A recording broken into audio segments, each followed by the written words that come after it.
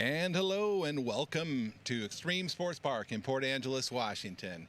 I'm Paul White, your live stream producer, and we're going to be bringing you the entire day's race. At least that's our plan at this point. As usual, we're fighting technical gremlins. So I may not have every bit of gear that I'd like for this stream, but we do have an announcer fee. We do have one camera. Welcome to the Extreme Sports Park. And we should be good. First race in almost 2 years. Want to welcome everybody here. Give yourselves a big round of applause because we are a post-COVID party. You're going to see some great racing out here today. I'm just kind of curious, by applause, how many people have never been to a race? Okay, we've got quite a few of you. So I'm going to kind of run through here and give you an idea of exactly what you're going to see and how this works. So out in front of you, you notice we have a track with islands on it. If you look at your program, in the middle of it, you will find a map of that particular track. And it says 2021 track rotations. We are going to be on what's called rotation number 2. What the rotation is and what that really means is that is the course, that is the path that each one of the drivers is going to have to take around the track to get a qualifying time and a good time. So you notice down here at the start, when they come out, they go into, if you look, each one of those channels has a number to it. They'll come out of the start and they will go into 7. And then it goes to 6 and to 5 to 14, 10, etc. So you follow that. That is the rotation. The drivers and the navigators were given this rotation last night. They have to memorize it without driving on the track. They have to walk the track, they look at the map, they memorize it, and then they will be following that course. Should they take a wrong turn, should they go down the wrong channel, they get what's called a DNF, or a did not finish. There will only be one boat on the, I love the question. So when you get 3 or 4 boats out there on the track, it looks like there could be a lot of wrecks. There's only one boat that goes out there at a time. And they will be timed. You will see around the track, you'll see those red LEDs. Those are the times. It is based on time. Essentially, the fastest times at the end of the day win. It's that simple. So there'll be 4 qualifying rounds where the racers will have a chance to qualify to get into the semifinals, the quarters, and then, of course, the finals. And it will be based on time. So it is a race against the clock, and it's a race against each other's time. There's 3 different classes of boats. You have what's known as the modified class. These are boats that have smaller engines. They're 360 or less cubic inches. They have to have carburetors. They can't have fuel injection or anything like that, so they're a smaller block. But they have a lot of allowances as to what they can do to their engines. Then you have the international class, the A400 group. Those essentially 410 cubic inches or smaller. They are even more restricted as far as what they can have in terms of engine. Then you have what's known as the unlimited class or the super boats. In those boats, it's anything goes. You want to put a V12 in it, put a V12 in it. If you want to have twin turbos, do your twin turbos. You want to run ethanol or methanol, go ahead and go for it. About the only thing they can't do is nitrous or nitro. That is about the only limitations they have. And those boats will put out anywhere between, I think on the small side, 900 horsepower to on the high side about 1,500 horses. And they are really fast. If you've never seen one of the races before, these boats have kind of three main characteristics. The first one is they accelerate really fast. The second is they stick to the water. You're not going to see a lot of drift, particularly in the newer holes. And the third thing is they're very nimble. They can turn and weave around through the chicanes in the center of the track very quickly. You're going to see some guys that are actually wading in the water out there. They are leech checkers, and they're also known as the safety crew. We're going to see boats that are going to be coming out of the water at one point or another. Their job is to make sure that the driver and the navigator are okay. A lot of people also ask, well, what does the navigator do? Navigator is there, and you will see it depends on the driver and it depends on the team.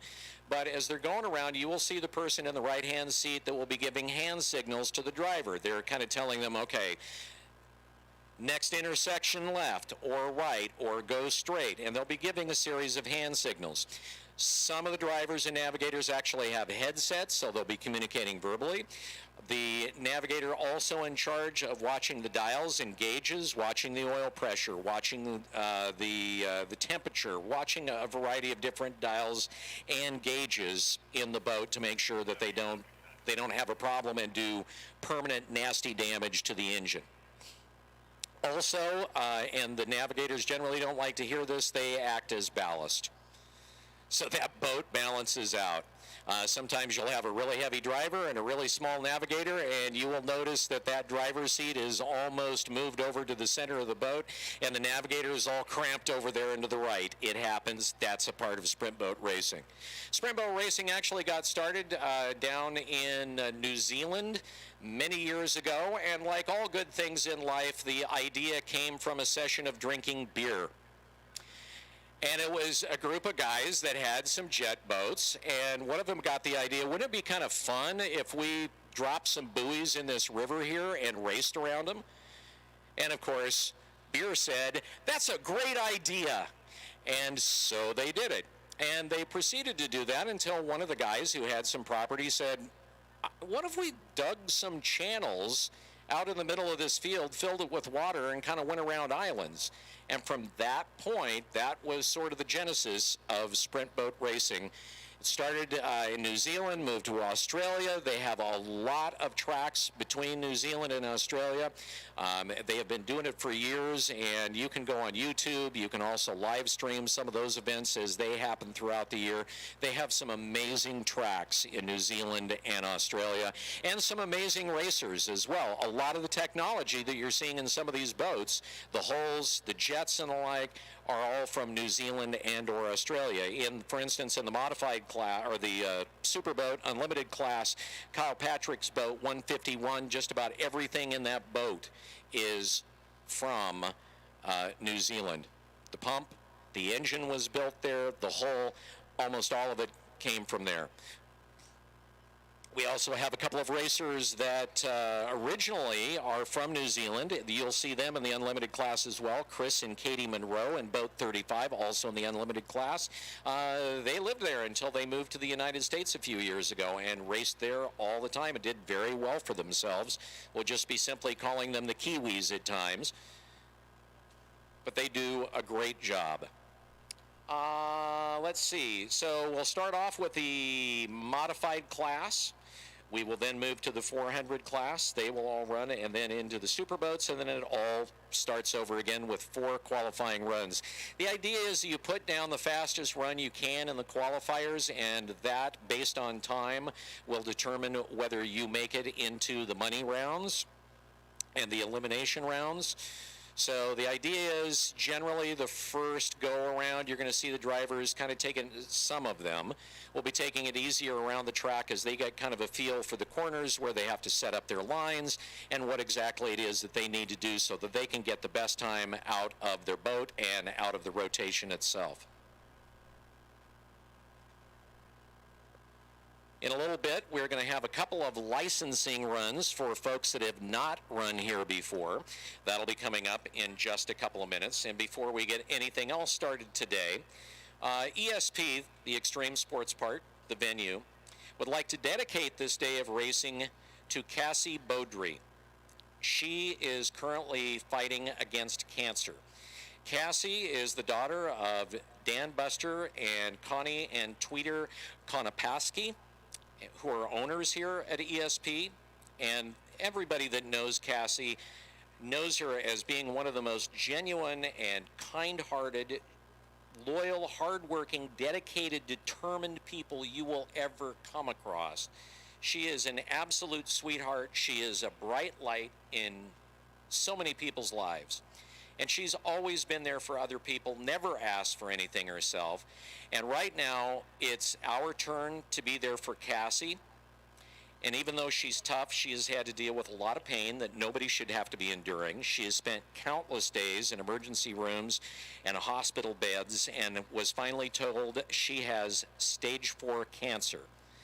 In particular, clear cell carcinoma, which is a rare form of cancer that goes into the bones, the lungs, and the liver. And Cassie, which is pretty much, if you know her, this is the way she is. She is continuing to be optimistic and determined in her fight.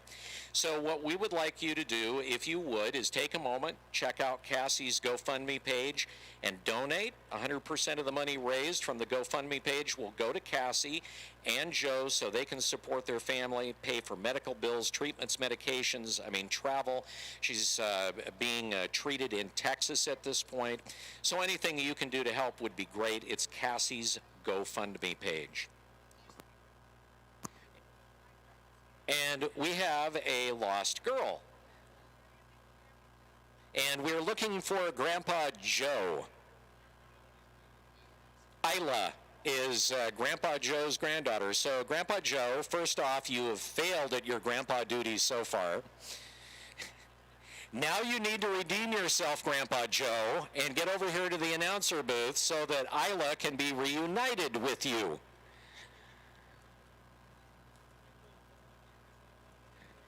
Also, we have a set of keys up here that at least one of the keys is for a Jeep.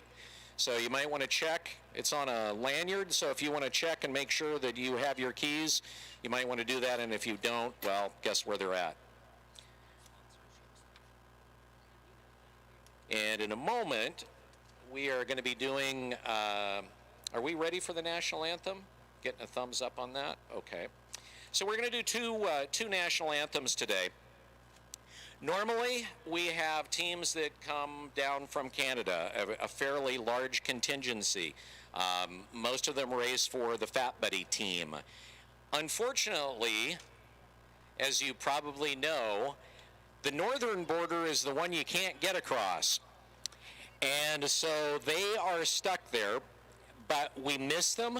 We wish they were here, and in their honor, we're going to have Amanda Bacon do the Canadian National Anthem. So all please rise. We will do the Canadian National Anthem, and then, of course, the National Anthem of the United States. So whenever you're ready, Amanda, let her go. Oh, Canada, my home and native land, true patriots love in all thy sons command. With glowing hearts we see thee rise, the true north strong and free. From far and wide, oh Canada, we stand on guard for thee. God keep our land glorious and free. Oh Canada, we stand on guard for thee. Oh, Canada, we stand on guard for thee.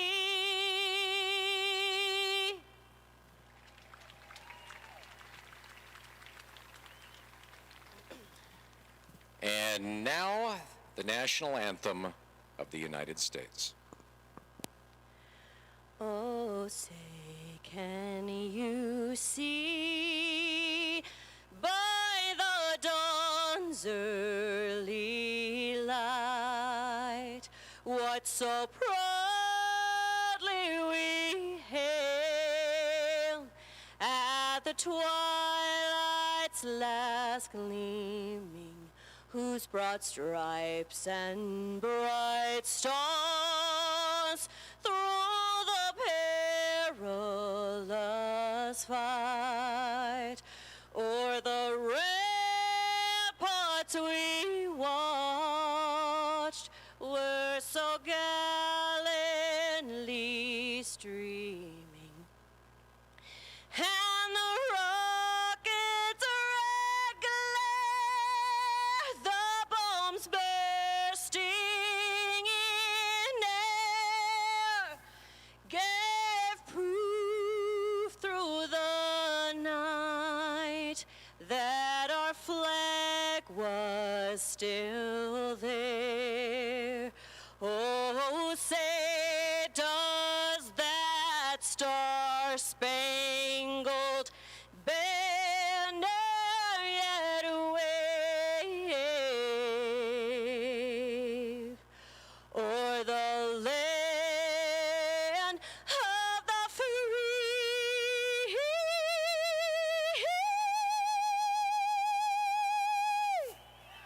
and the home of the brave?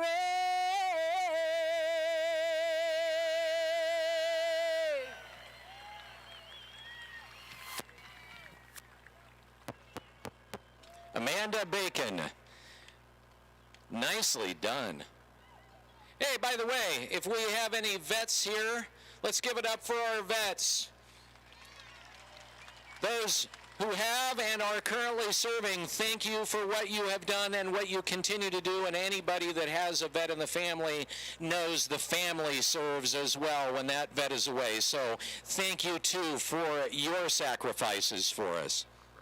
All right, we're going to, I believe, get some licensing runs going here in a second, are we not? So looking like we are. Things running a little bit.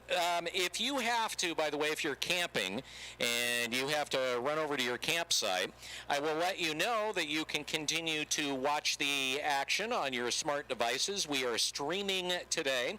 If you look up ESP Port Angeles on either Facebook or YouTube, Paul White is our cameraman and video guy and does a fantastic job.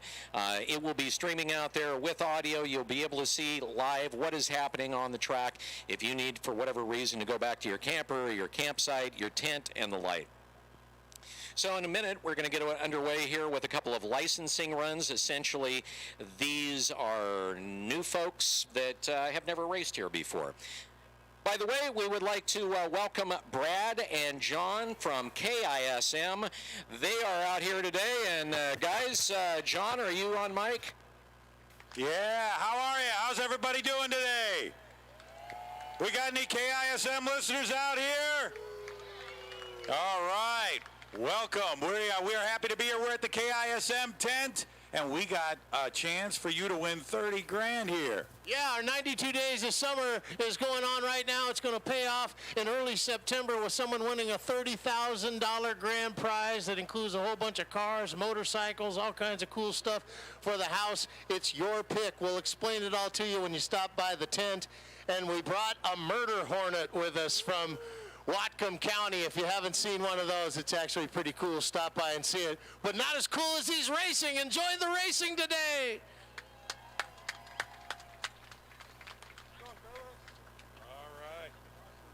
Thanks, guys. How are you?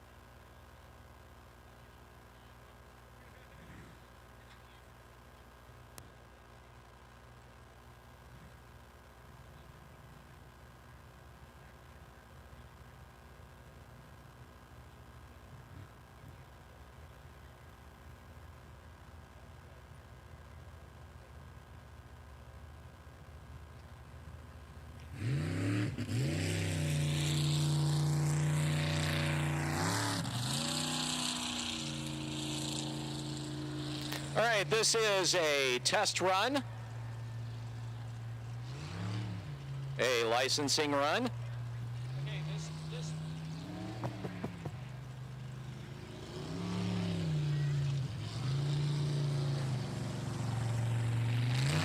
And this is boat 666.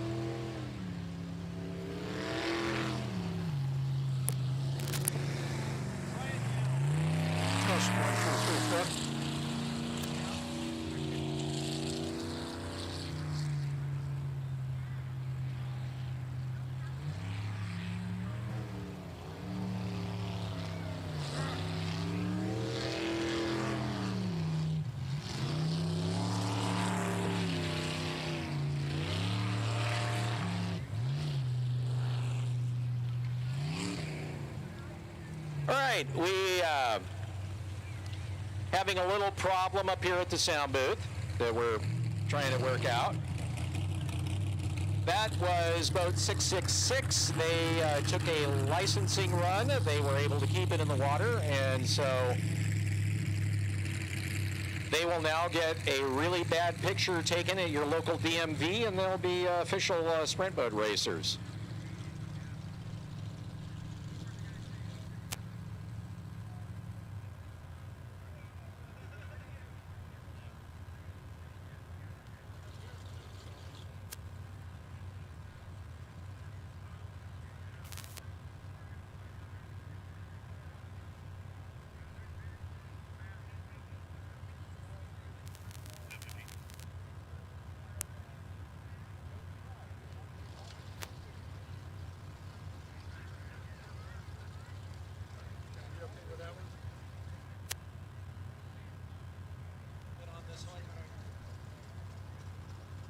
Our next boat out is going to be 3B.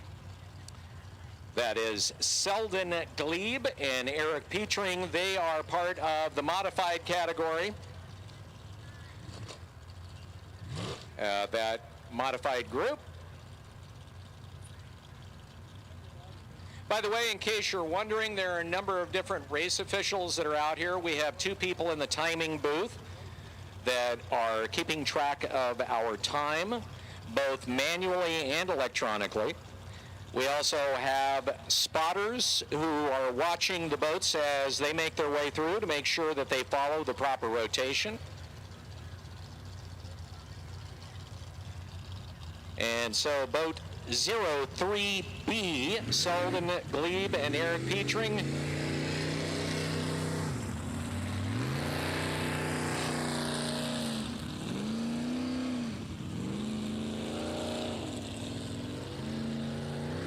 and it looks like they're going to attempt to get a little practice time in. Well, I thought they were.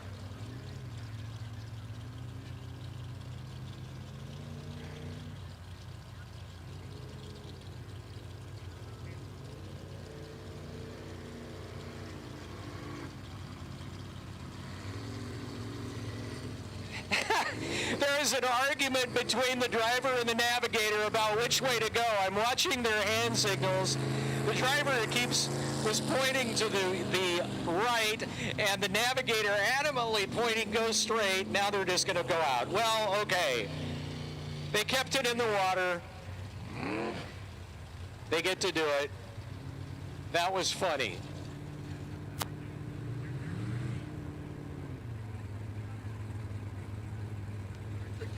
But I think we get distortion. Okay.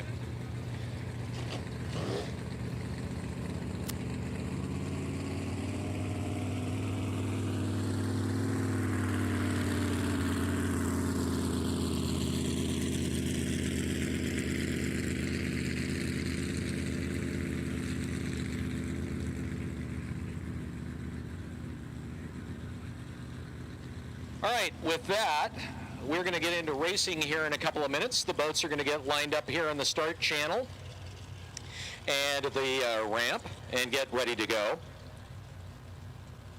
Hopefully you have a chance to walk on down to Vendor Row. It's down at the entrance to the pits.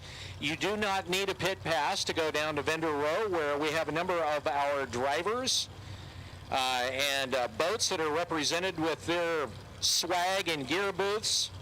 You've got Livewire out of Squim that has actually, I think, some of the coolest sweatshirts ever. And right next to them, you have the Fear Not, which that boat you'll be seeing out here in a little bit. They've got a lot of different swag and gear over there. That's down on the boat Vendor Row. And of course, a lot of vendors up along the top berms up here where you can get some great eats and the like. A lot of people make this possible, like Lakeside Industries of the Olympic Peninsula. They're a proud sponsor of the Extreme Sports Park, and they welcome everybody here. You can see Lakeside today for all of your paving needs on the Olympic Peninsula. And the Extreme Sports Park also would like to thank the many volunteers that make this event possible. Without them, this would not be happening. So if you see somebody in a staff t-shirt, say thanks for the help.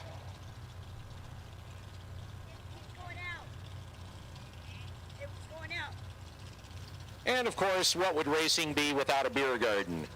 The Beer Barrel has all a race fan could want in adult beverages: Coors Light, Rainier, Silver City's Tropical Haze, Lagunitas, all on tap, and wine and White Claws too.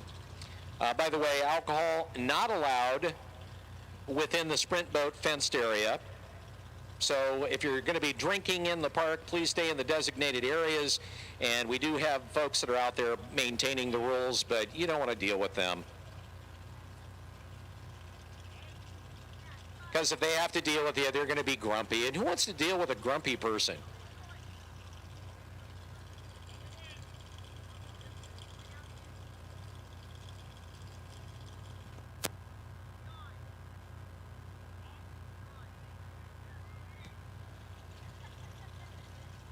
We also want to thank all the help promoting this event that we've got from 92.9 KISM. They have done a great job helping us promote this event out here at ESP, and it's great having them as a broadcast partner for this event. So to those guys, and particularly Brad and John, you guys rock, literally and figuratively. Thanks for all of your help. Hey, we are here under our tent right now. You guys ready for some racing today? Have you been here before? All right, without swearing, tell us how cool it is. Hell yeah, baby. That's it. They are ready for some racing here. Enjoy it today, guys. All right, our first boat on the way out. This is the modified class. About 3 weeks ago, Eric Werner, for the first time in quite a while, ended up on the podium. And he is out in boat 146A. Eric Werner, the driver, Tina Huff, the navigator.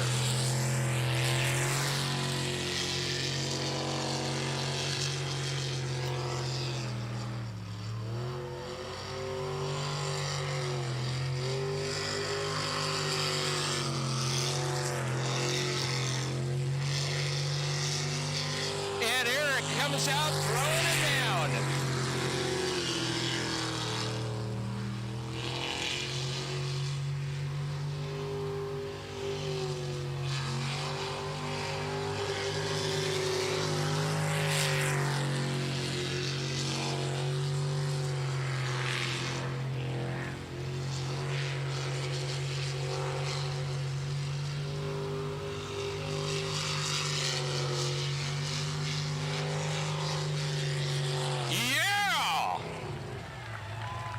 That's the way you do that.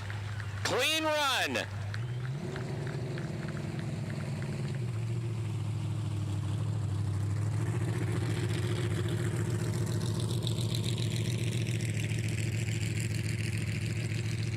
Unofficially, the time is a 51.901.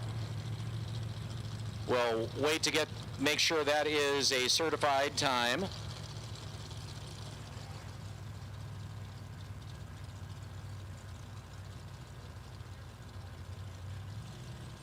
And that is a good time. So Eric Werner starts things off with an aggressive first run and a time of 51.90. He was just flat out moving for a first qualifying run.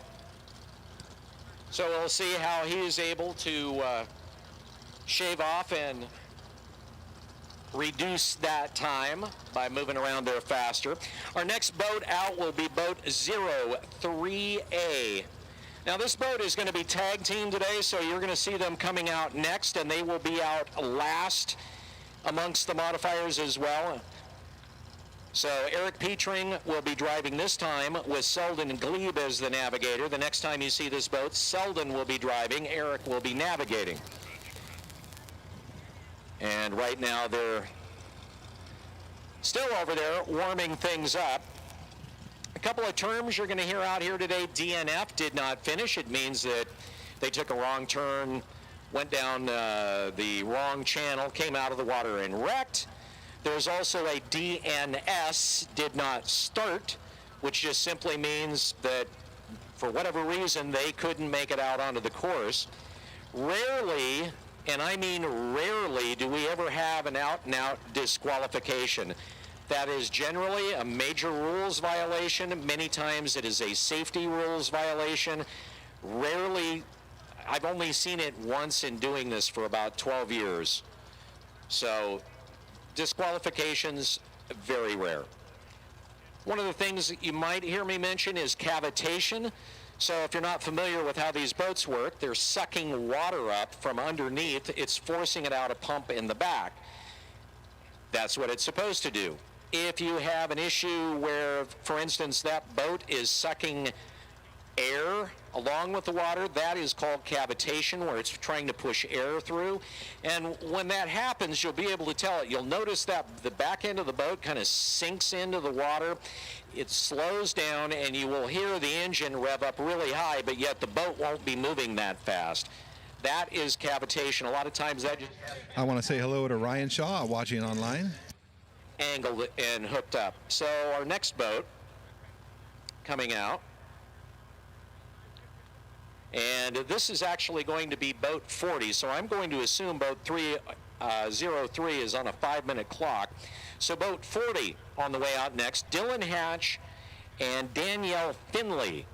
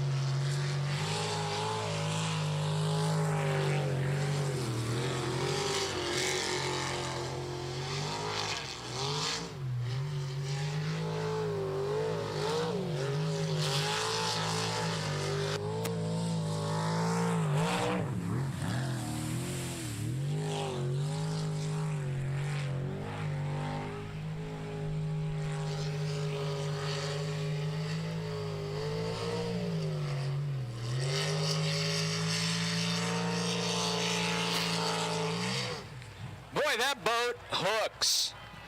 Nicely done, and he banks it. He banks it in the spin-out pool. 54.013. An official time. And the one thing I notice is he's in those corners. I don't know if you noticed how much that boat was hooking. Every little nudge he made on the steering wheel, that boat was really hooking hard. So that's a sticky boat. They'll get him pushed back in the water. He gets the clean run. He went across the eye there at the finish line, so that's a good run for him. If you wreck in the finish pool there, in the sometimes called the spin out pool, it's still a good run. It's an ugly one, but it's still a good one, and he makes his way out.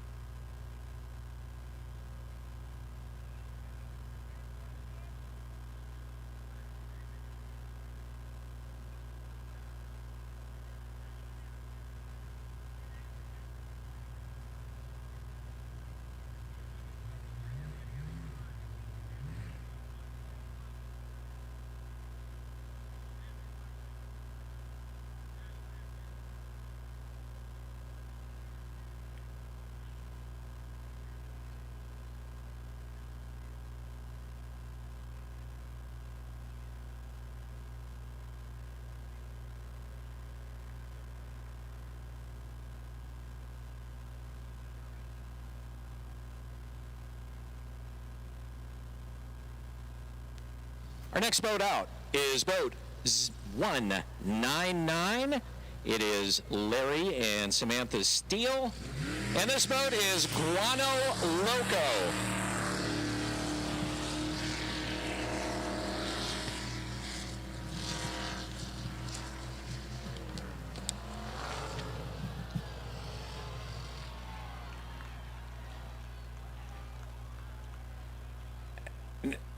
Oh. Okay. Okay, that is the most wimpy crash just now ever. Yeah, he can still make a clean run out of this. Oh. Actually not. He missed the apex, so...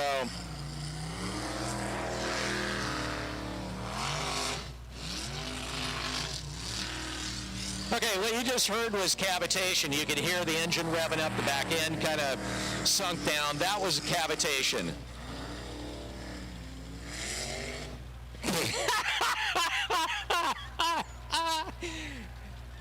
Oh. Well, if first you don't succeed in crashing, try again. Second time's a charm.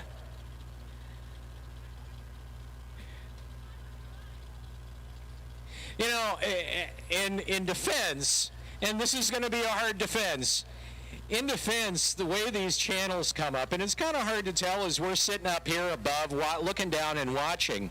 When you're actually in the boat, those boats sit really low on the water, and it can be very hard to see where those channels end and where they begin. Particularly when you're at speed, not that they were breaking any water records there, but when you're at speed and you're coming through there, it can be hard to see those channels coming up because of how low those islands are, how low you're sitting in the water, and a lot of times you don't see that turn until literally it is right there. And a lot of drivers will tell you they'll just learn where that corner is at and not even be looking for it. Now, these two drivers, or the driver and the navigator, are fairly new at this, so they're still kind of working the bugs out and trying to get their game down. So that is our first DNF of boat 199. Having a little out-of-water experience there.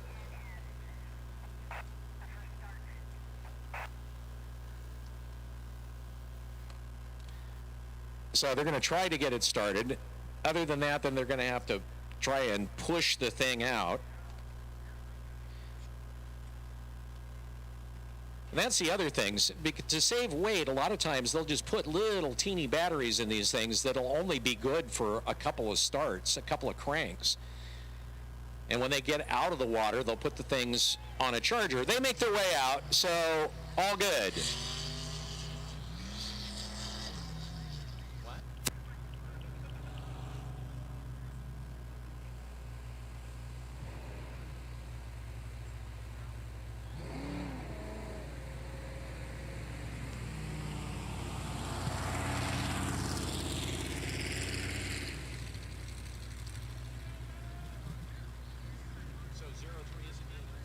All right, so boat 03 that was supposed to be out, 038, receives a DNS, did not start, for their first qualifier. What will happen is if you're on the ramp and you're having mechanical problems, you can't get the boat started, you're having some sort of issue, you're allowed to go on what's called a 5-minute clock when it's your turn to go out, which gives you 5 minutes to try and somehow get that boat started. And that was the issue with boat 3A. So they receive a DNS. They did not start for this qualifier. Boat 666, Jeremy Souza, Jessica Law will be out in the bright red 666 boat.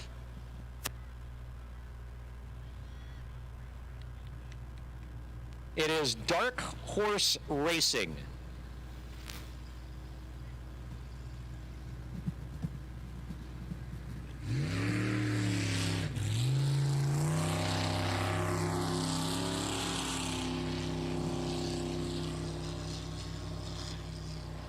These guys are fairly new, only raced a couple of times.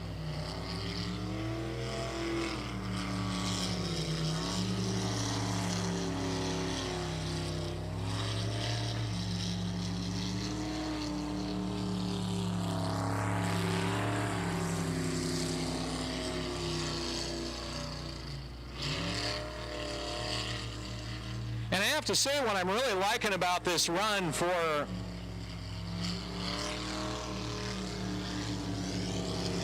new racers and relative neophytes is the way they're not really pushing the boat. They're just trying to get a smooth line through there. You can tell he's not really putting his foot down to the metal, but working on getting a good line. And while not fast, that was a nice smooth run for a pair of new racers.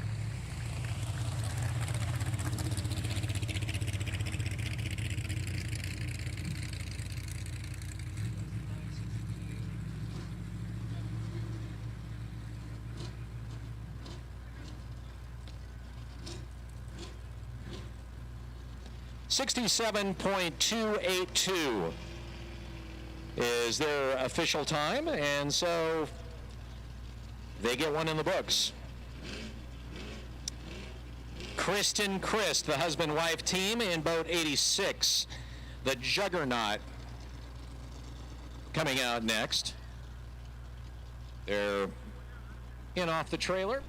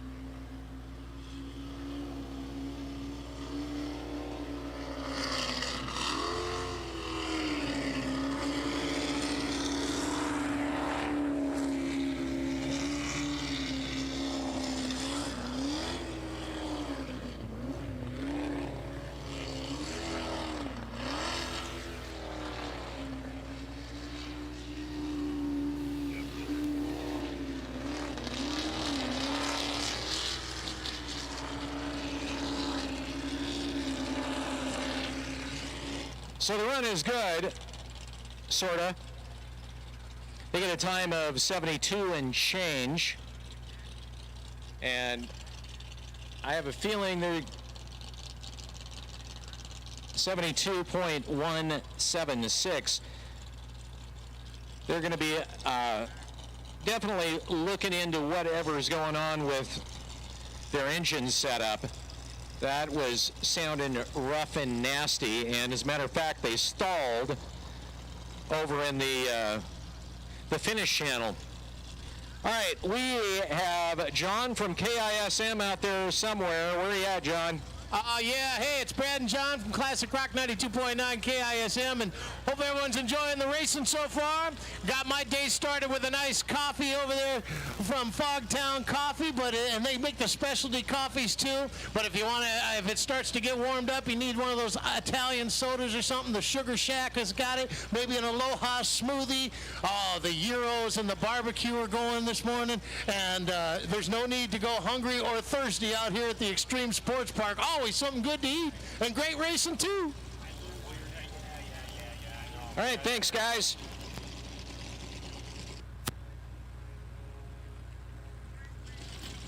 I will admit that up here and by the boats, I am definitely having a hard time hearing the speakers out here today. Can everybody pretty much hear? Okay. From my vantage point, I'm having a hard time, but like I said, I've got, 700, 800 horsepower engines just kind of going off to my left.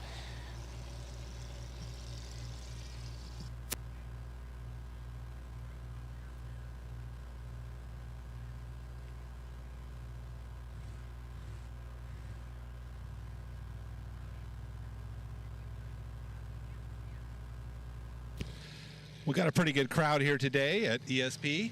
We're still just getting underway. Appreciate you guys for tuning in. And if you can, follow us on Facebook, like and comment. Give us some comments on YouTube if you're watching there too. Hey.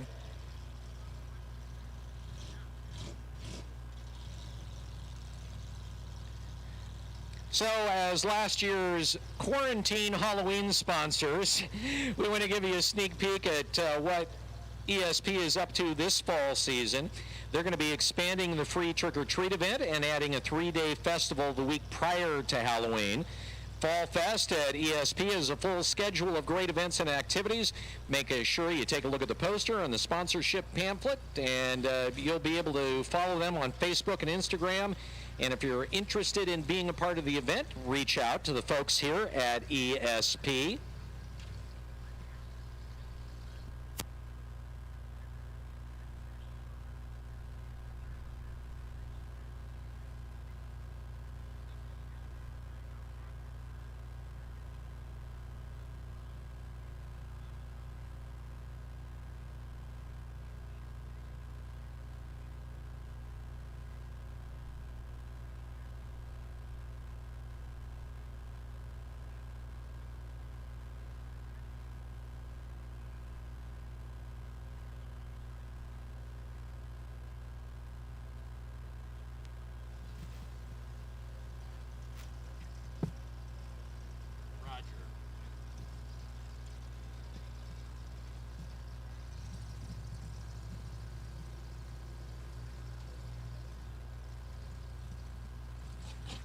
So waiting for 623,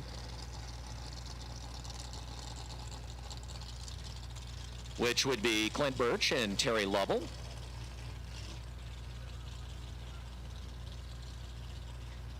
By the way, a big thank you to Straight View Credit Union, a member-owned financial cooperative.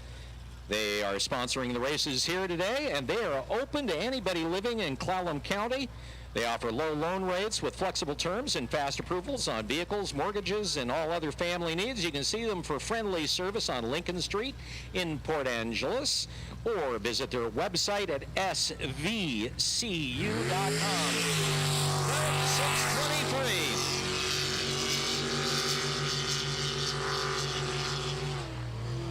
Oh, yeah.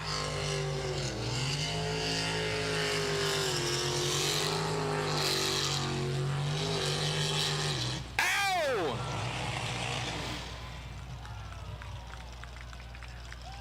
Well, that's going to leave a mark inside and outside the boat.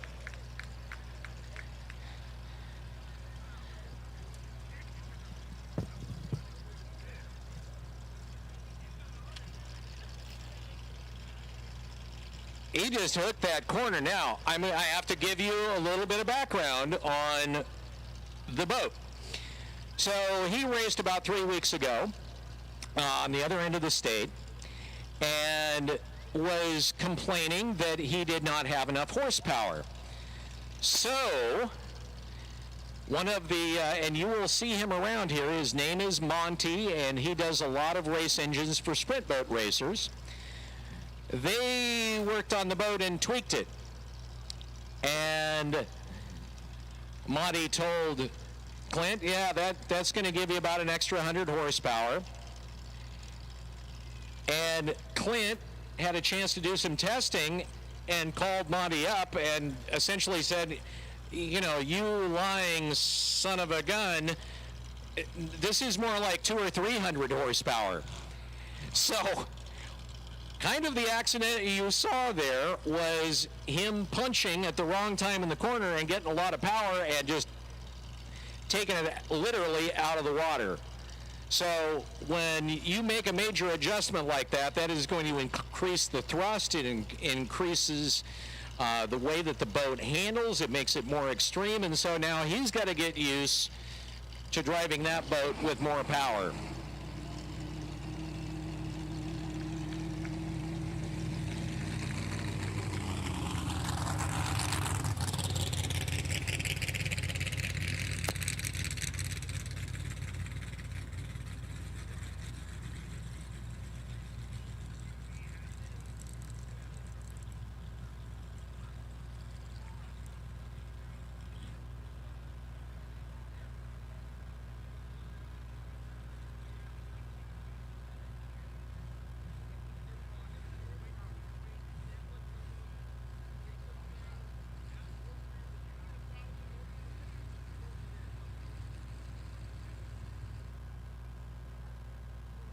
By the way, a big thank you to our volunteers out there on the islands. We call them island hoppers. They are our safety crew folks. A lot of those people that you're seeing out there that are running around are actually first responders. We've got some dancers up here at the top island. Show us your moves again, guys. That was pretty good what you were doing. Show us the moves again, your hopping moves. There we go. There we go. There we go. Our island hoppers. That is a good look. A very good look.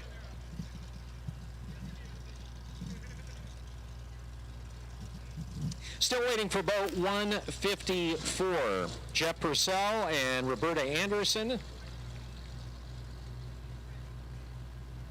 We call them Larry and Bob in boat 154, Purcell Racing. These two folks actually work together. They're auto parts buyers for a major auto parts chain.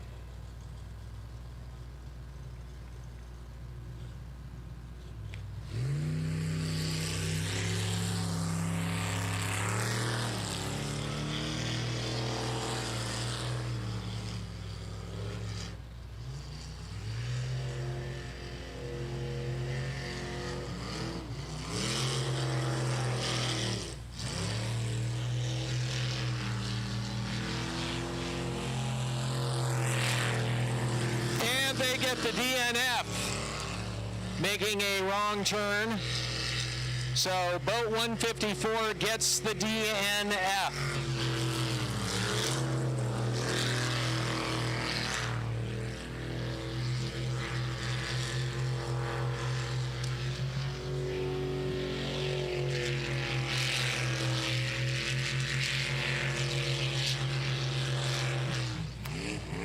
So no time.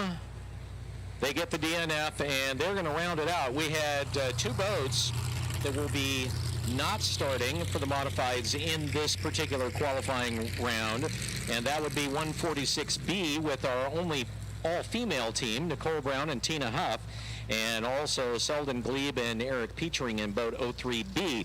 This will bring us to the 400 class. Our first driver out took second in our first race on the season in boat 156. Steve Church from Cheshire, Oregon, which a lot of people say, well, isn't that part of Eugene? Stephen will tell you, no, we have nothing to do with Eugene. Lisa Bowman from Ontario, Oregon. She is the navigator.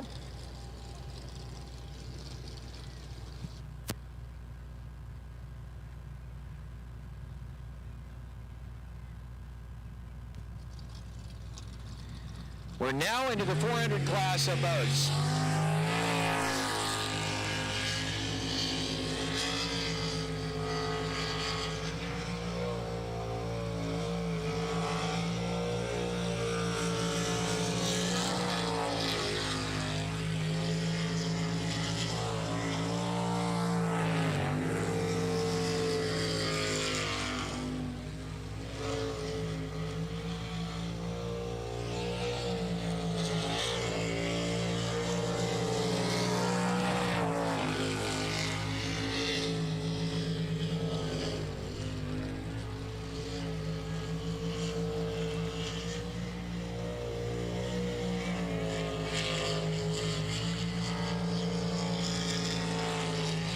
It's good.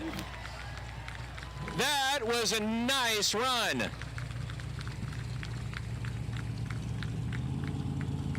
We'll wait for an official time.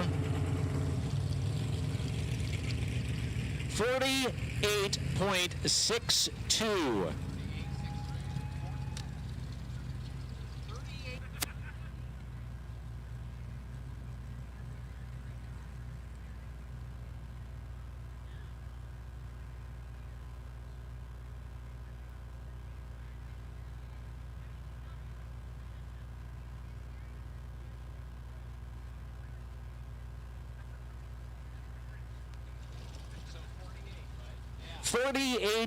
.62. We had an issue with the electronic eyes. It's kind of funny. You put electricity and water together and you kind of get these weird quirks. And if you're like me and married, you know that that's the case with electricity and water. And your wife drops a toaster into the bathtub with you and you're like, well, hey, this is not good. Problems are occurring here. All right, this is boat 151. Cole Patrick, the driver.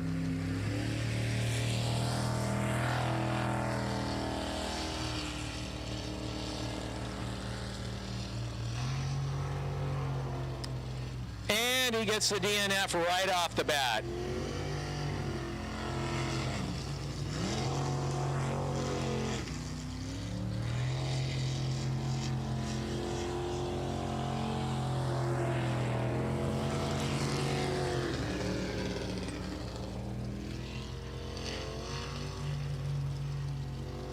All right, the last time that you may have seen this boat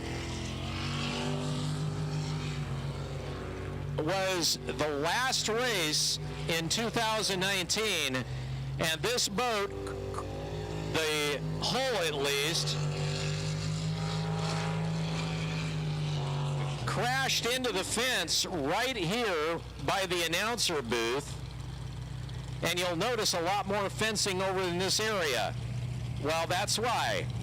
And that was, although the driver was Cole's dad, Kyle Patrick. We now officially call this Kyle's Corner over here because of the carnage, taking out a pole and doing some other stuff. It was a bad wreck, and that hull was pretty well crunched. But they've got it straightened out, and of course, as you would expect, Dad says, son, you can have the beat up wreck. I get the nice one. So, Cole Patrick with the DNF. Boat 42, Dan Hatch and Wendy Model coming up.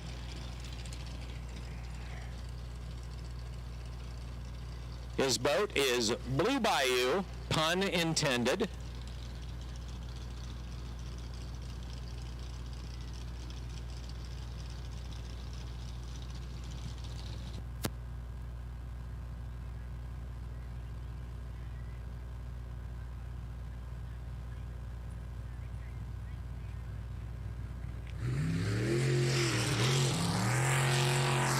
number 42. And he comes out charging hard.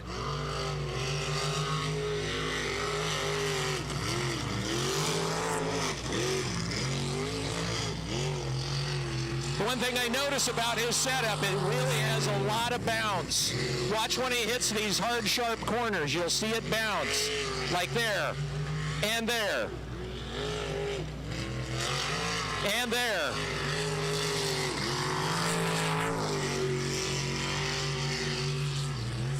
And he's using just about every inch of the width of these channels.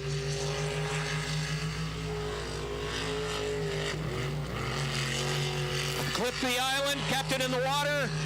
It's good.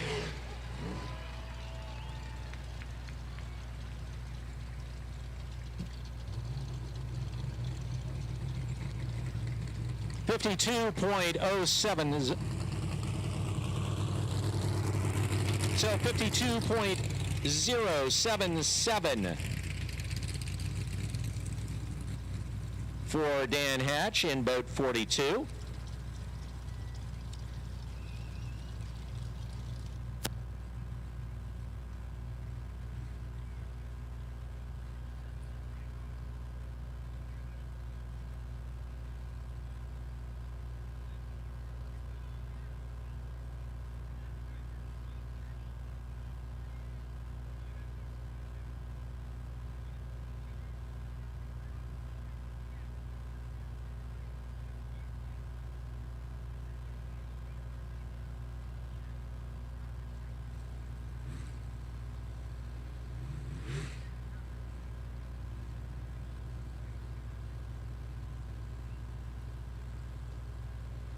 Okay,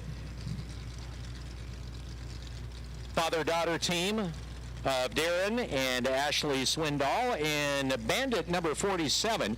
Normally, Team Bandit, brother Brian also has a boat, Bandit Black. But Darren taking first in the 400 class in the first race this season of sprint boat racing in St. John, Washington.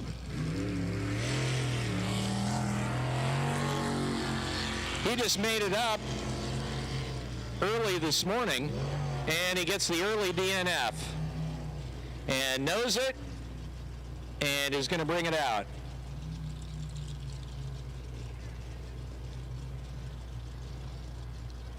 Hopefully this is not a sign of things to come for Darren. Darren's one of those guys that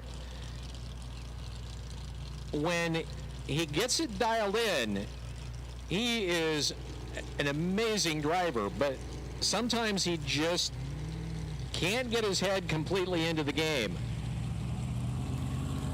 No doubt arriving here early this morning after dealing with some emergency issues. I'm sure kind of just everybody is kind of stressed out on the Bandit side, so he'll have a chance to pull it out, take a look at the rotation. They only had a chance to look at the actual rotation this morning. And when I say this morning, I'm talking about, I chatted with them probably about 8:30 this morning. And they had just taken a look at the rotation. So more chances. A local area favorite now from Squim. It is Von Trapp and Matt Denson in boat 02 Livewire. Local racers from Squim, by the way, Livewire has their swag booth down there by the entry point to the pits, where you can just go down there and pick up some of their goodies.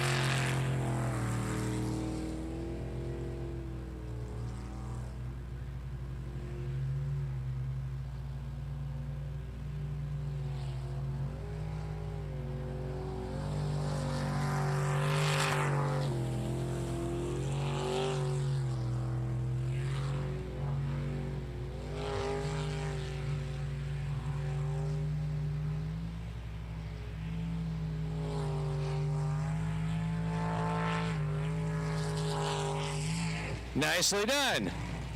Clean run.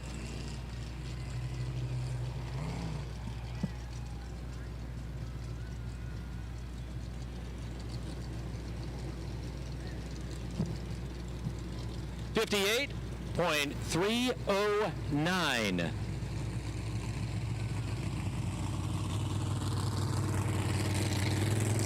And our final boat out in the 400s is boat number 5.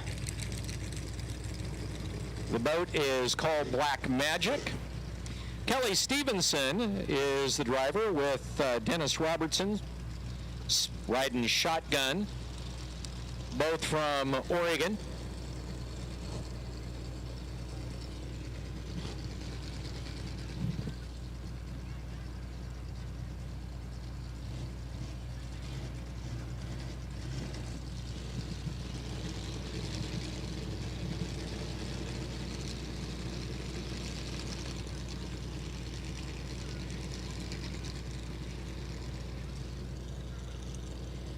Waiting for them to make it off the trailer.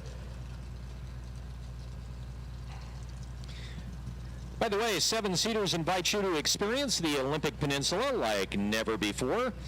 You can choose your experience: outdoor adventure, gaming, dining, award-winning golf. They have the custom hotel packages. 7-seaters has it all. You can book right now at 7seaters.com. And then stay and play at 7-seaters in sunny Squim.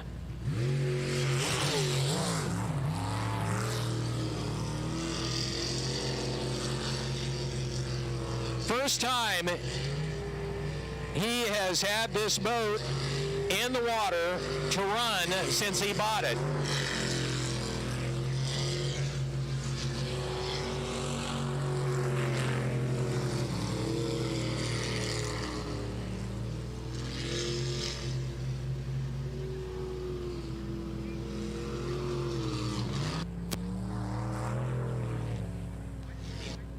And he pulls a DNF.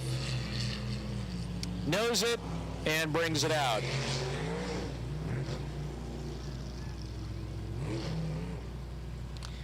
And that will bring us to our unlimited class, the super boats. After a DNF, Team Kiwi will be out.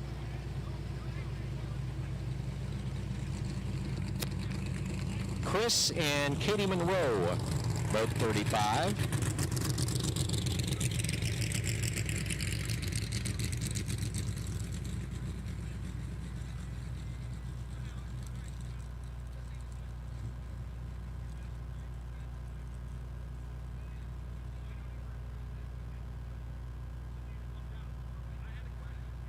They're originally from Queenstown, New Zealand.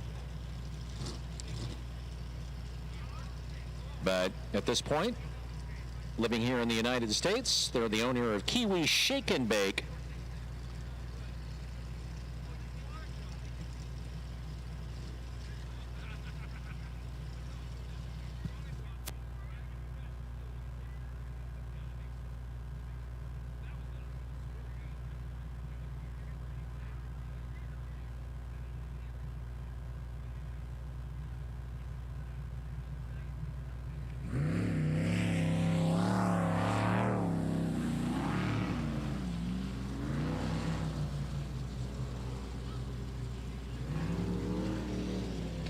They've got a Pro-charged 427 row deck in the back end powering that boat.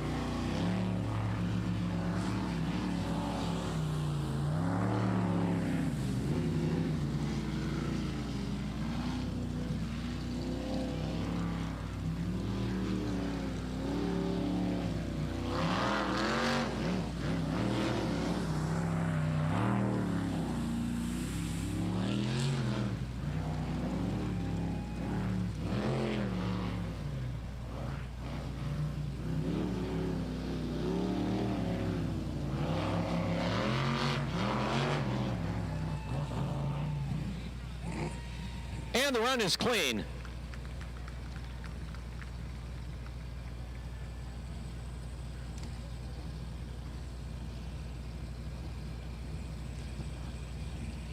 Unofficially, a time of 53.36.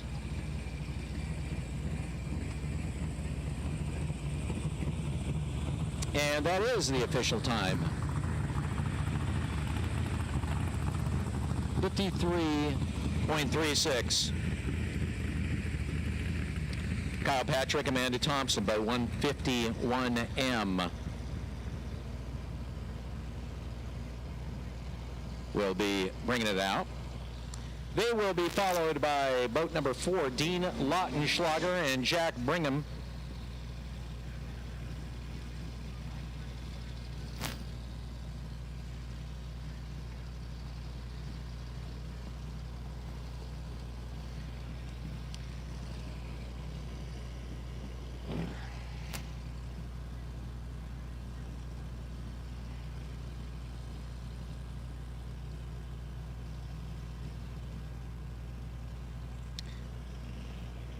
All right, here we go.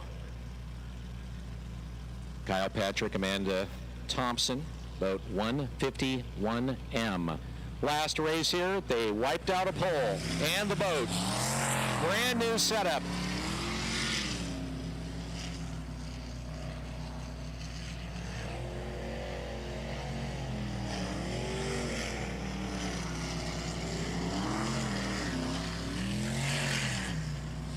And he goes around and brings it out. So he gets the DNF. So not even a quick one, a quick half and done with the DNF. Next out from Lewiston, Idaho, it is Dean the Machine, Dean Lautenschlager. And the boat balls out. Jack Brigham is navigator. Dean has been driving off and on since about 1996. Was first in the World Series 400 class back in 01, second in 02. Stepped out of racing for about 10 years between 2007 and 17, and then started again. He's running a 431 cubic inch all aluminum small block Chevy twin turbo with a Fuel Tech EFI computer, water methanol injection pump. It's the biggest pump in the United States. Yeah, who says sizes and everything? And I don't even know if he's...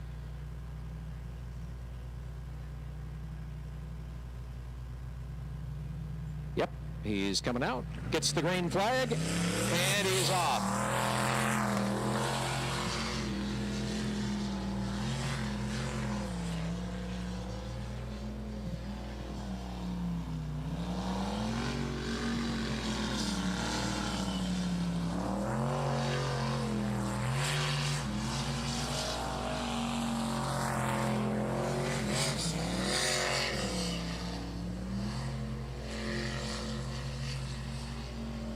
Well, one thing's for sure, that boat won't get shot if they ever take it hunting.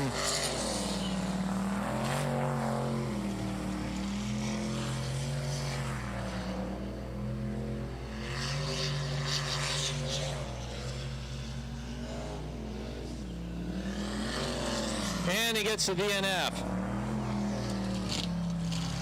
And he'll bring it out. You can tell when he hits the throttle, you can hear those turbos kicking in.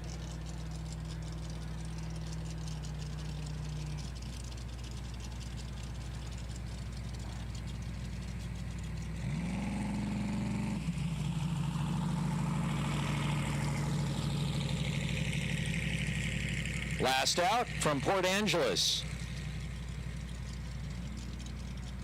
in the Kelly Green Wicked boat, Dan Morrison and Sarah Hopf. On the way out, as they back it in off the trailer, they will be the last out in the unlimited class. We'll get back into the modifieds at that point. So we have a clear track. Dan making his way into the start channel. Do a round of applause from the locals that are down there watching. And Dan is off.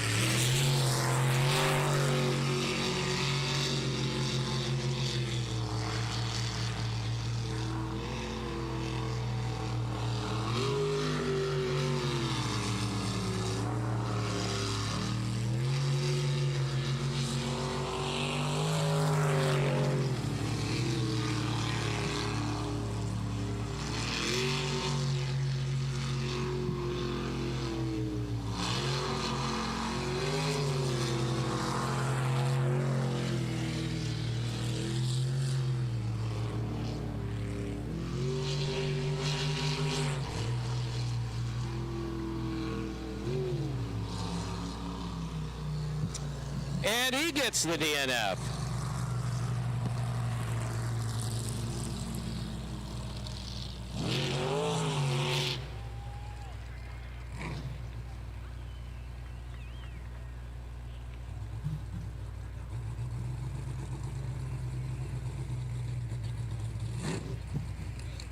All right, let's check in with John from KISM. Where are you guys at?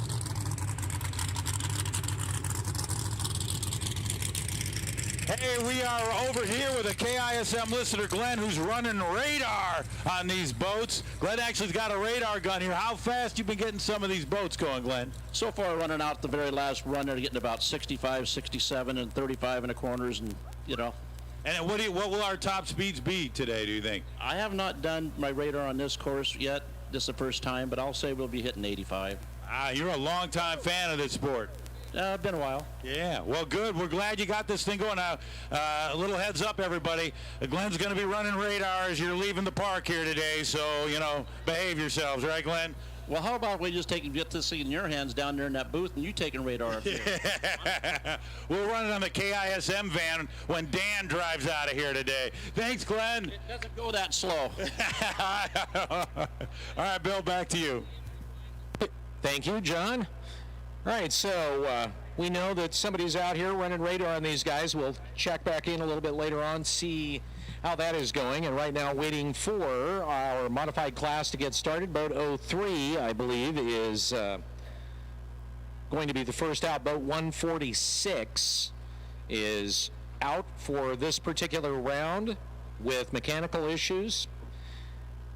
Of course, Eric Werner put down, unfortunately, in boat 146A, put down the fastest round of the modified class in his first go, and unfortunately, after that run, we haven't seen him since. That boat being tag teamed with Nicole Brown and Tina Huff, so the boat coming out twice per round, and apparently not going to be making it out in this go-around. And boat 03A is also being tag teamed. The second time it was supposed to come out didn't because of mechanical issues, and right now they're over there trying to get that boat started. So as a result, we will be bringing out boat, looks like 199.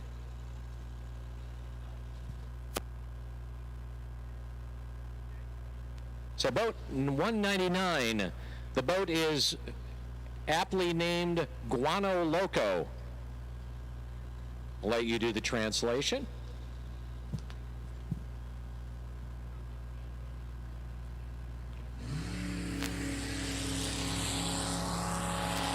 Their last go around,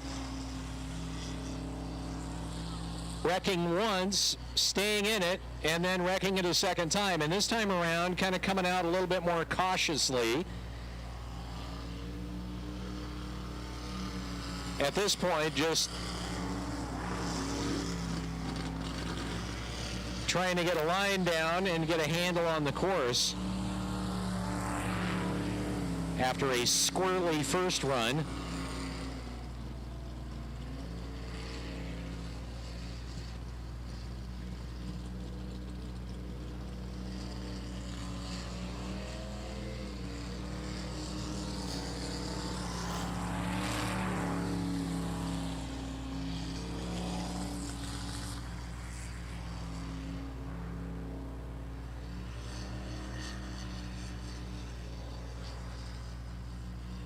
at this speed, they could be doing their parade wave. Hi, everybody. Hi, everybody. But they got it clean and done.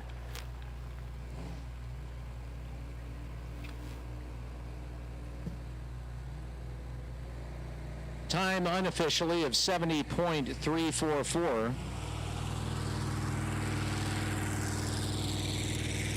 And that is the official time.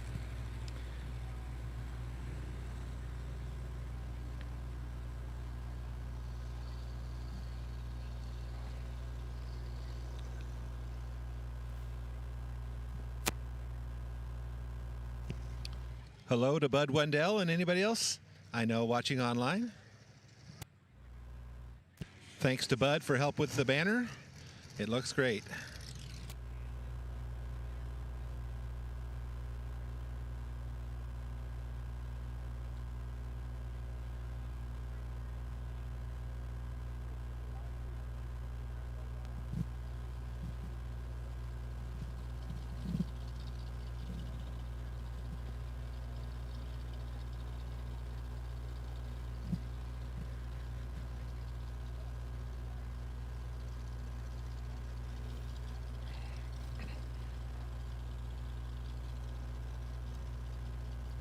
So boat 03 is on the 5-minute clock. They have about 1:30 left to go to get the boat started. They were supposed to be the first boat out in this particular run. The way that it is supposed to work is that the drivers are told what particular order they come out in. And apparently there's been a little bit of confusion, and you know, it's been 2 years since anybody's done this, so it's sort of like they're starting over. So we've got a series of Jeeps and other tow vehicles that are back there as they try to get them in, so a little bit of confusion down on the ramp.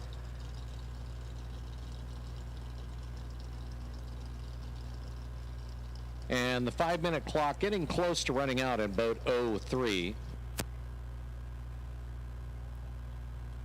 So boat 40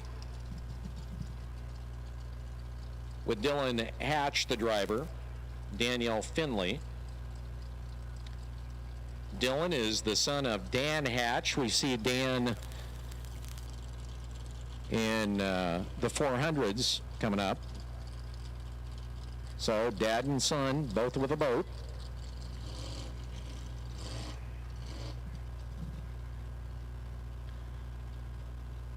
So boat 40 on the way to the start channel.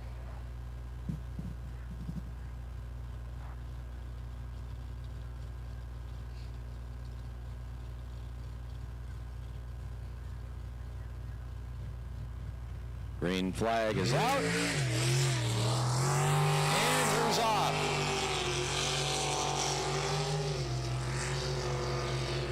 His last time was a 54.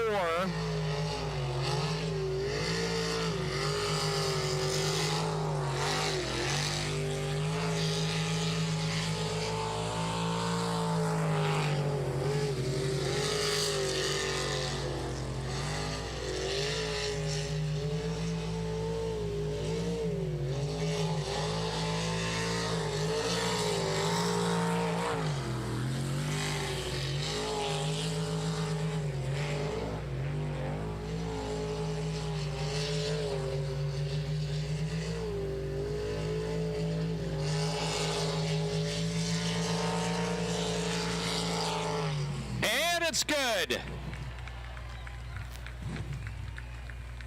51.910.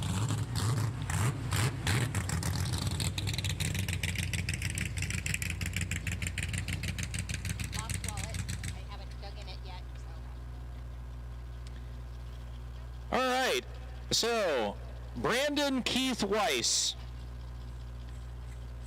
I can tell you all sorts of things about you. Like, for instance, who you have a credit card through, what your driver's license number is, and all sorts of good stuff. And the reason I can is because I have your wallet. which, by the way, if you don't come pick it up within the next 15 minutes, we will auction off to the highest bidder. So, Brandon Weiss, we have your wallet. And by the way, I've got to say, that is a very styling DMV photograph.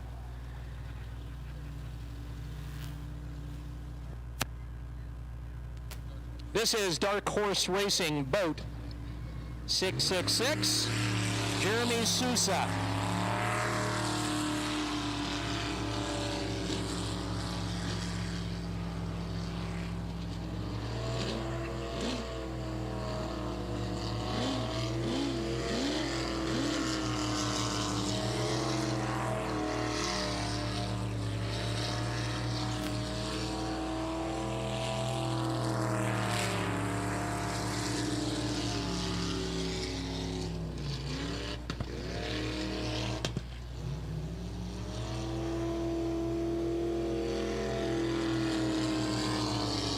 And he pulls the DNF.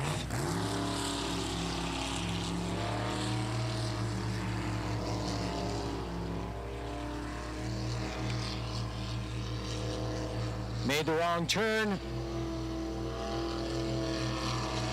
And so, no time.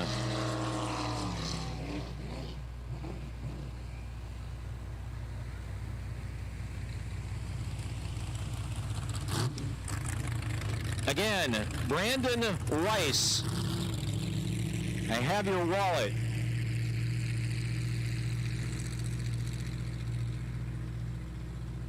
And we're about to find out how much you have on your credit card.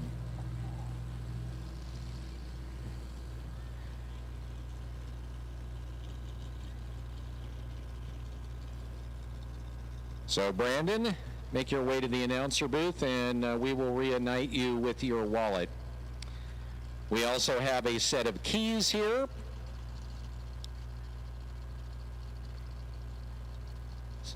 There's, among other things, a Jeep key on it. Looks like a trailer key. Lost over in the area of the pits.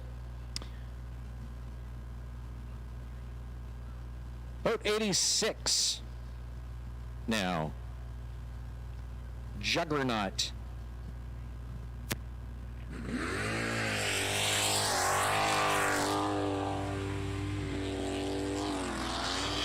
Definitely running smoother than it was.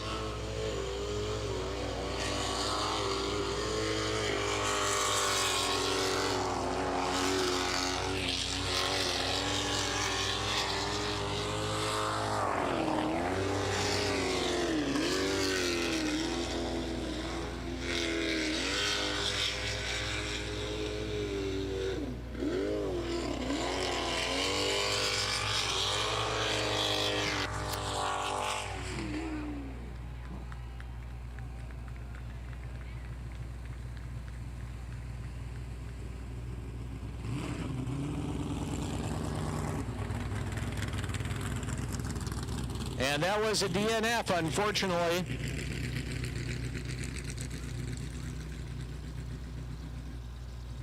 So a DNF for boat 86 with Clint Birch, Terry Lovell, boat 623 on the way out. Last time we saw him, he wrecked.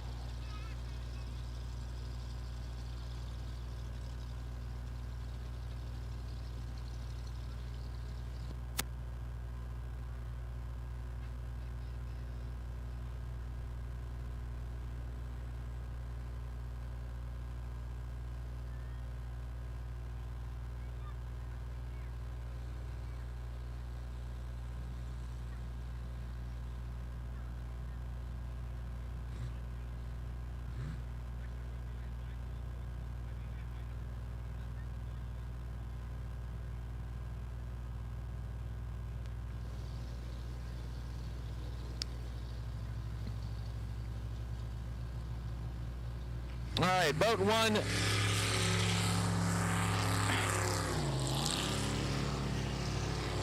This is boat 154. Boat 623 has scratched, and he gets the immediate DNF.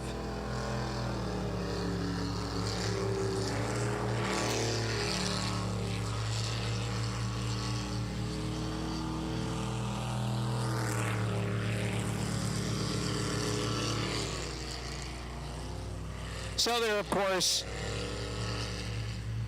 the driver at this point, probably at fault, knowing the two of these people.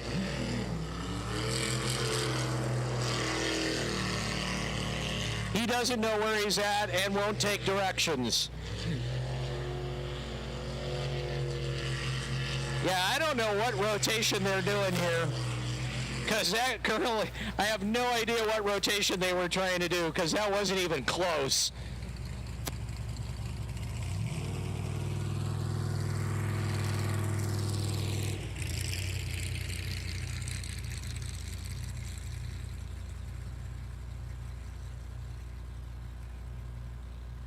All right, we just found out from our wallet owner that the DMV picture was taken while he was hungover. He admitted it, explaining a lot. Yes, reuniting people with their bad photographs, one driver's license at a time. And we get into the 400 class, so a lot of scratches in the second qualifier. Boat 146, boat 3, boat 623, all scratching. 400 class, now on the way. Boat 156, Stephen Church, had a 48.62, leading the pack in the first qualifier among the 400s.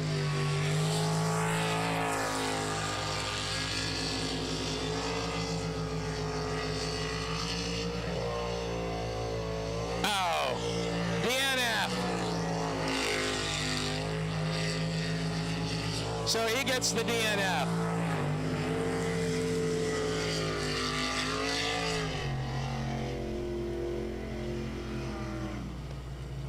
And realizes it finally.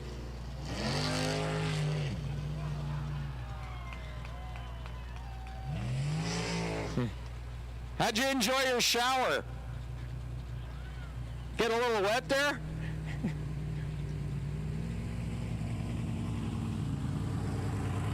What flavor is the water? We're just curious.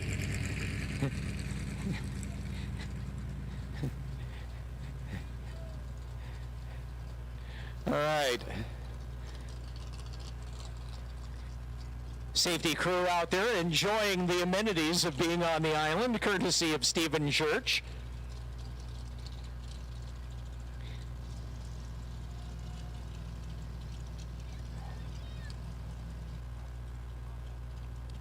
Boat 151, Cole Patrick, the driver. Had a DNF in his first go-around.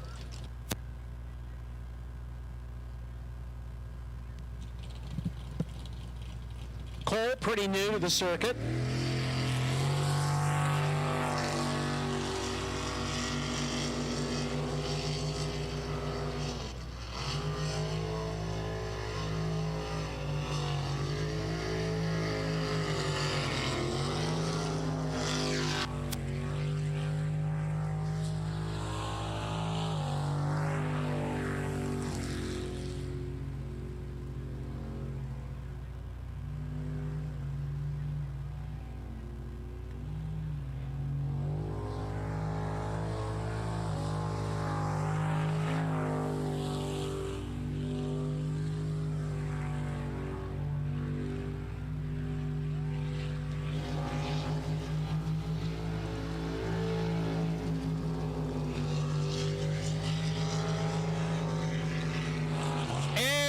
Gets it done.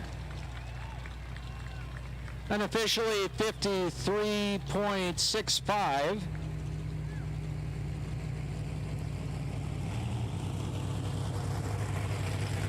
And that is official, 53.656. Cole from Albany, Oregon. With boat 42, Dan Hatch. Lindy Model coming up next with a 52.077 in their previous go-around. John, let's check in with you real quick. Where are you at? We were just sitting here talking. We're over in the tent signing folks up for the 92 Days of Summer with KISM, and we were just sitting here thinking, as the guys try and get the track down, you know, it's amazing. You got to have the If you're watching on Facebook, please do us a favor and share the stream, like or comment so your friends will know you're watching. And on Facebook, subscribe. Or I mean on YouTube, subscribe. Amazing to think about these guys out here. Have fun with the race today. Let's do it. All righty.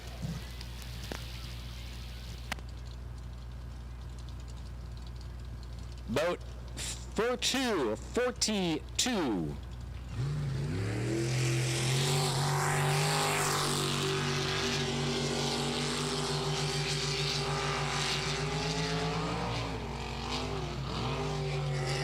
Man, he's using every inch of width on these channels.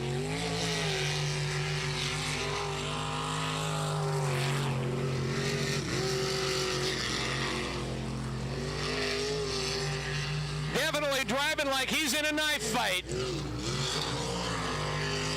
Yeah!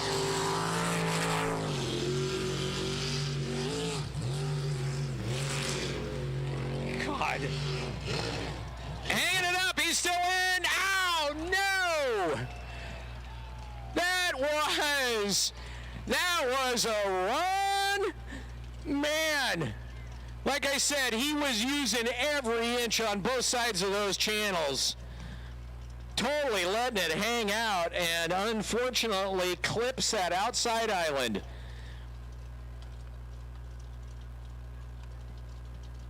That was aggressive. Give it up for him. That was some good stuff.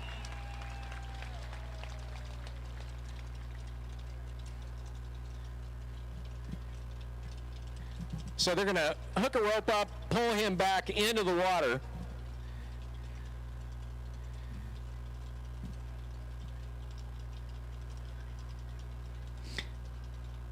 By the way, racing today brought to you by Green Crow Timber. Green Crow's core business is timber, but they offer expertise in just about every aspect of the timber industry. They're involved in production, investment, management, and marketing.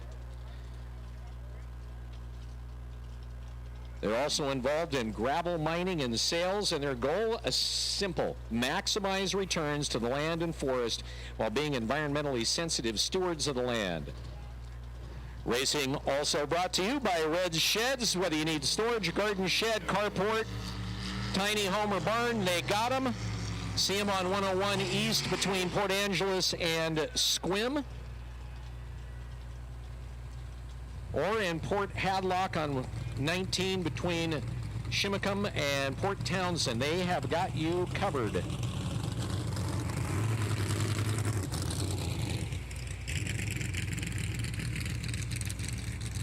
By the way, a big thank you to the Lower Elwha Food and Fuel. They had our show and shine last night, bringing you great service and prices to the Olympic Peninsula. With regular customers from the west end to the east of Sequim, they know how to serve you best. Neighbors in the community. And a great venue for the show and shine where you have a chance to go up, meet the drivers. Our next race coming up in September, you'll be able to do that as well the day before the race from 4 to 6 p.m. We're always there. You can take a closer look at these boats. If you don't have a pit pass, you can take a look at them. A lot of times get your picture sitting in them, talk to the drivers, talk to the crew chiefs and mechanics. Great way to get to know the drivers and get a closer look at some of these incredible boats.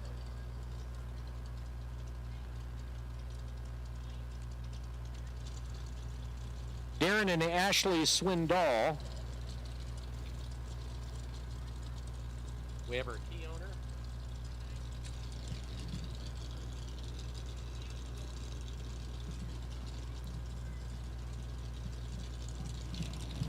All right, Bandit Gold on the way, boat 47.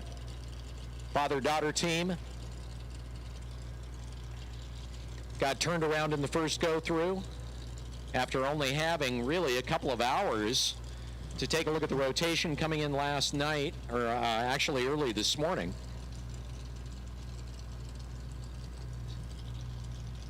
So we'll see if they've had a chance to get a better handle on the rotation.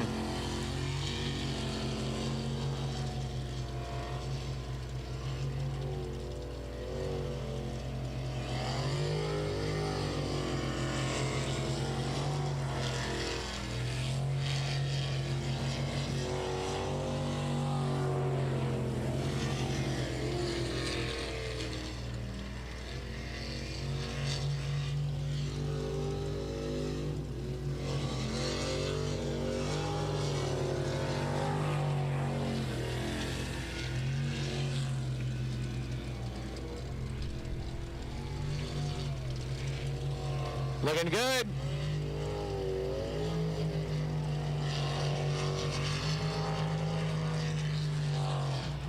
Nice, smooth, and clean. 50.879. So Darren and Ashley Swindoll putting it together. Very nice, smooth run. And generally the way they race, first clean run that they get in is nice and smooth, and then they start getting deeper into the throttle.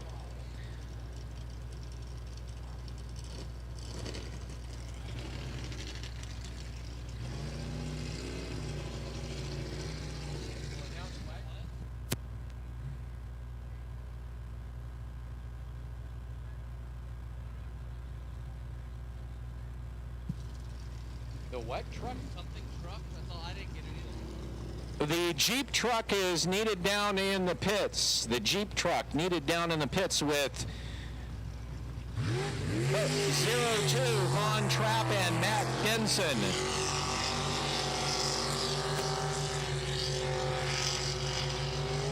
They're from Squim.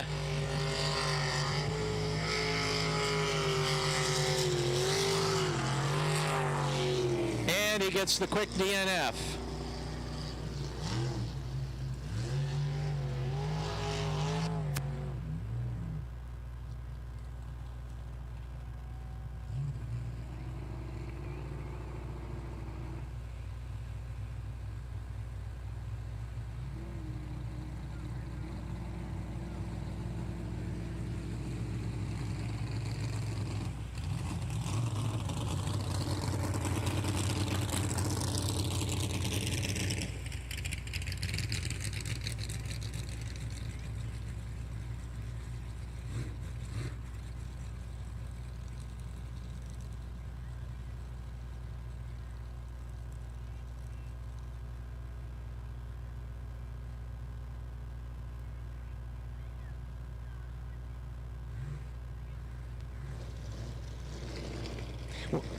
We need the lead technician to the pits, please. The lead technician is needed in the pits for boat 146. Lead technician for boat 146. You are needed in the pits.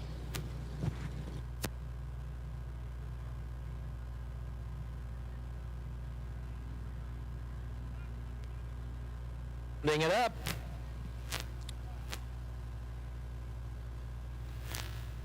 Kelly Stevenson, Dennis Robertson. In boat 5, they had a DNF in the first. A lot of DNFs today, and a lot of did not starts.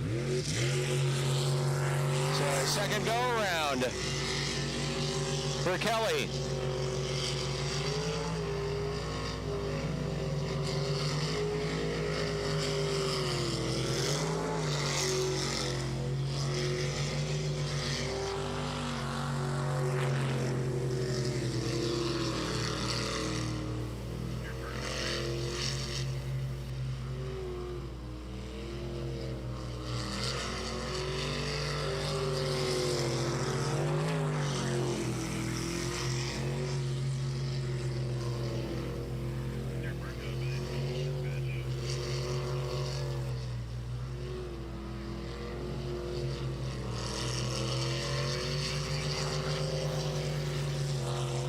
It's good.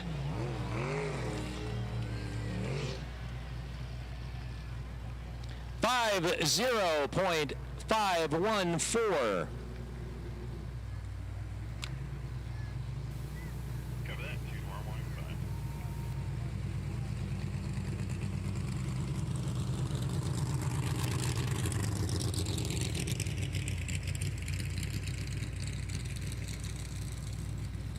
All right, let's go to the pits. John, are you standing by?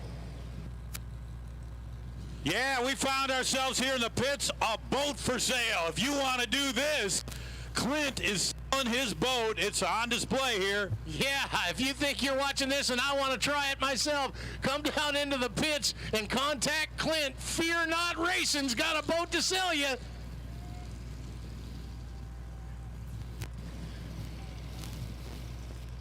All right, getting ready for the unlimited class.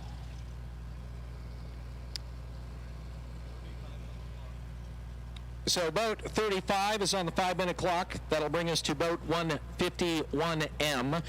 M signifying it's burning methanol.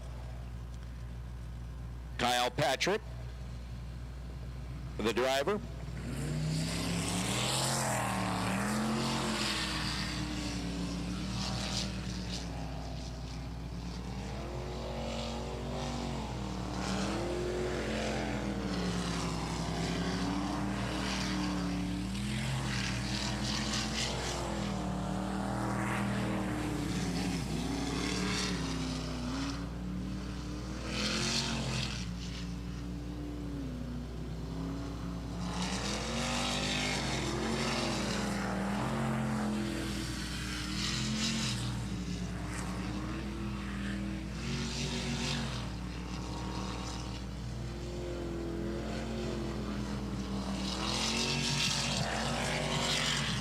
It's good. Fastest run on the course today. 47.069.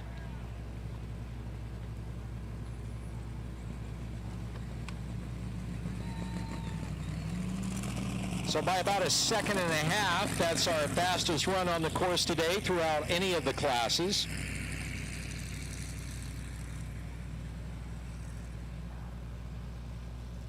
Boat 35 on the 5-minute clock.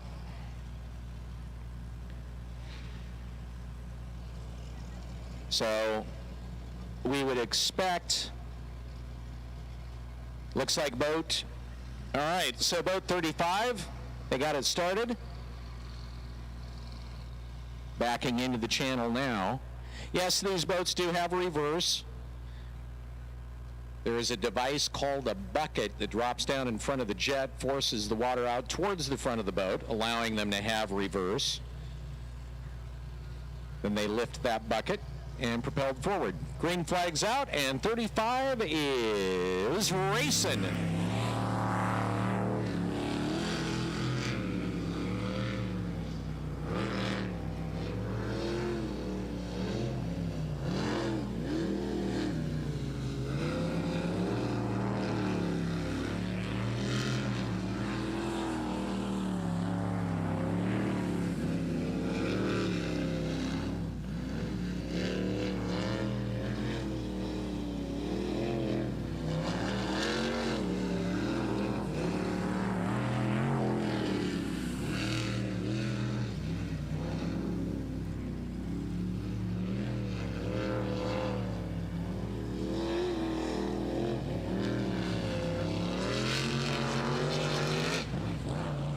And it's good.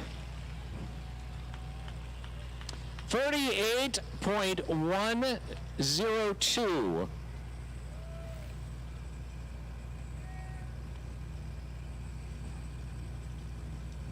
So 48.102 for the Monroes in boat 35 with boat number 4 still left to make it in. And I'm beginning to wonder if we're going to see Dan Morrison here. I can see that boat still over in the pits with a number of people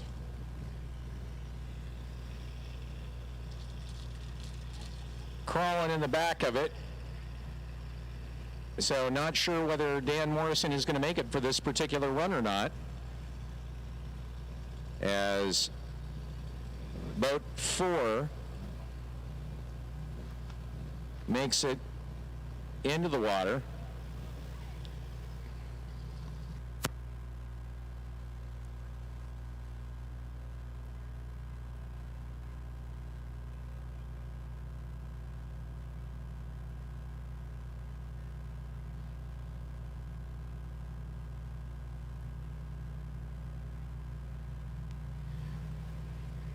boat 4.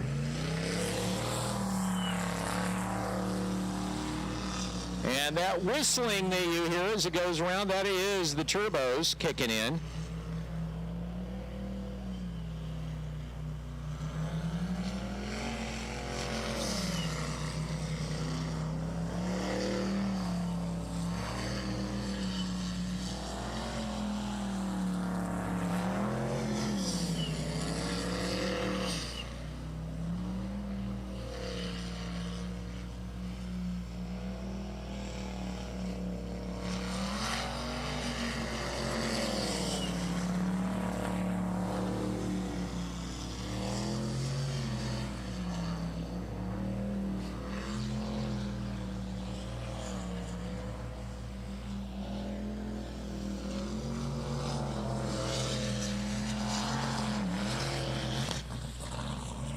Clean run,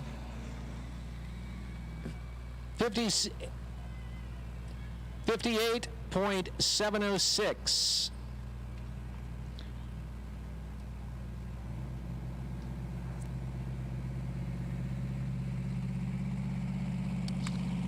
All right, so we're waiting for boat number 10. John is just right down here by the booth. Who you got with you, John? We're with the Marines right now, right behind the broadcast tower, your tower here. It's almost like Christmas time when I see Toys for Tots, Brad. Yeah, Toys for Tots are here. Kathy, you're collecting today?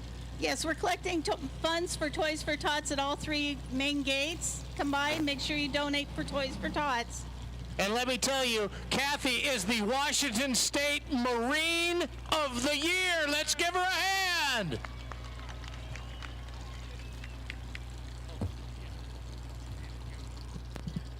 Thank you, guys.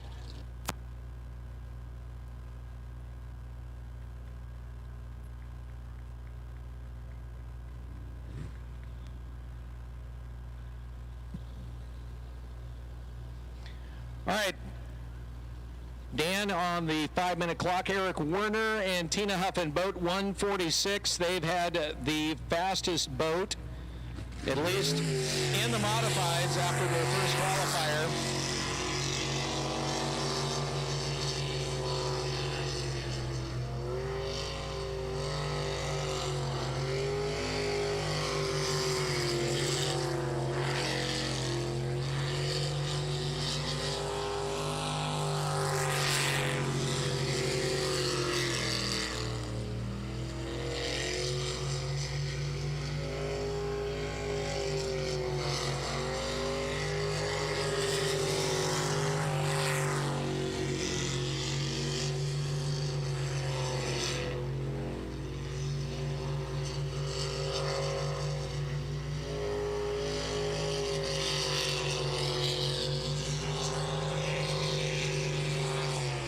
Clean run.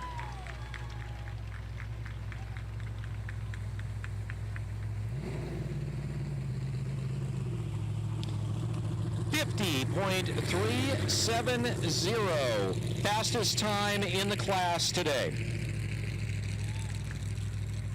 So Eric Werner shaving about 1.6 seconds off of his first qualifying time.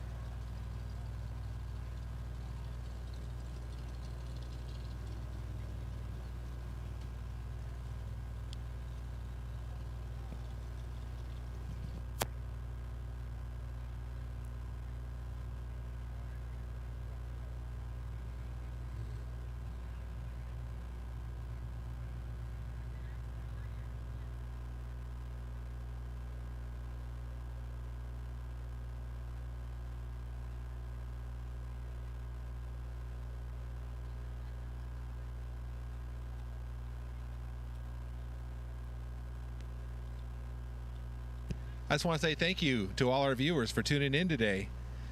Looks like, as always, we want to thank one of our main sponsors. Looks like we're around 90 viewers or so. I don't know.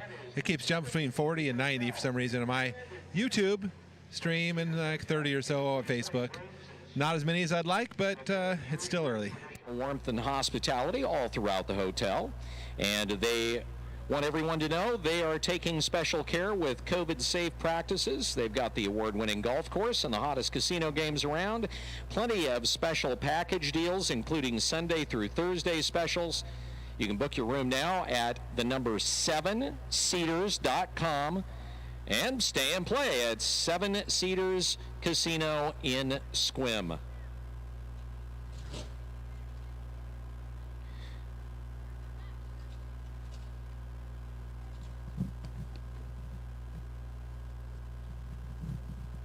Also, you're invited to visit Pinprint for all your graphic and printing needs in downtown PA.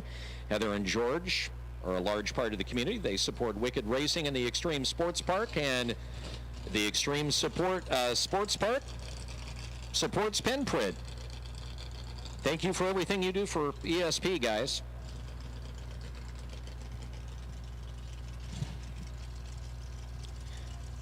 I'm assuming that we are going to see boat 40 out next. Quite a bit of confusion at this point down on the ramp.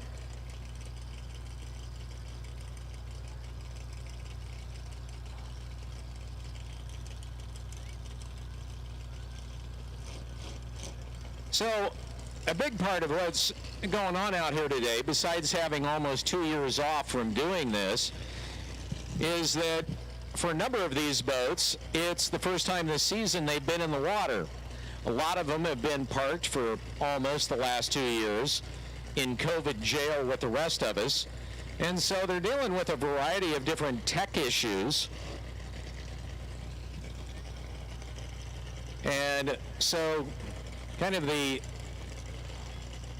order that they're going out is almost kind of ad hoc.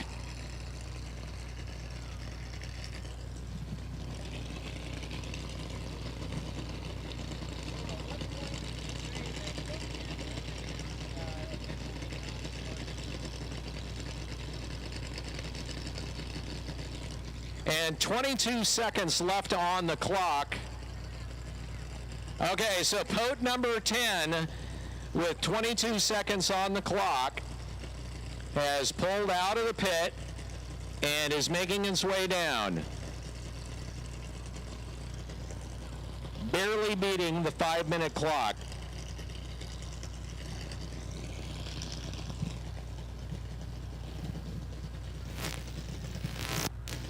Slapping it right in the water. Yeah, there's all mobile music. Right in real quick.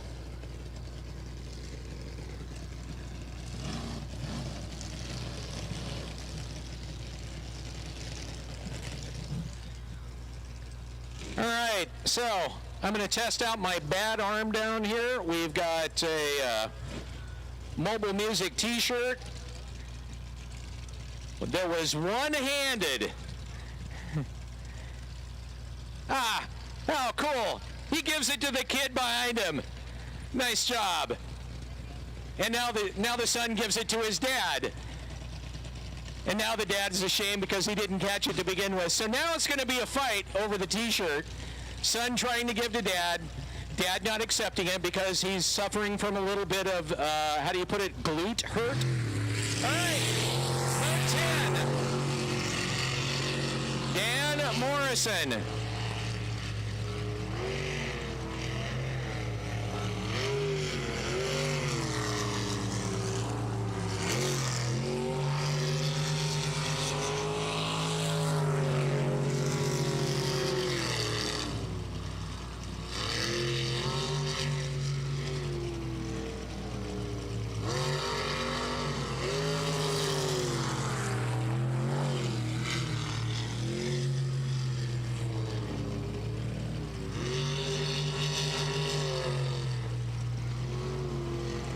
Wow. Yeah.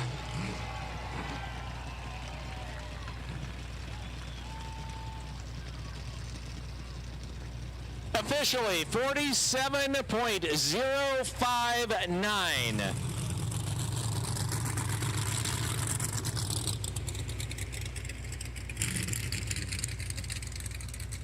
1/100th of a second exactly faster than Kyle Patrick.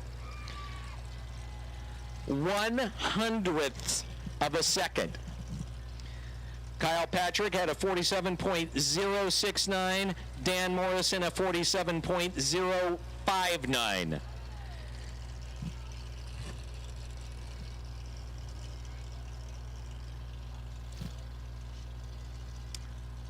All right, boat is 199 coming out now in the modifieds. Hello to those watching in Thailand and Haluva or wherever that is.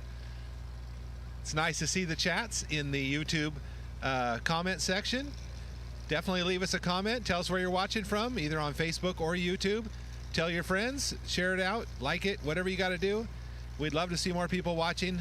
We've still got many more hours of racing here. Probably at least 4 more hours. 4-0 on the 5-minute clock. That'll bring us to boat 199, Guano Loco. They wrecked in the first qualifier. In the second qualifier, they had a time of 70.344.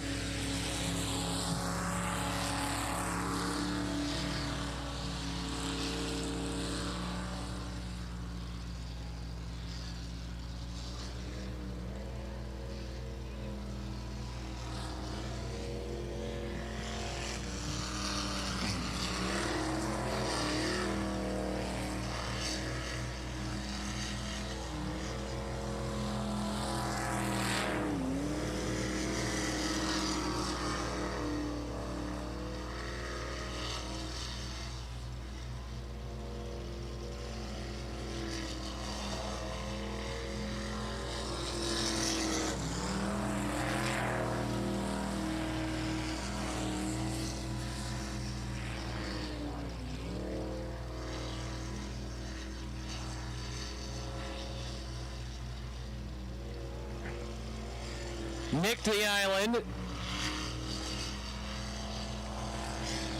And he gets it done.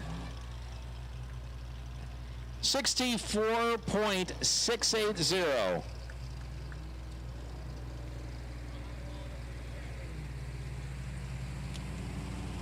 So he managed to carve off about 6 seconds from his previous run.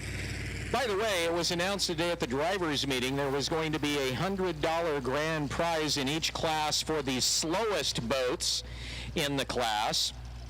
Right now, leading in the slowest boat category is boat 86, the Juggernaut, with Jason Christ laying down an amazing 72-second run.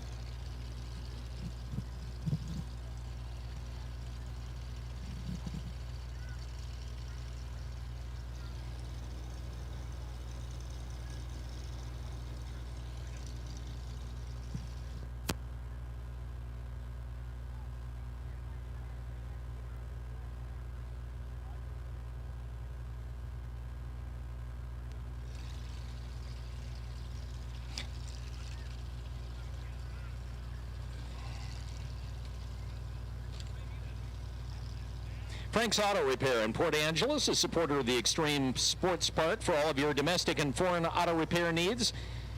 Give a call to Frank. Don't forget ESP has 2 ATMs, one located near the beer garden, a great place to have an ATM. And the other is located in the South Ticket Booth area. Look for the ATM banner, and don't fret, there's lots of cash there.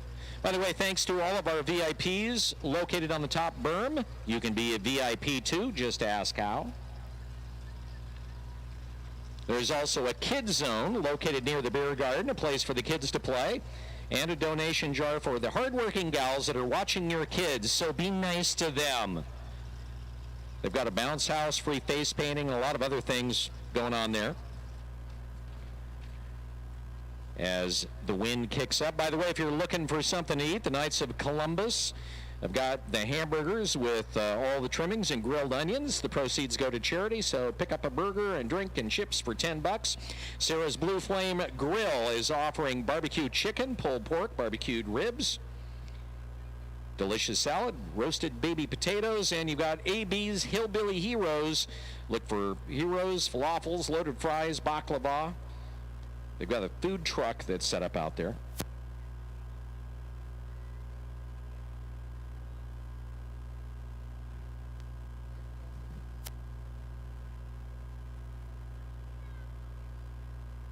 Also, Northwest Sugar Shack. Swing by the Northwest Sugar Shack for a cold drink or treat. They've got Red Bull, spritzers, cold brews, root beer floats, ice cream, cheesecake, Dove's cotton candy. Gee, I wonder what they have. They have a tent. Fogtown Coffee, if you need your coffee fix. They've got their trailer out here offering a full espresso menu. And Olympus Hot Dogs is the only food vendor located near the beer garden with gourmet hot dogs and nachos. So a lot of different things to choose from. And of course, down on Vendor Row, if you head down towards the pits, you do not need a pit pass to get there. Two of our boats, Fear Not and also Livewire, have their booth set up with swag and gear. The Wicked booth is kind of up on the top berm up there along that particular vendor row. Pick up your Wicked team gear. And kind of waiting for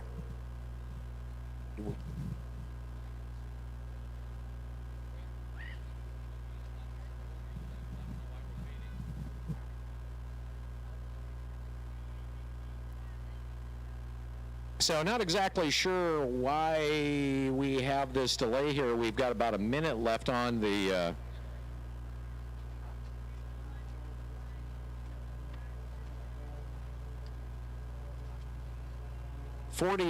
had about a minute left on the 5-minute clock.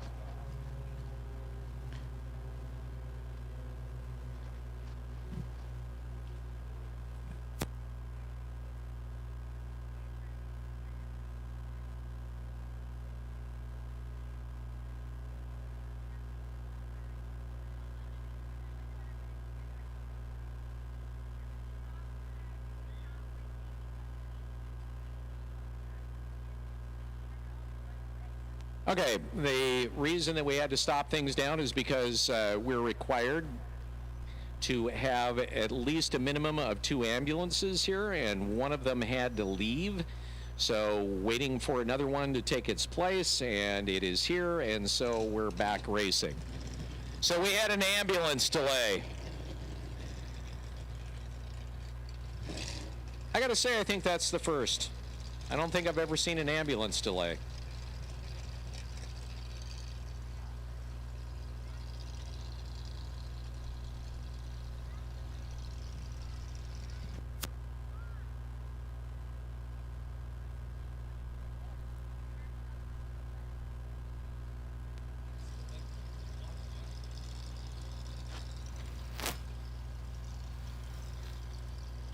And we're making an educated guess. I know, that's funny. An educated guess that boat 40. Okay,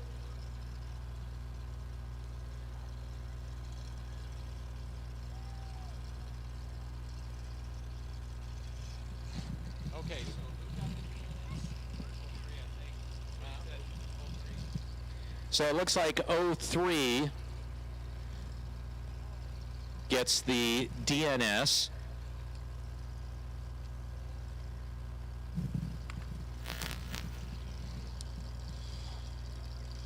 Let's go quickly to John, who's at the tent. Yeah. Classic Rock 92.9 KISM, always proud to be at the Sprint Boat races, and we're here to sign folks up for the 92 days of summer. I know a lot more folks have showed up since we first told you where we're at over here under the KISM tent, but if you want to jump in on our 92 days of summer and the $30,000 grand prize, we've got a chance for you to do that today. Just come say hi, and Murder Hornet that we brought with us will be here all afternoon. And you're doing a great job, Bill. Thank you so much. Thanks, guys. Boat 666, Dark Horse, is Dark Horse back on the course.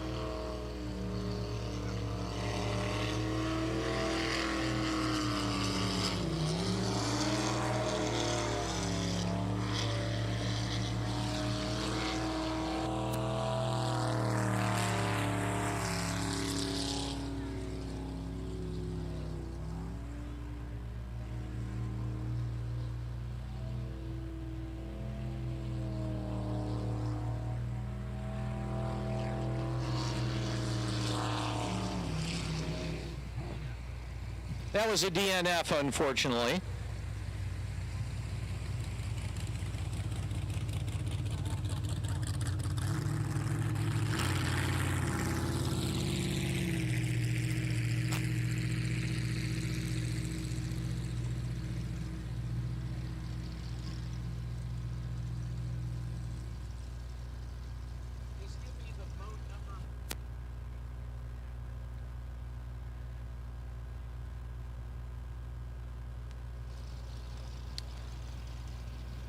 The Christ family, boat 86, on the way next.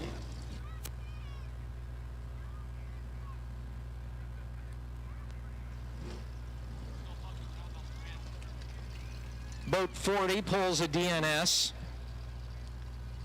and boat 86, the Juggernaut, on the way.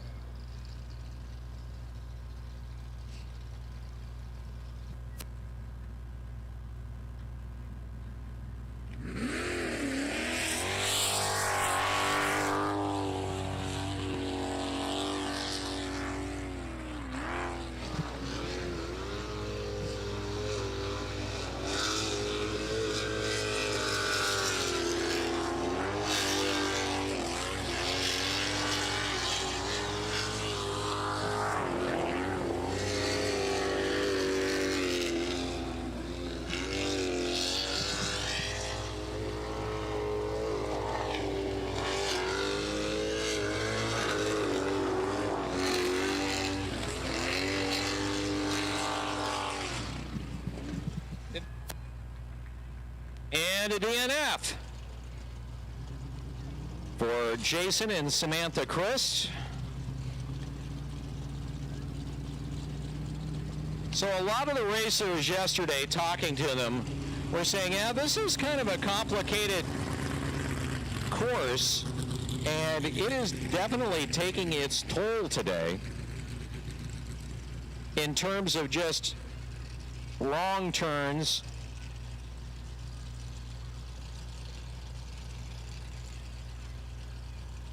2, 3, fear not.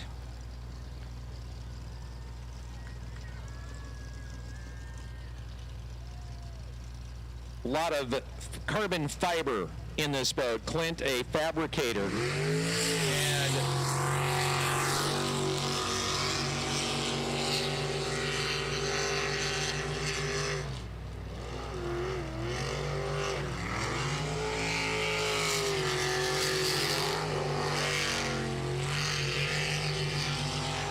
that boat scoots.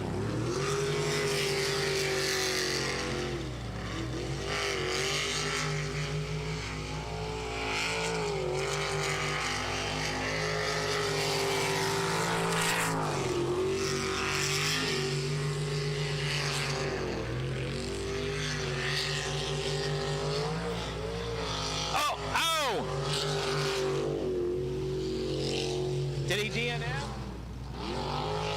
And unfortunately, he gets a DNF on that run. And at one point, I was looking at the split on it, and he would have had the fastest time in the class. So unfortunately, we get our 15th DNF on the day. And Clint Birch has one more chance coming up to qualify to make it into the eliminations. So if he can't put down a clean time in his fourth qualifier, he's done for the day. And that is actually the case for a number of racers out here. And one of those is coming up next, and that is boat 154. 2 DNFs in a row in Q1, Q2.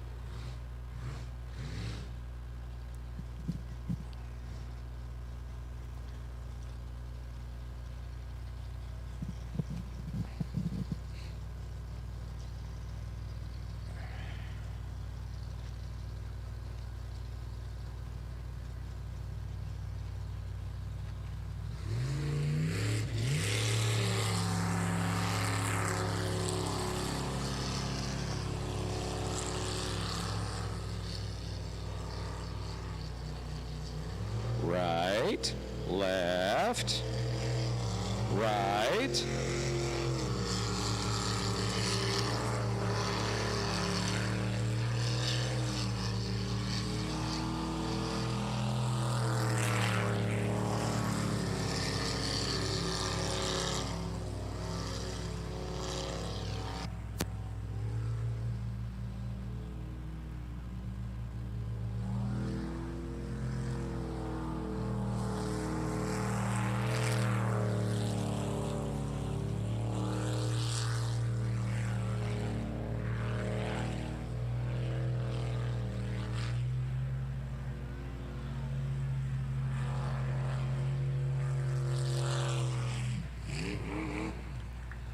And you could tell by the size from about half the crowd here that was a DNF.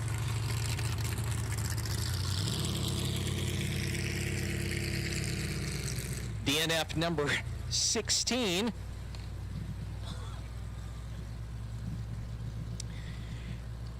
And it looks like we are going to have a chance to see our only female team is, are we looking at 146B over there? Is that?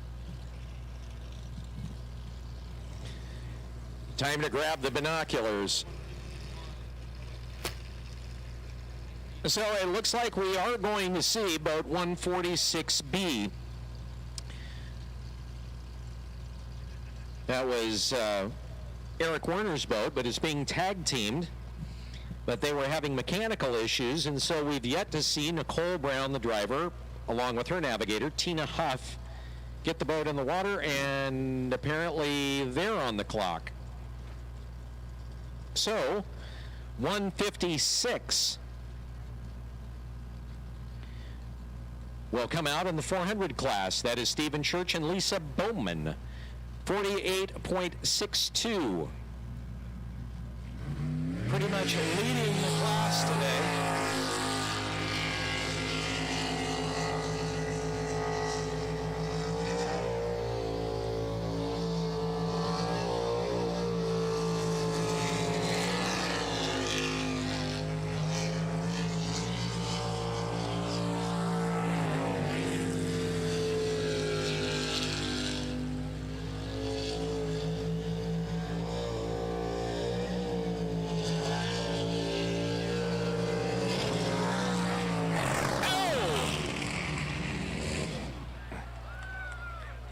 Missed the corner, but totally stuck the dismount, and it's sinking.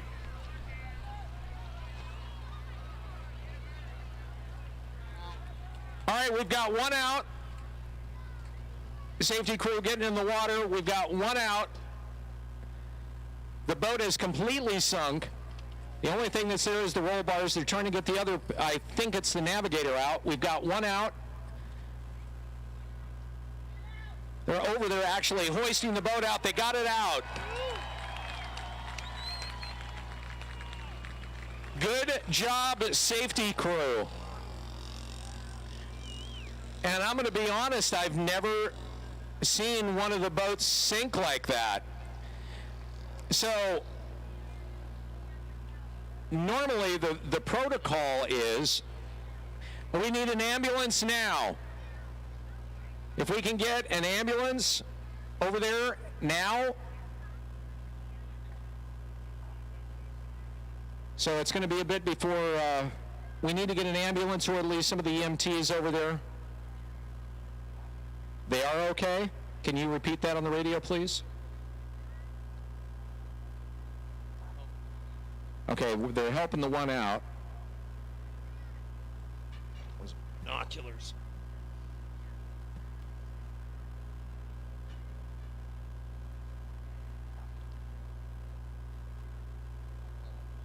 And I think we're looking at the navigator, which would be Lisa, that definitely having issues. Stephen is out and okay. And we do have EMTs that are over there helping her out at this point. So, honestly, normally we don't have that kind of sinking event. A couple of times boats have sunk, but normally it's in the channels. And as you watch these channels, you know they're only at deepest about 3 feet deep. So if one of these boats sinks, the heads of the drivers are out of the water. I've never seen one that has sunk in actually the spin-out pool, and the water over there considerably deeper. Normally, when you have a water event that is critical, it's a boat that's upside down in one of the channels. And at that point, the protocol for the safety crew is you get a bunch of them at the bow and at the back and the front of the boat. The guys on the back push down, the guys on the front lift up to get the drivers out of the water. This a completely different kind of event, and essentially the safety crew, I would say, ad-libbing and doing a great job getting them out of the water. They've got her helmet off. Lisa Bowman is, and she's walking under her own steam.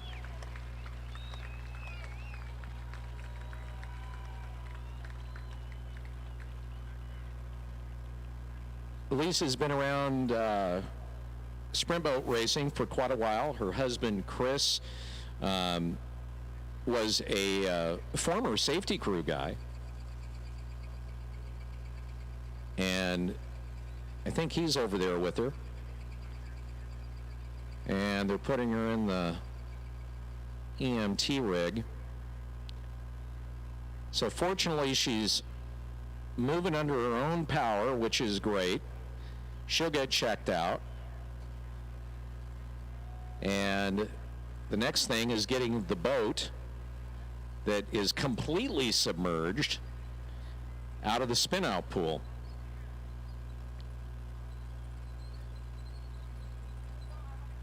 So it's interesting, some of the worst wrecks here at ESP have been in the spin-out pool. As a matter of fact, one of the first major wrecks here was at the very first race, and it used to be that back side where you see the fence now. It was lined with big tractor tires. And a driver from Canada, Corey Johnson, flying down through there and hit that hard left-hand turn, and literally that boat just skipped across the water and slammed into those big heavy tractor tires and just pancaked that boat. Completely knocking out his navigator. And that spin-out pool has been pretty much, for whatever reason, where we've had the worst wrecks has been in that particular area. Part of it, I think, is because you're carrying so much speed down both of those channels. I mean, you've got a chance, in the way this rotation is set up, to be carrying a heck of a lot of speed going through there, and Stephen was carrying a lot of momentum, and that's when everything went just totally gunny.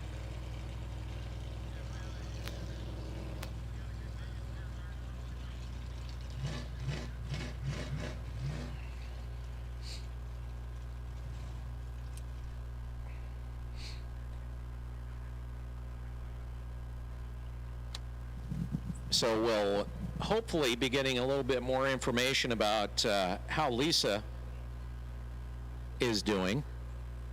Lisa Bowman. She's over there now being checked out at one of the ambulances.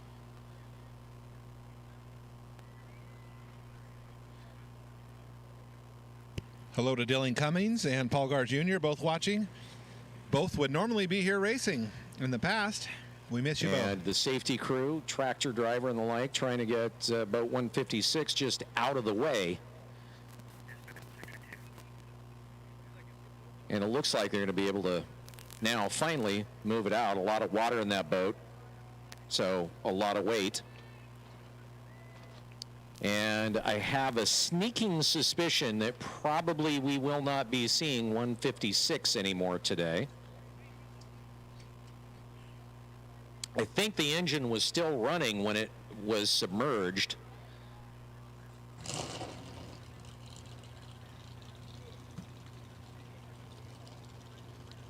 And they're going to get them, the boat at least, off and out. That could have been a lot worse were it not for our safety crew members. All of them. Give it up for our safety crew. That was some serious hustle on their part. Well, I texted him. Hey, Bill, you ready for us over here? We're in the pits with an update from Melody. Melody, what can you tell us? Well, we had an issue where a boat sunk, and it took a little while to get him out of the water, and it seemed that we had a navigator that had a little bit more work that she had to do to get out, and she collapsed. She seems to be okay now. They're going to check her out if she can be cleared, and I heard that they turned the engine off before the boat went in the water, so it seems like the boat should be okay. You might see her out here again. You don't know. Thank you, Melody. Bill, back to you. All right. Thanks for that update, John. We appreciate it. Thanks for being Johnny on the spot today, man.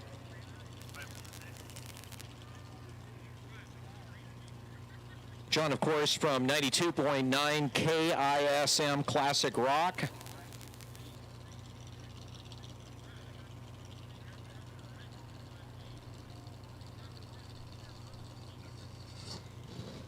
What?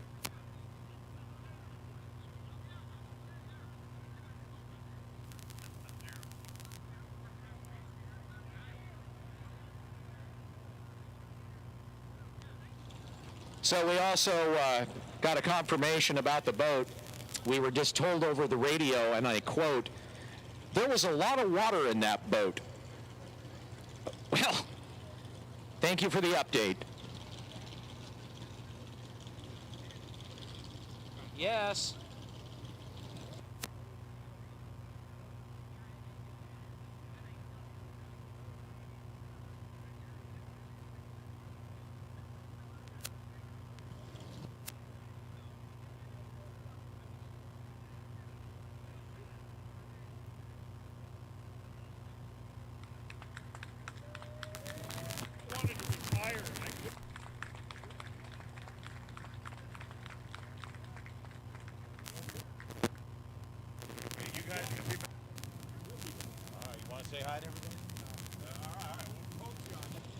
All right, so we will get the 400 class underway again. So boat 146. So 146 would be one of our modified boats. I'm assuming 146B.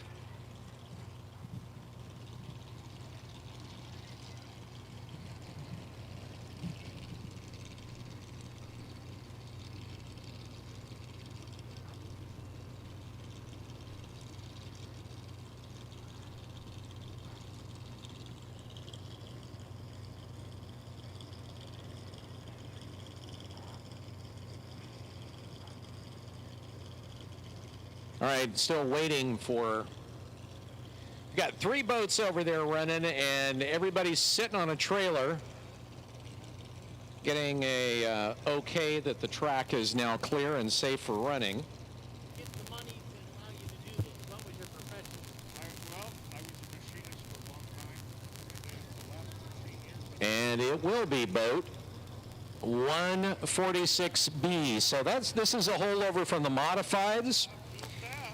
And this is our all-female team of Nicole Brown and Tina Huff. Nicole's been a long-time navigator. Started navigating when her dad, Wayne, raced many years ago. And Nicole coming out and making her run.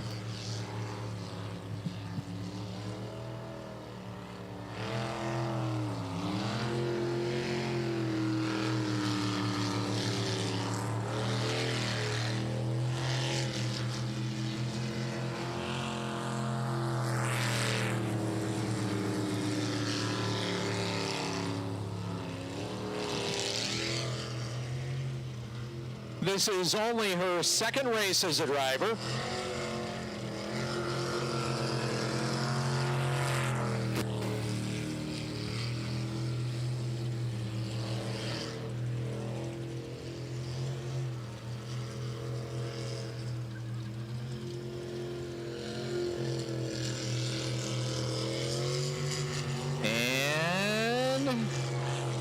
And it's good.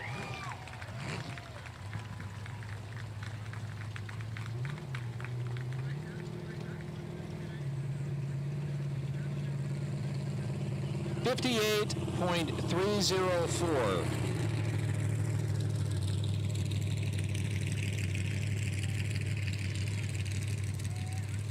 And now we will get back into the 400 class. And at this point, it is anybody's guess which boat is coming out next.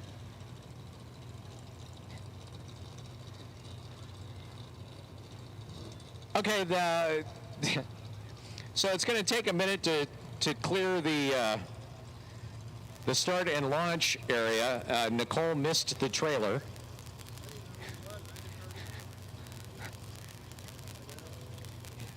And we'll try it again, and misses it a second time. So, okay, that's a problem I've never seen before.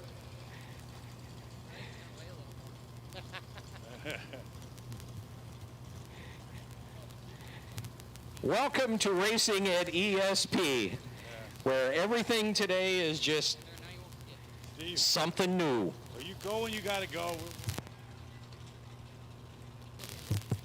Okay.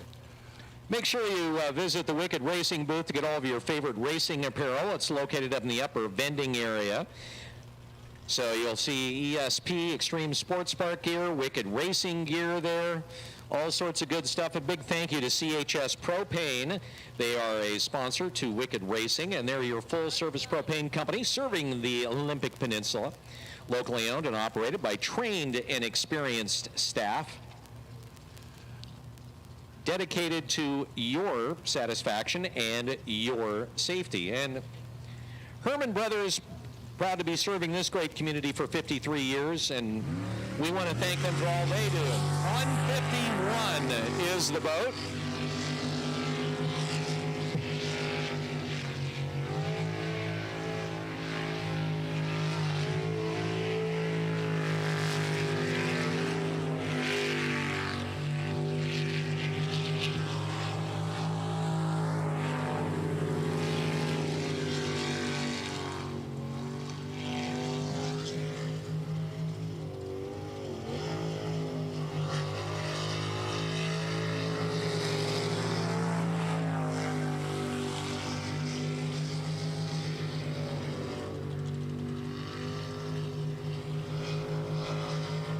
That's a nice run that Cole right now is making.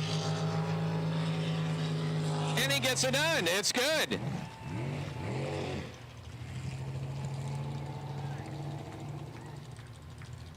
So unofficially, 52.224 is official.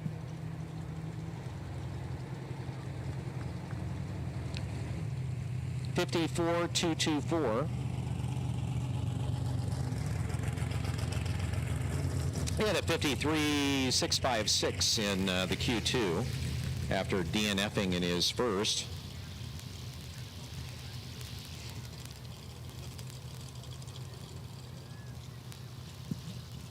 And we likely will be seeing boat 42 out next. Dan Hatch, he had that wild run in the Q2 where he was all over the track and hanging on to it, and then at the very end hanging it up on that far bank over kind of near the beer garden. I mean, he came out absolutely screaming and all over the place. Dan Hatch, the Pelican Fuel team.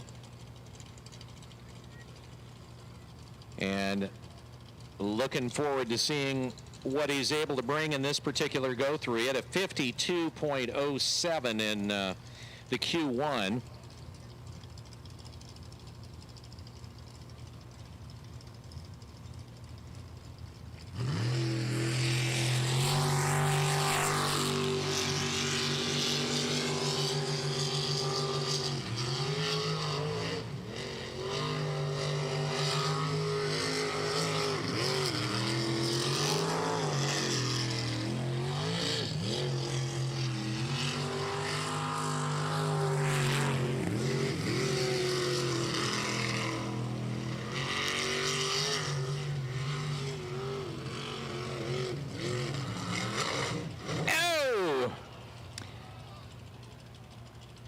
So, a little bit of the problem there is he just seems to be oversteering.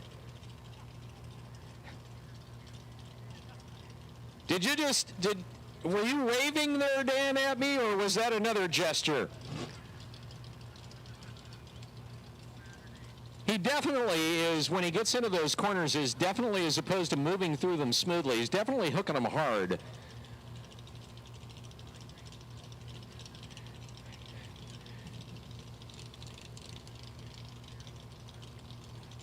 So now the question is whether he's able to get it started and get it off under its own power, or whether we're going to be looking for some other method of exit.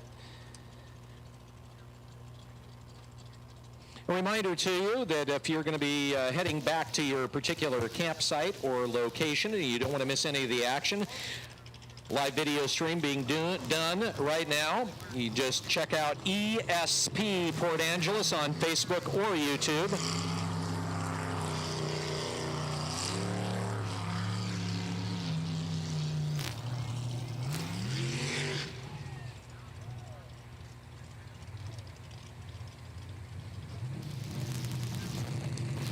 And that'll bring us to boat 47.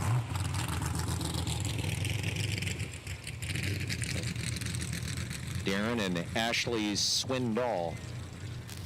They started off the sprint boat season here in the U.S. with a win in St. John, Washington, completely opposite end of the state, about 3 weeks ago. Actually, it was Father's Day weekend. So I guess we're looking at more closer to over a month and a week. But they had a really good race over there, looking real confident. For the Bandit family, and I mean that literally, it is a family event. Every time they come out, it's like a big family reunion.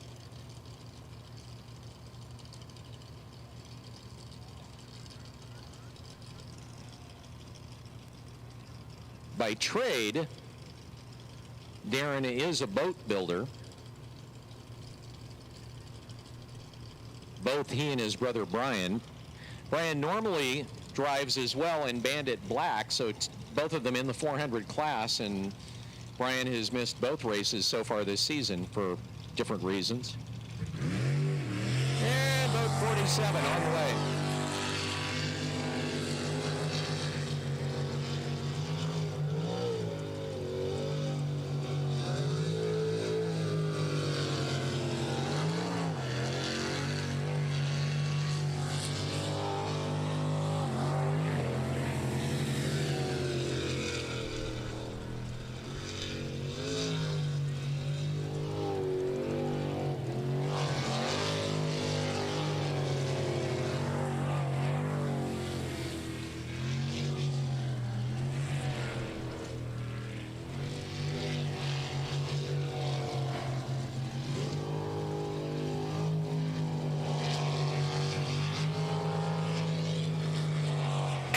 That's the way you do that. 49.175. 49.175. So he shaves off about 1.7 seconds from his last run.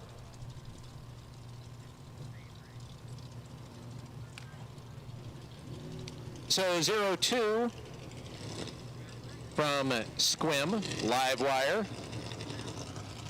backing off the trailer.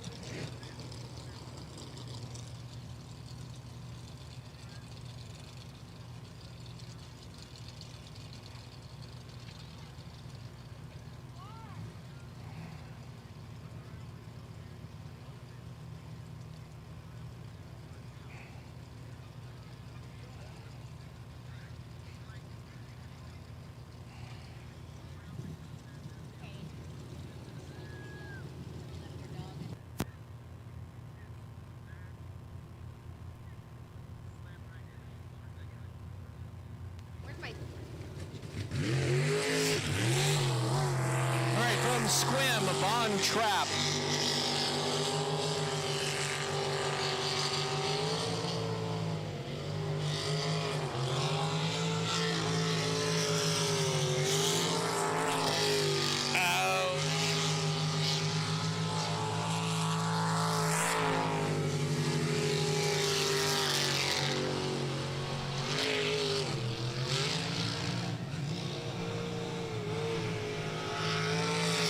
Gets the DNF.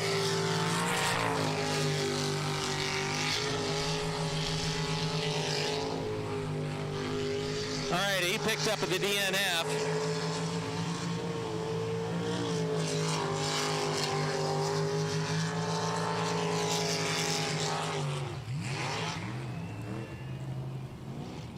So unfortunately, a DNF. Let's go to John real quick down in the pits. John. Hey, we got an update. We just talked to the driver and the nav on the bad influence team, and we got some good news there. Yeah, Steven says he's doing fine, that as long as they check out the boat and the boat's ready to go, Steven's ready to jump back in. Lisa said the little rib rib shot she took is not going to keep her out of the boat as long as the boat can go. And they said, hey, the fact that the driver's suit is all wet, it's kind of keeping him cool today. He had a good attitude about it. Back to you, Bill. All right, good news there. If you own a maroon pickup truck, license Washington plate number C826639.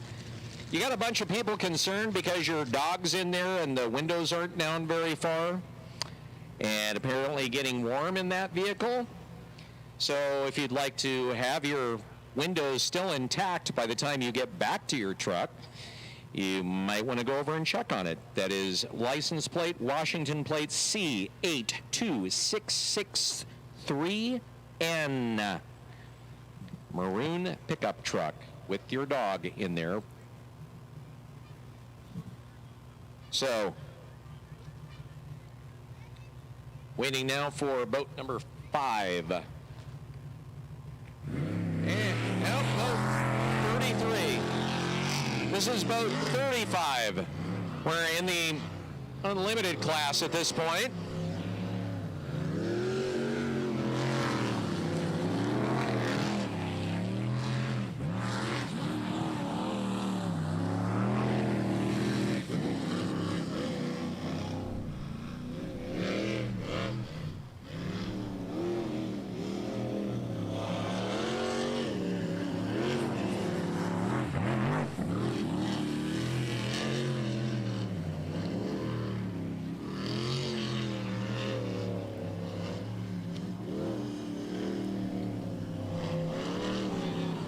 Gets the DNF.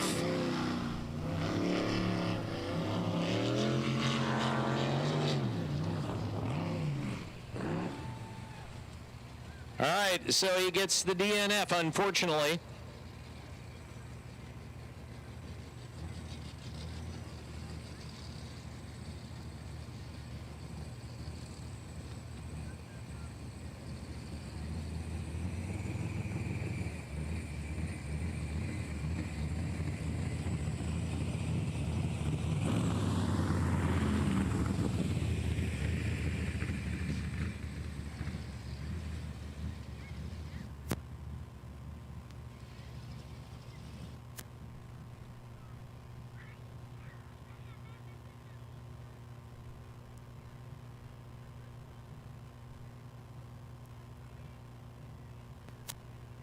boat number 5, Kelly Stevenson and Dennis Robertson in the 400 class, is on the 5-minute clock right now.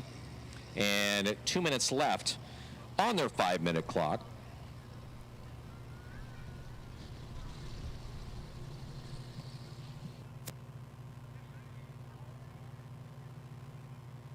So boat 151M, Kyle Patrick, Amanda Thompson from Albany, Oregon. Kind of halfway between Eugene and Salem on the I-5 corridor. On their way out.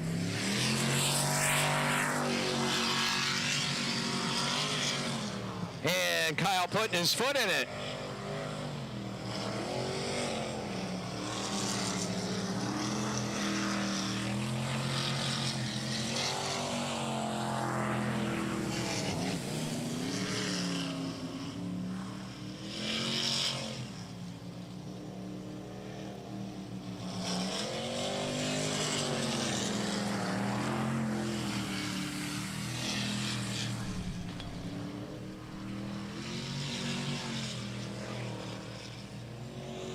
And now he's going to flat-foot it.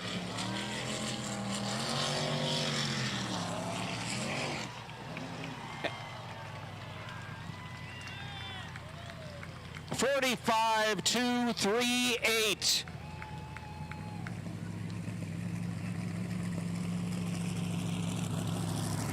And that is the fastest run on the course today. 45.238. Fastest time by about 2 seconds.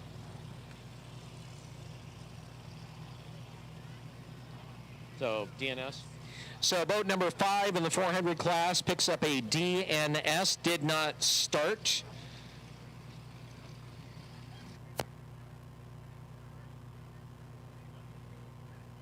And so a confusing course and mechanical issues. Kind of the plague of the races today, as boat 4 begins its trek out.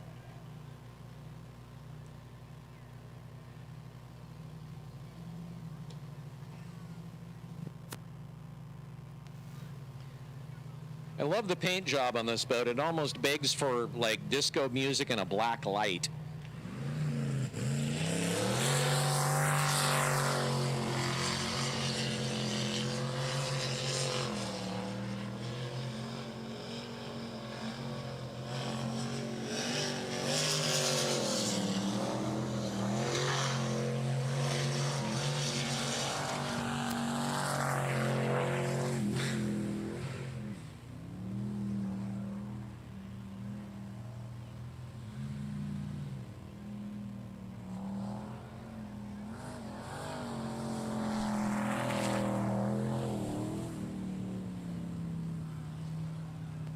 And he gets the DNF.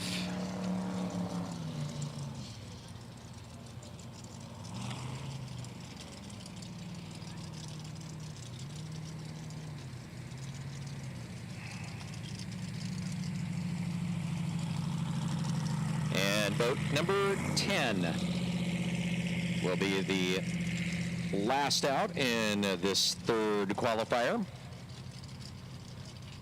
Dan Morrison and Sarah Hopp.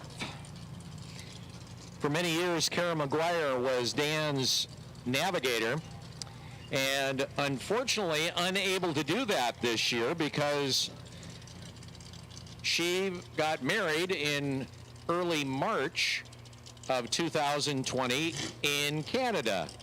And lo and behold, the border closed, and she has been trapped in Canada since.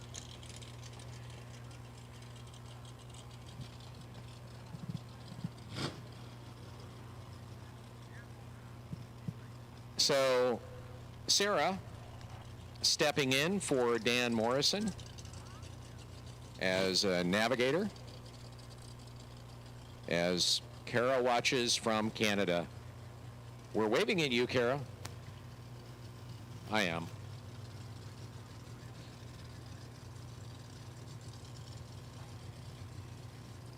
All right, boat number 10.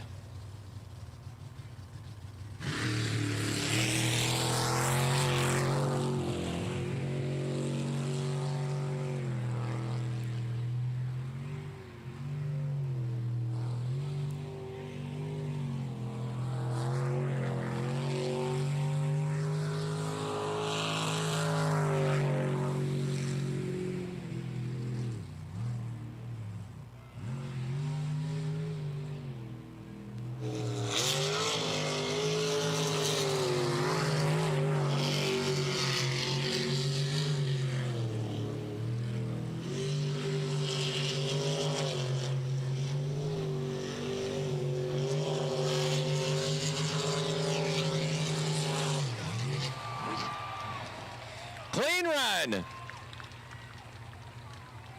45.211.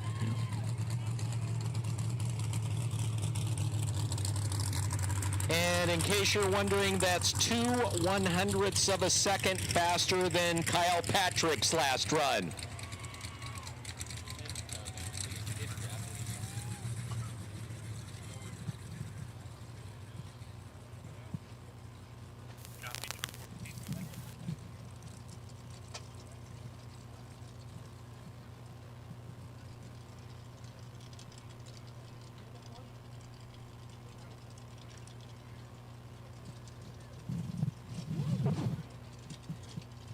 So a great way to end the run for the Superboats.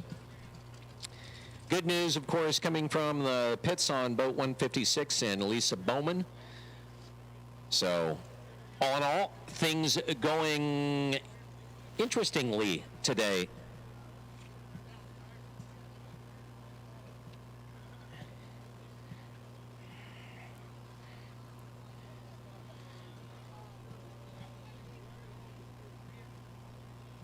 All right, so boat 03 will be coming out as we get ready to go into the fourth qualifier at the Extreme Sports Park.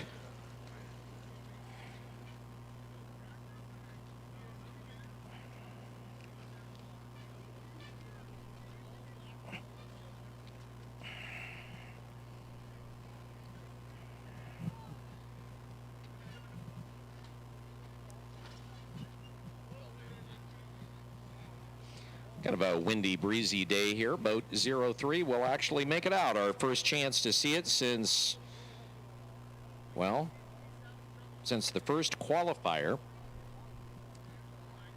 Newly put together boat.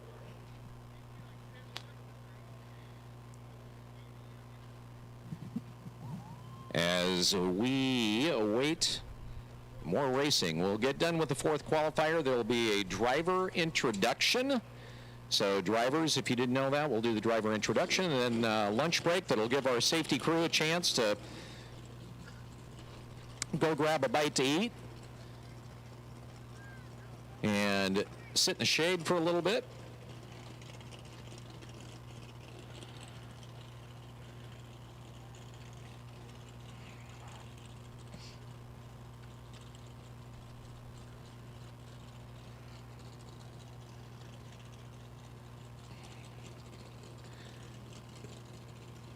Well, I'll also, during the lunch break, have an interview with Dan Morrison and a couple of our drivers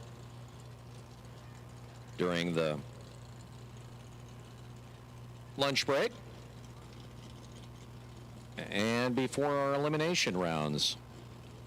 So the modified class getting lined up on the launch.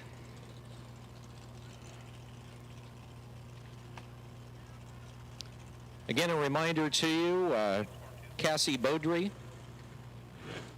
battling cancer, would like you to check out her GoFundMe page. It's going to help her family as well as help her with medical bills as she deals with class 4 cancer. And boat number 3 on the way.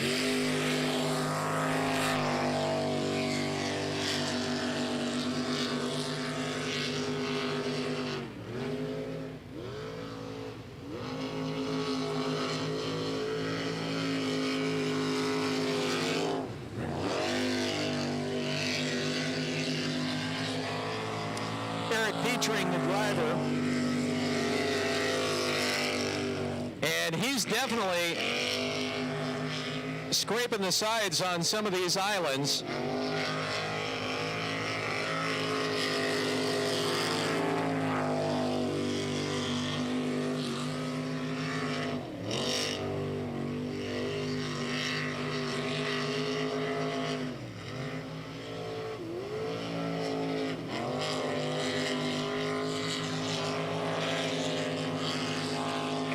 And it's good. He gets it done.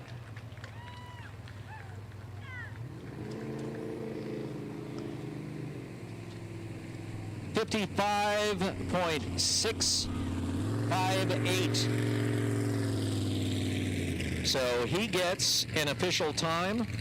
He had a DNF in his first go around, so they get a qualifying run. And just kind of taking a cursory glance at some of the times here, that would put him in the running for the eliminations, depending on what happens the rest of this round. There's a number of boats that have not qualified due to either they weren't able to start or they DNF'd. And we'll expect that boat 146A in this particular go-around is or at least we were told, was a DNS, and that would be the 146A boat. My understanding is that 146B, they're tag teaming this boat, and that is, of course, Nicole Brown and Tina Huff will have a chance to take a spin towards the end of the modifieds in the fourth and final qualifier. By the way, I want to thank Paul White, who's doing all of the video production today on our live streams, which you can see on Facebook or YouTube just by simply going to ESP Port Angeles, either on Facebook or YouTube. If you need to make it back to your particular campsite and still want to kind of watch what's going on for whatever reason, you can do that.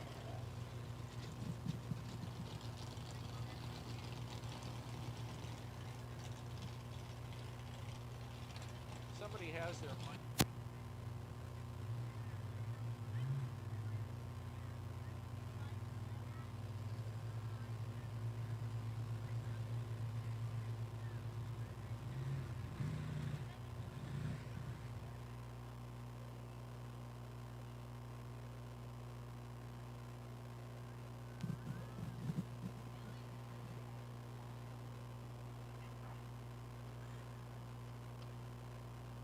And the juggernaut is jugger dead. Is that boat 40 actually? Okay. So boat 40, Dylan Hatch, they had it running and then it just died.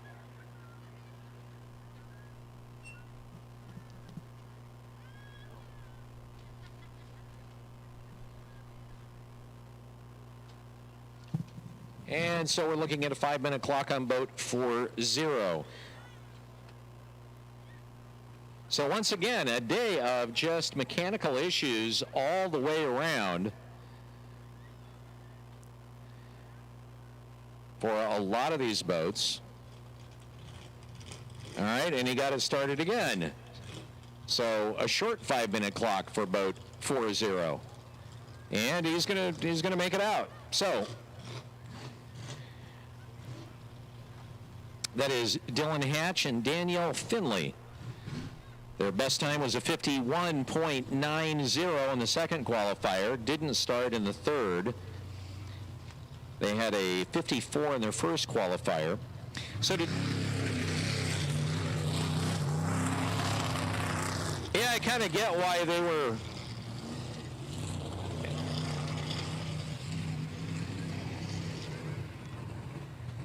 So not sure. So we got a wave off on that. All right, that is the first time we've seen that today. So a wave off.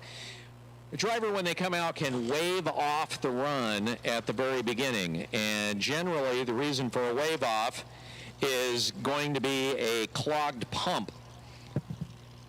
there is plants that grow there, and of course the channels and the pools, they get sucked up into the grate on the bottom of the boat where the water intake is at, and it will make kind of what happened happen. So we'll see whether that wave off ends up in a 5-minute clock or whether they try to get it started again. Normally in a wave off, what they'll do is they'll get that boat in the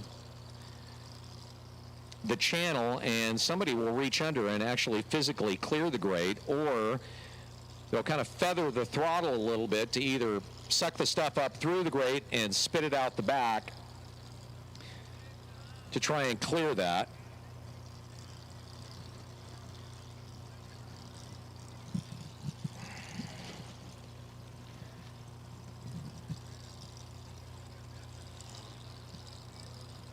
So they're back up on the trailer, and all right, so we've got another 5-minute clock on that boat with boat 199 warming up.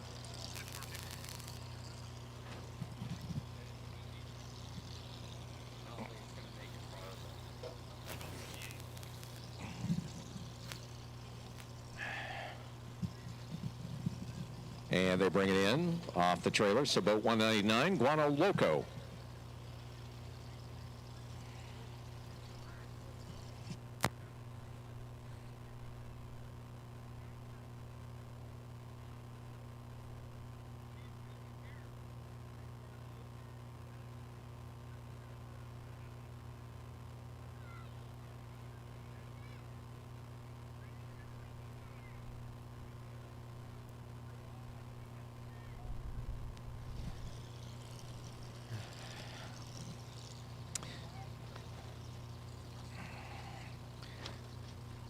Best run for boat 199 was in the last qualifier, 64.68. Oh, watch out!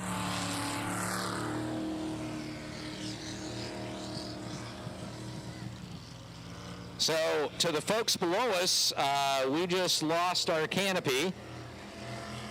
So, sound guys, our canopy is down below.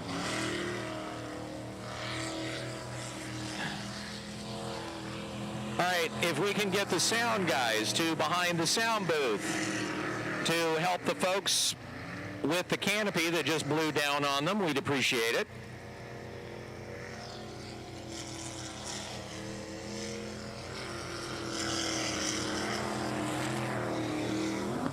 Oh, nice hop, keeps it in the water, keeps the run going.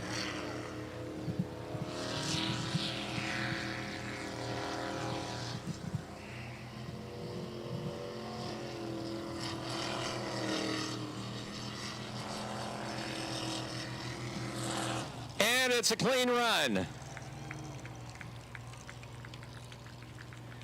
63.369.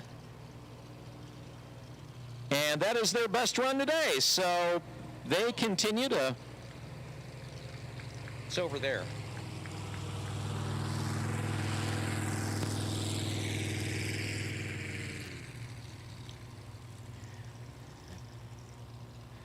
Is everybody okay down there? Is everybody okay? All right. Yeah, so up here on the announcer's booth, we had a little fun thing there where Canopy decided that it was going to go up into space with Jeff Bezos, but unfortunately came down quite a bit faster, and some folks here to our right were the unfortunate recipients. So, a little breezy. Yeah, if you've got canopies, you might want to weight them down. Just saying, as we've discovered.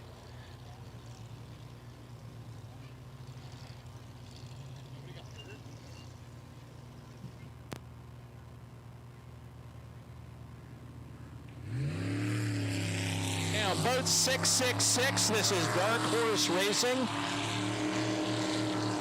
Jeremy Souza and Jessica Law.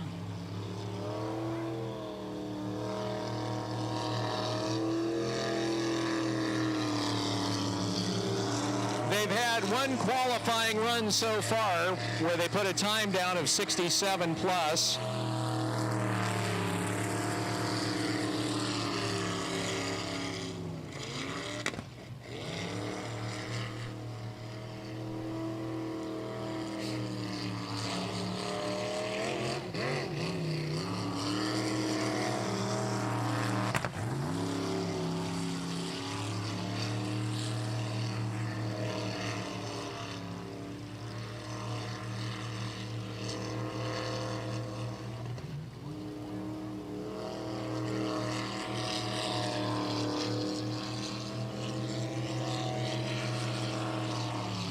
And a clean run.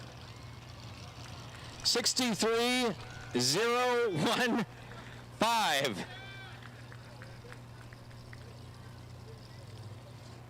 And of course they beach it over there. That area right there is the vortex. It is the Bermuda Triangle of ESP.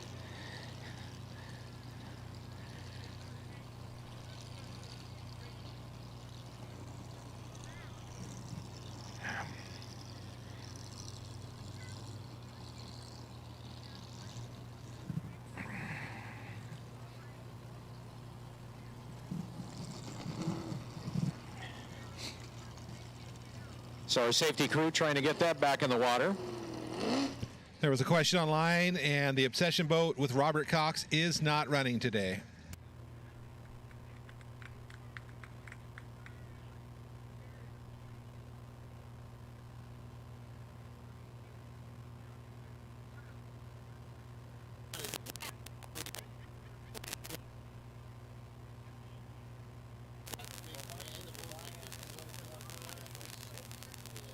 So boat 40, a DNS, did not start for this fourth and final qualifier. Back in the Q2, they had a 51.910, so in the eliminations, assuming they get the boat running, they would be in the eliminations.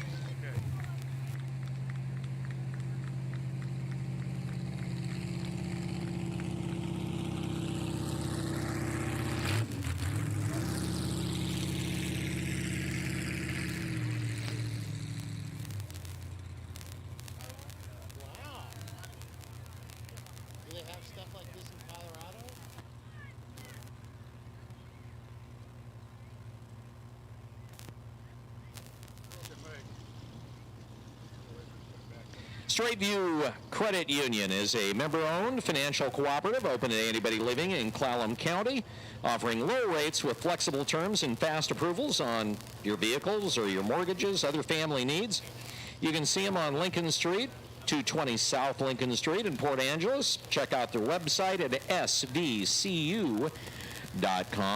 Sponsors here of the Extreme Sports Park and the racing that we're seeing today.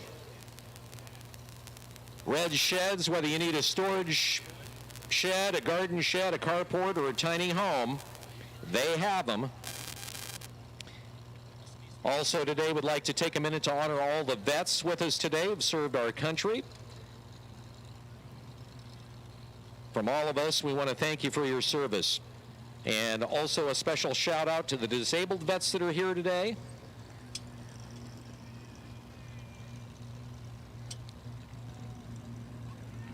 Jason and Samantha Christ, boat 86.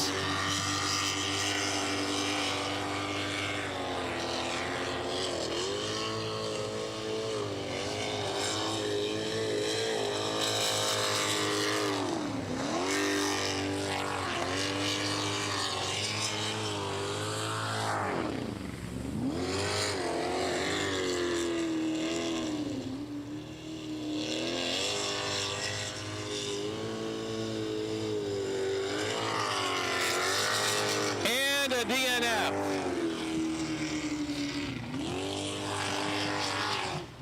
So a rough day of racing for the Christs. 2 DNFs in a row. Coming right at me or going away from me.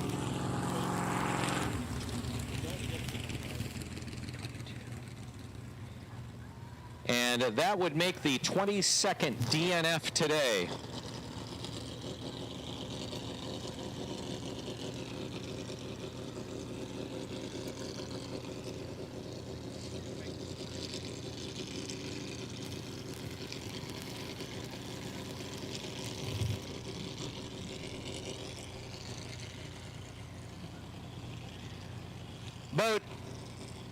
Boat 623 on the way out. This is the last chance for Clint Birch and Terry Level to qualify in boat 623, the Fear Not boat.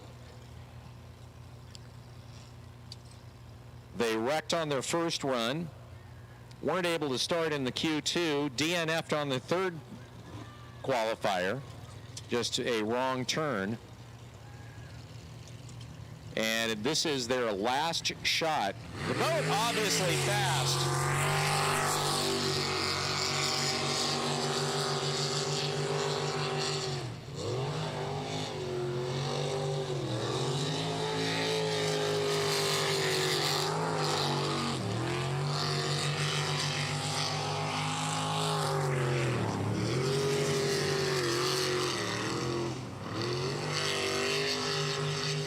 Well, one thing's for sure, this boat scoots.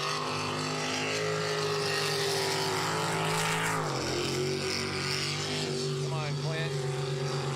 Come on, come on. And he is gonna get it. 48.005. He lays down the fastest run in the class today.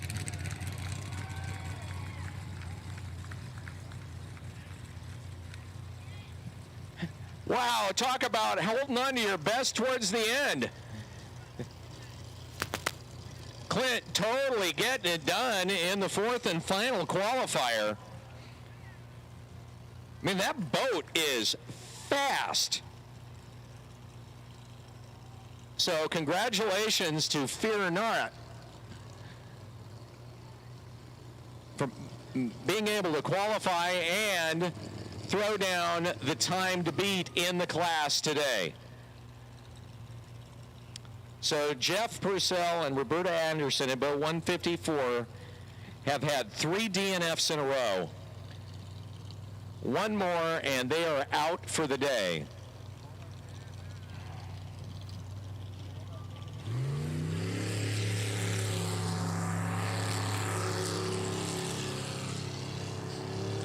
You can do it.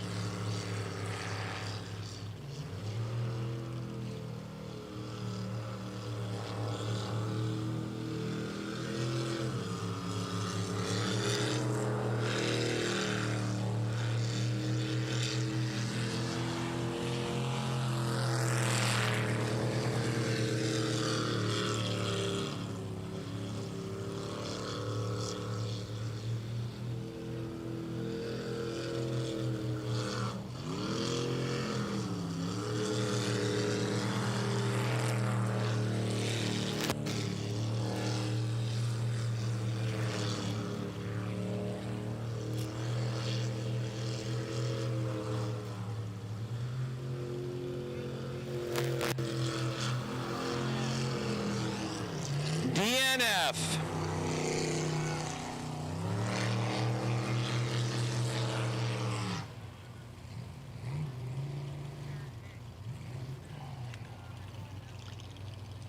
So their day over.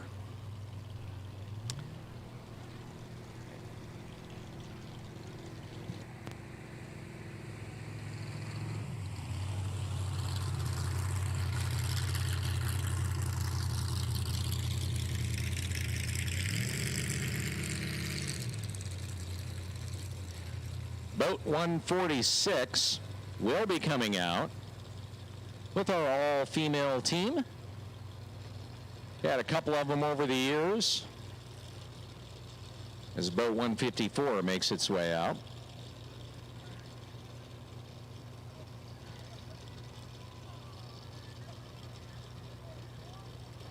And they're bringing it in.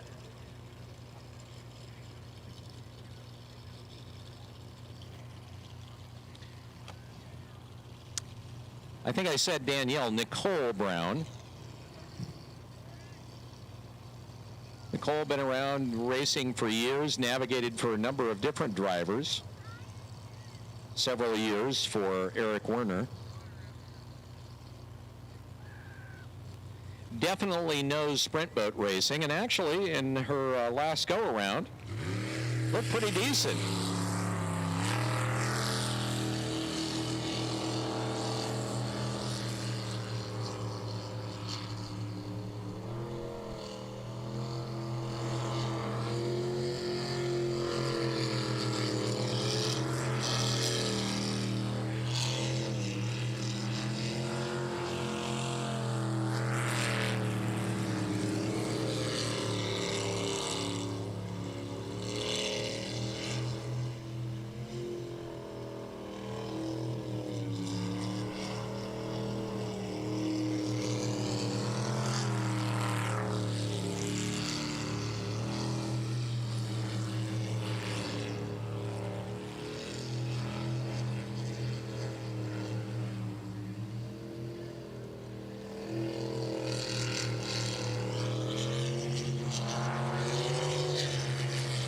Clean run. 59.221.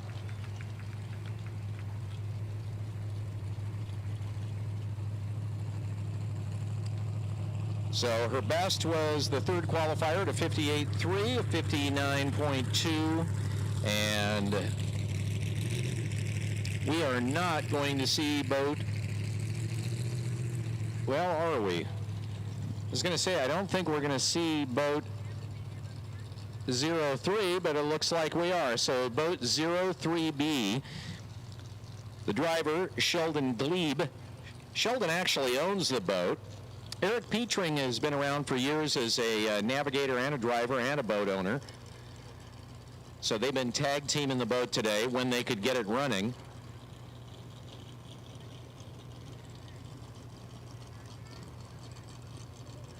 And while we wait for that, we'll bring out boat 151 in the 400 class. So Cole's had two clean runs in a row, Q2, Q3, as fast as a 53.656 in the second qualifier.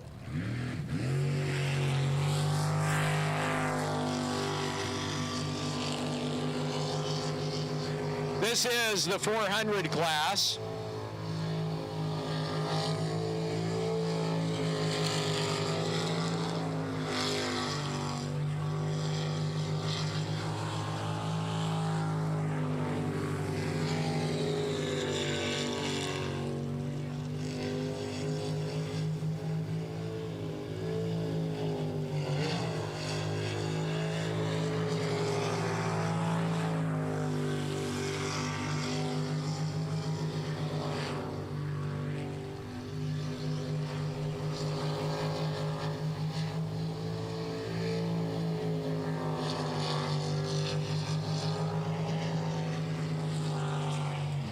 Clean run.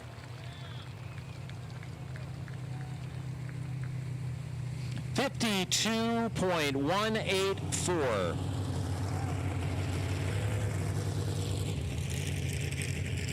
And that is his fastest run of the day.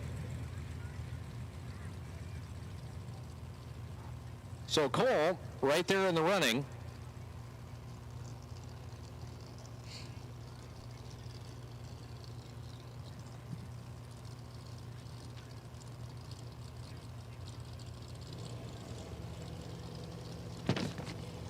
And right now, waiting for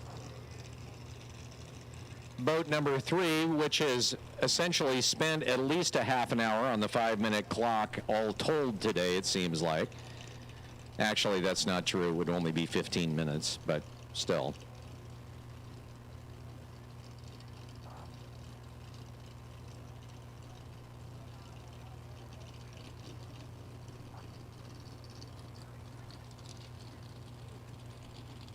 So this will be boat 42. Dan Hatch, Wendy Model, boat 42. He had one clean run in the first qualifier and then a couple of fairly exciting DNFs thereafter. We'll see if Dan can harness the machine and get another clean run.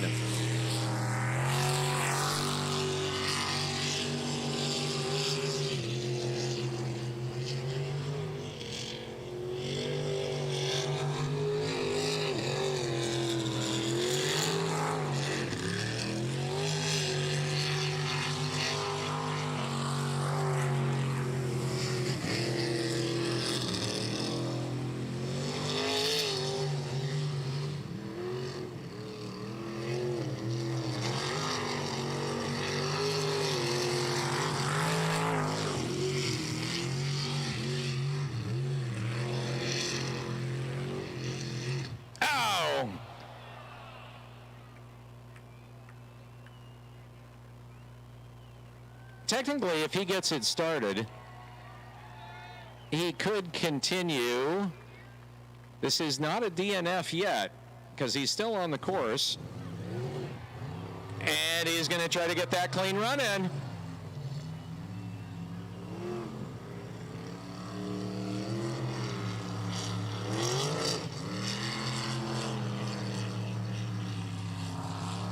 And it's a clean run.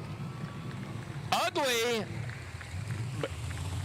So 75.254.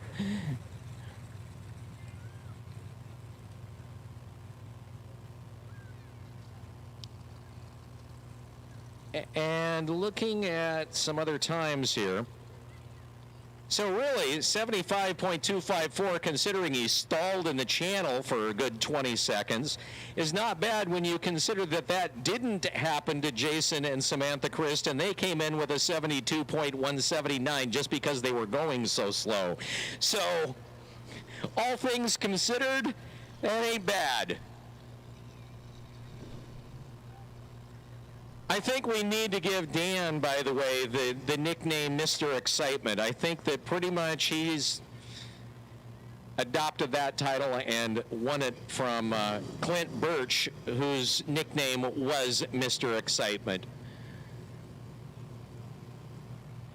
I think Dan now has pretty much grabbed the title there, at least today. All right, so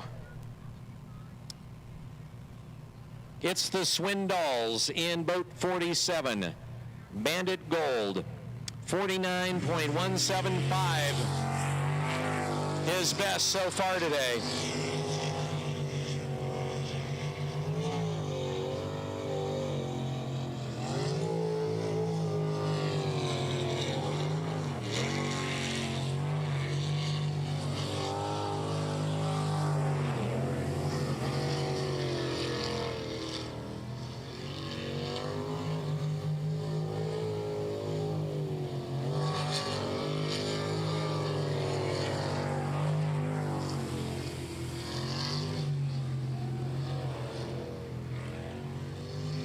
Nice solid run.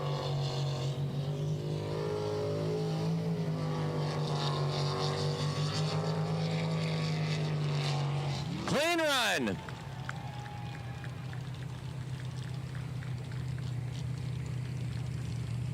So it looks like a 48.646.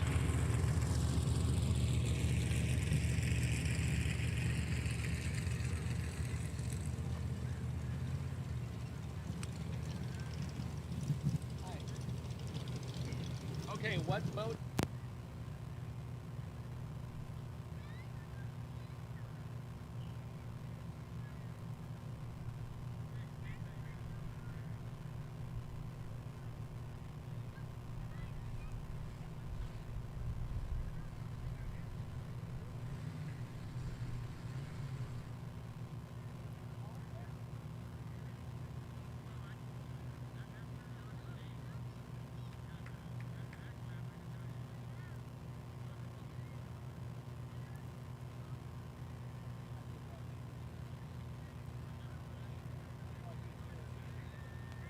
All right, boat number 2. 58.02, part of our 400 class. Von Trapp.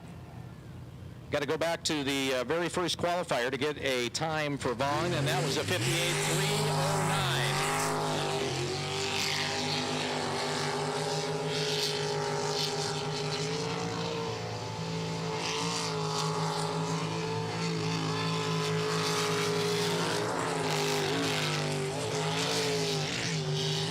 Here we go to the rodeo.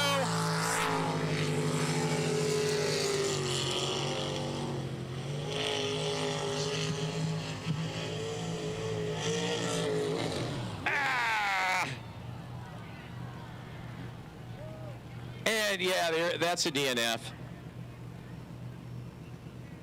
Well, no doubt about it, he was coming out aggressive. And then the pinball effect, and he says hello to the island hoppers.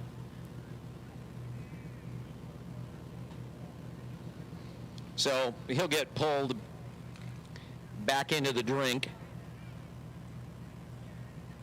And let's check in with John from KISM. John, you out there, dude? Yes, I am here. All right, this little guy's all proud to watch this. What do you think of this racing? This is cool. Yeah, he's enjoying his first race ever. Kids love it. And when there's a little bit of downtime, another thing the kids are going to love is the Murder Hornet. The Murder Hornet here under glass. Come take a look at that.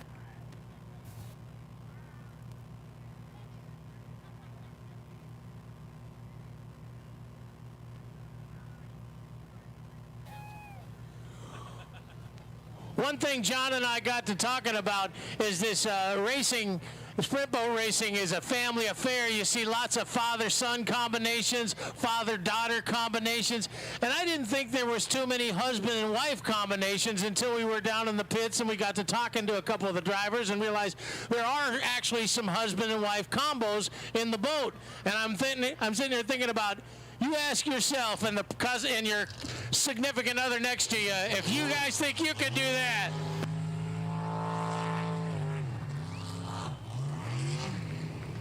I know it wouldn't work in my car or my boat with my wife.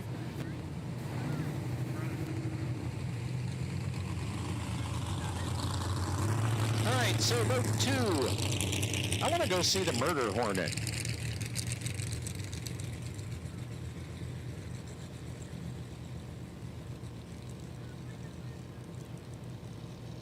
Yeah, last year, had it not been the year that it was, a Murder Hornet would have been a big deal, and it was kind of like on the top list of top 10 things that kind of came in at number 9. And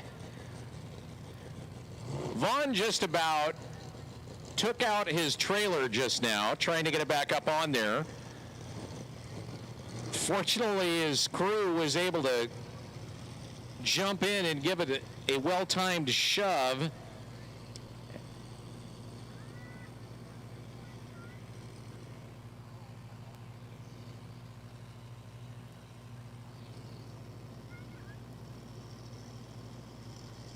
So are we going to, we're waiting to see if, so boat number 5 backing into the water, and in the unlimited class, boat 35, Chris Monroe was just making his way out. They called him off.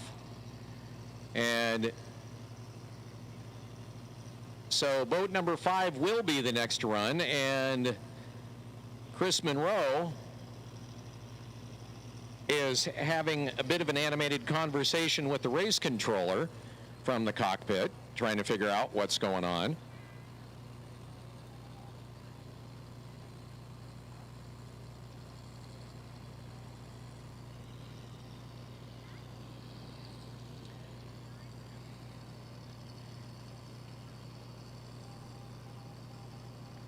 So it looks like boat 35 is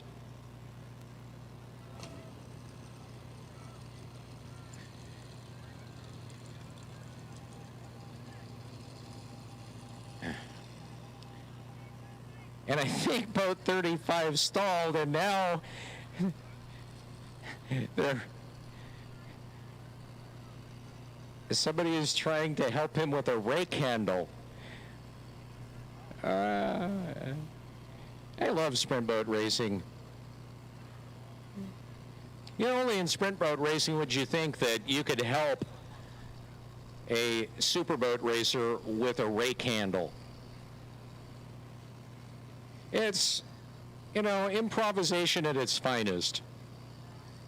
A lot of these guys, actually, and ladies as well, are, for lack of a better term, barn engineers. And when I say that, I say that with respect, because a lot of these, for instance, Eric Werner, he designed and built his own hull. A number of the drivers have built their own boats, literally from scratch, fabricating and designing their own hulls. One racer, who unfortunately is not here today, actually made his own pump. So a lot of garage engineering in some of these boats, and it's kind of what makes it a fun sport. One of the many things that makes it a fun sport is the variety and diversity. And now, boat 151M is coming in, and we had been waiting for boat number 5. So at this point, it's anybody's kind of guess and a lottery as to who's coming out. Kyle Patrick. Oh, man. Kyle is going for it.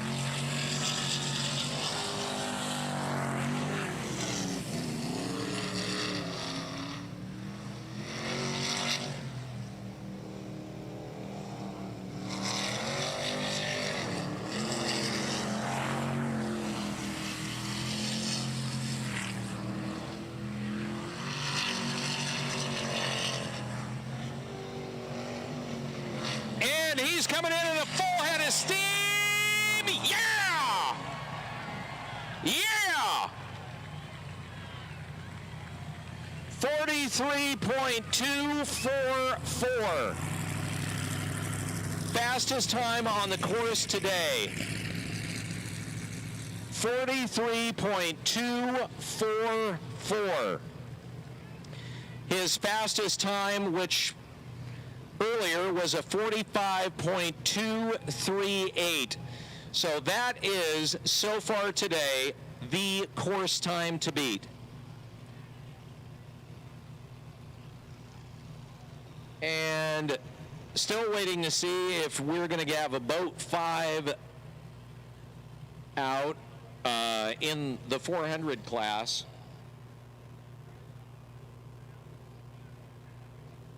Still don't have the engine started on that, and it looks like they're going to bring in boat number 35. So boat 35 back into the start channel. They brought him out. Kyle Patrick came out, and they'll bring it out again. So these are the Kiwis, Chris and Katie Monroe, the husband and wife team from New Zealand, now living in the U.S., in boat 35. Chris spent a number of years racing down under in the series going on in Australia and New Zealand.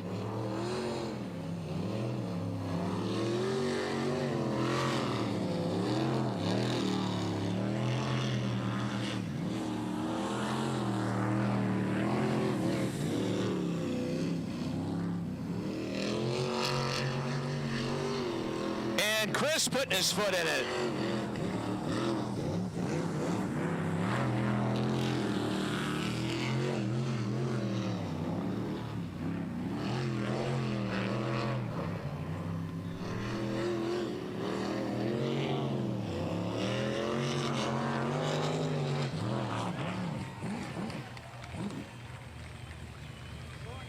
He gets it done with a 46.377. So that is his best time so far rolling today, a 48.377. 1:02 in the Q2, and he bests that by almost 2 seconds, about 1.7 seconds, and that'll bring up boat number 4. So boat number 5 apparently on the 5-minute clock in the 400 class as Dean Lautenschlager in boat 4 makes his way out.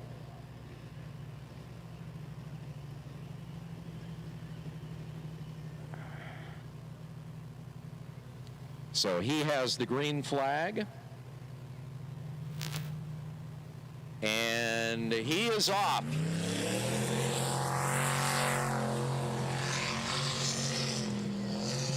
So Dean Lautenschlager coming out quite a bit more aggressive than he has in the previous rounds. A lot more aggressive.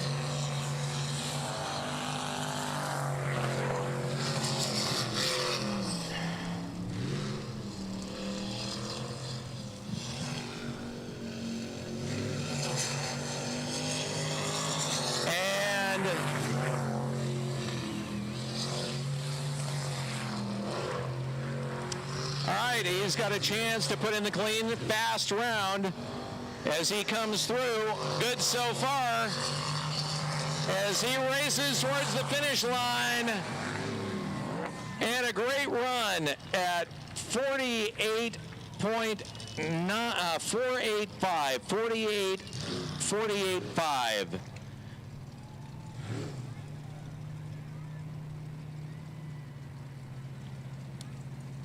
So his previous fast time was 58 seconds. So bringing some steam on there at the end with, it looks like, boat number 5 now from the 400 class. The engine is finally running.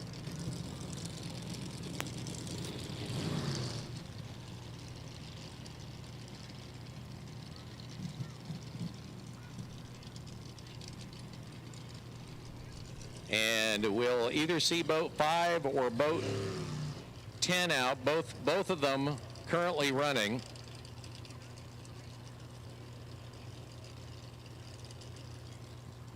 As we're just about done with the 4th and final qualifier.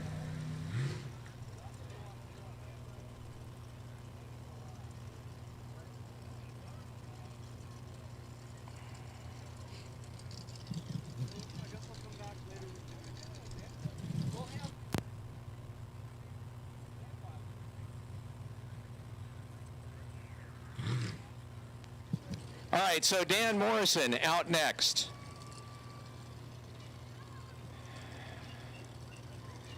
From Port Angeles.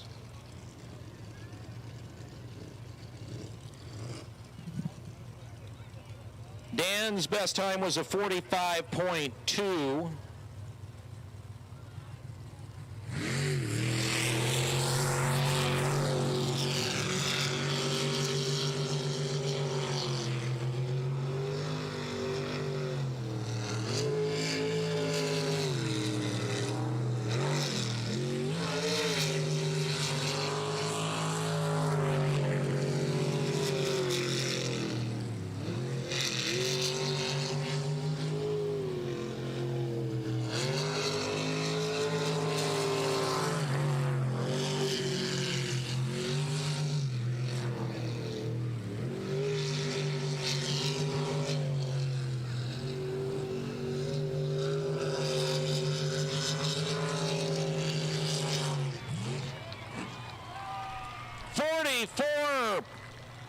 .515.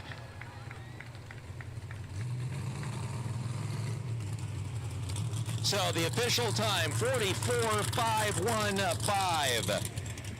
And all of the unlimited class boats putting in their best times in this last run.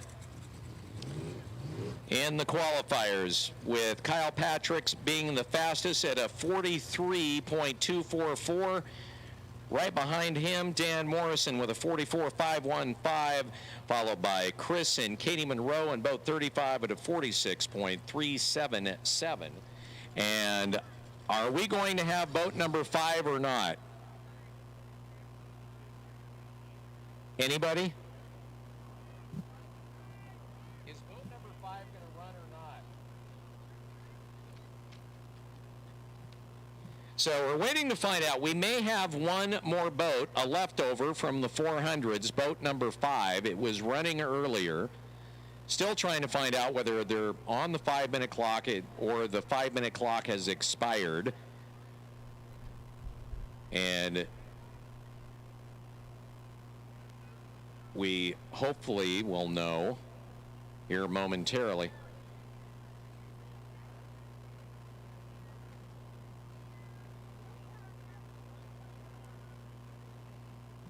He's still in the water. By the way, coming up, we will do the racer and driver and navigator introductions. And then we'll take a short break. We'll have some interviews that'll be coming up. And boat number 5 out of the water, they're done for the 4th qualifiers. So that said, we will start doing the driver introductions. So boat number 5 gets the did not start. And race controller, are we ready to do the driver introductions or not?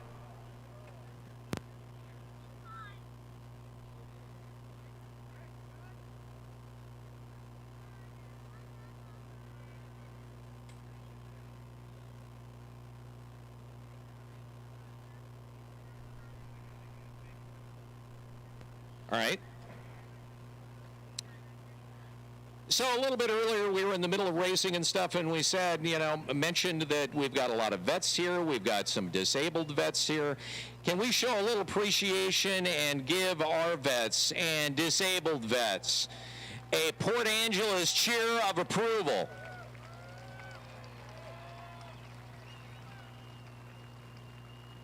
Thank you so much for serving, every single one of you. Also, we'd like to give a big thank you again to our safety crew guys. You've seen them walking in here. They're going to get a bite to eat. Thank you, safety crew. We thank you.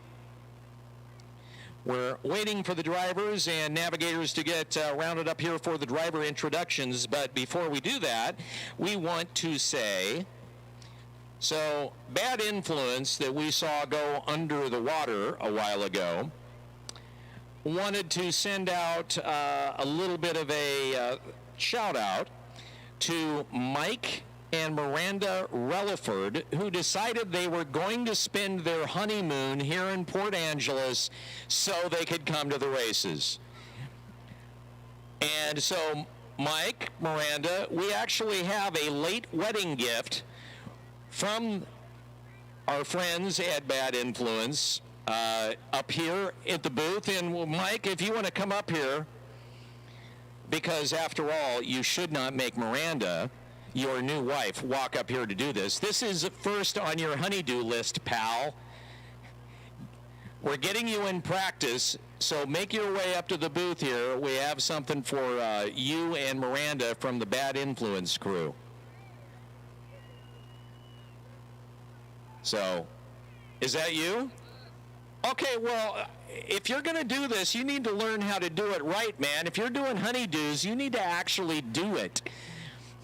So Miranda's down here. He's just like standing down there, okay, I'm down here. No. That's not the way it works. As somebody who's been married for over 30 years, that's not the way it works. All right. From Bad Influence, congratulations. So you decided to spend your honeymoon here? Yep. And where are you from originally? I'm from New Hampshire originally, but we live in Gig Harbor. Right on. So, and when did you get married? I mean, like in the last couple of days? Yeah, on Friday. All right, well, congratulations. Thanks for coming out here. Congratulations. Good luck to the two of you, and you really need to work on how you perform your honeydew stuff, okay? I'm just telling you, you just need to work on it. Yeah, happy wife, happy life. You got it. That is true. Very true. Not that I would know, but it's true. All right, we're waiting for the racers to make their way over here so we can do driver and racer introductions, which hopefully will happen sometime today.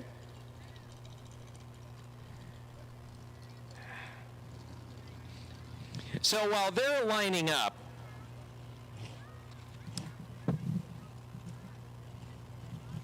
we had a chance yesterday at the Show and Shine to meet up with some of the drivers, to chat with them, to kind of talk a little bit about things. And now we have, before we get to that, now we have Cody Lane Carr. I bet, Cody, you're wondering, why is my name being called out on the PA? Why am I, Cody Lane Carr, being fingered by the man for some reason? Well, Cody Lane Carr, I have your driver's license. And I'm looking at it. And compared to the last guy's driver's license, this is not a half bad picture. It's not a great picture, but it's not half bad. So, Cody Lane Carr, if you would like your driver's license back, it's here. I have it. I will give it to you, as long as you pass a certain amount of questions. We may actually give her an impromptu driver's test up here. All right, so we had a chance to talk to Dan Morrison, of course. Dan, one of the driving forces behind the Extreme Sports Park. And, of course, you saw him out here on boat number 10, Wicked Racing.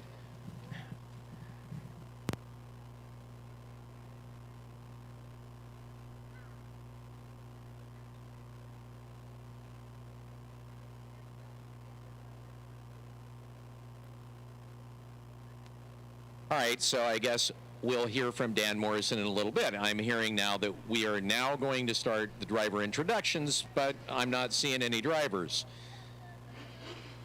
So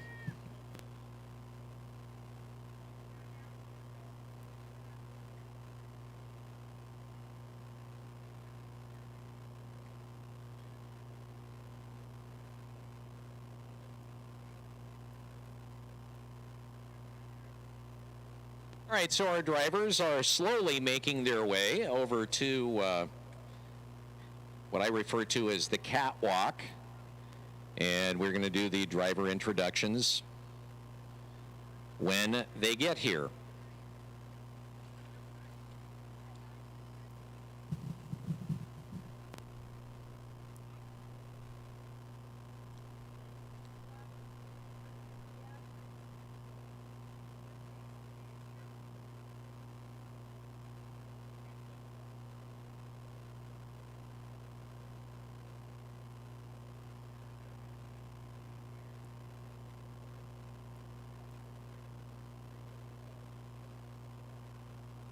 Okay, so we are going to start the driver introductions now, and if the drivers aren't there, then, well, that's unfortunate. So we'll start off with the modified category. The modified class, of course, they are the small block 360 and smaller engines, and the modified class, boat 146A, Eric Werner and Tina Huff. So, Eric Werner and Tina Huff. And I'm seeing, it looks like Dan Morrison and Kyle Patrick coming out first. All right. They're all just kind of coming out and lining up, apparently is going to be the theme here. So we'll let them kind of single file out there, and we'll start over again.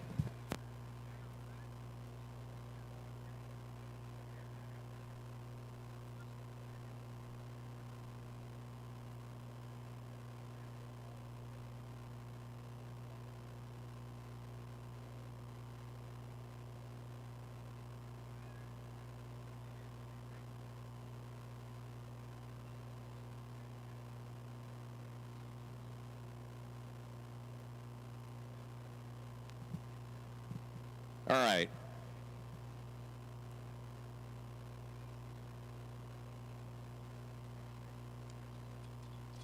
Let's start again.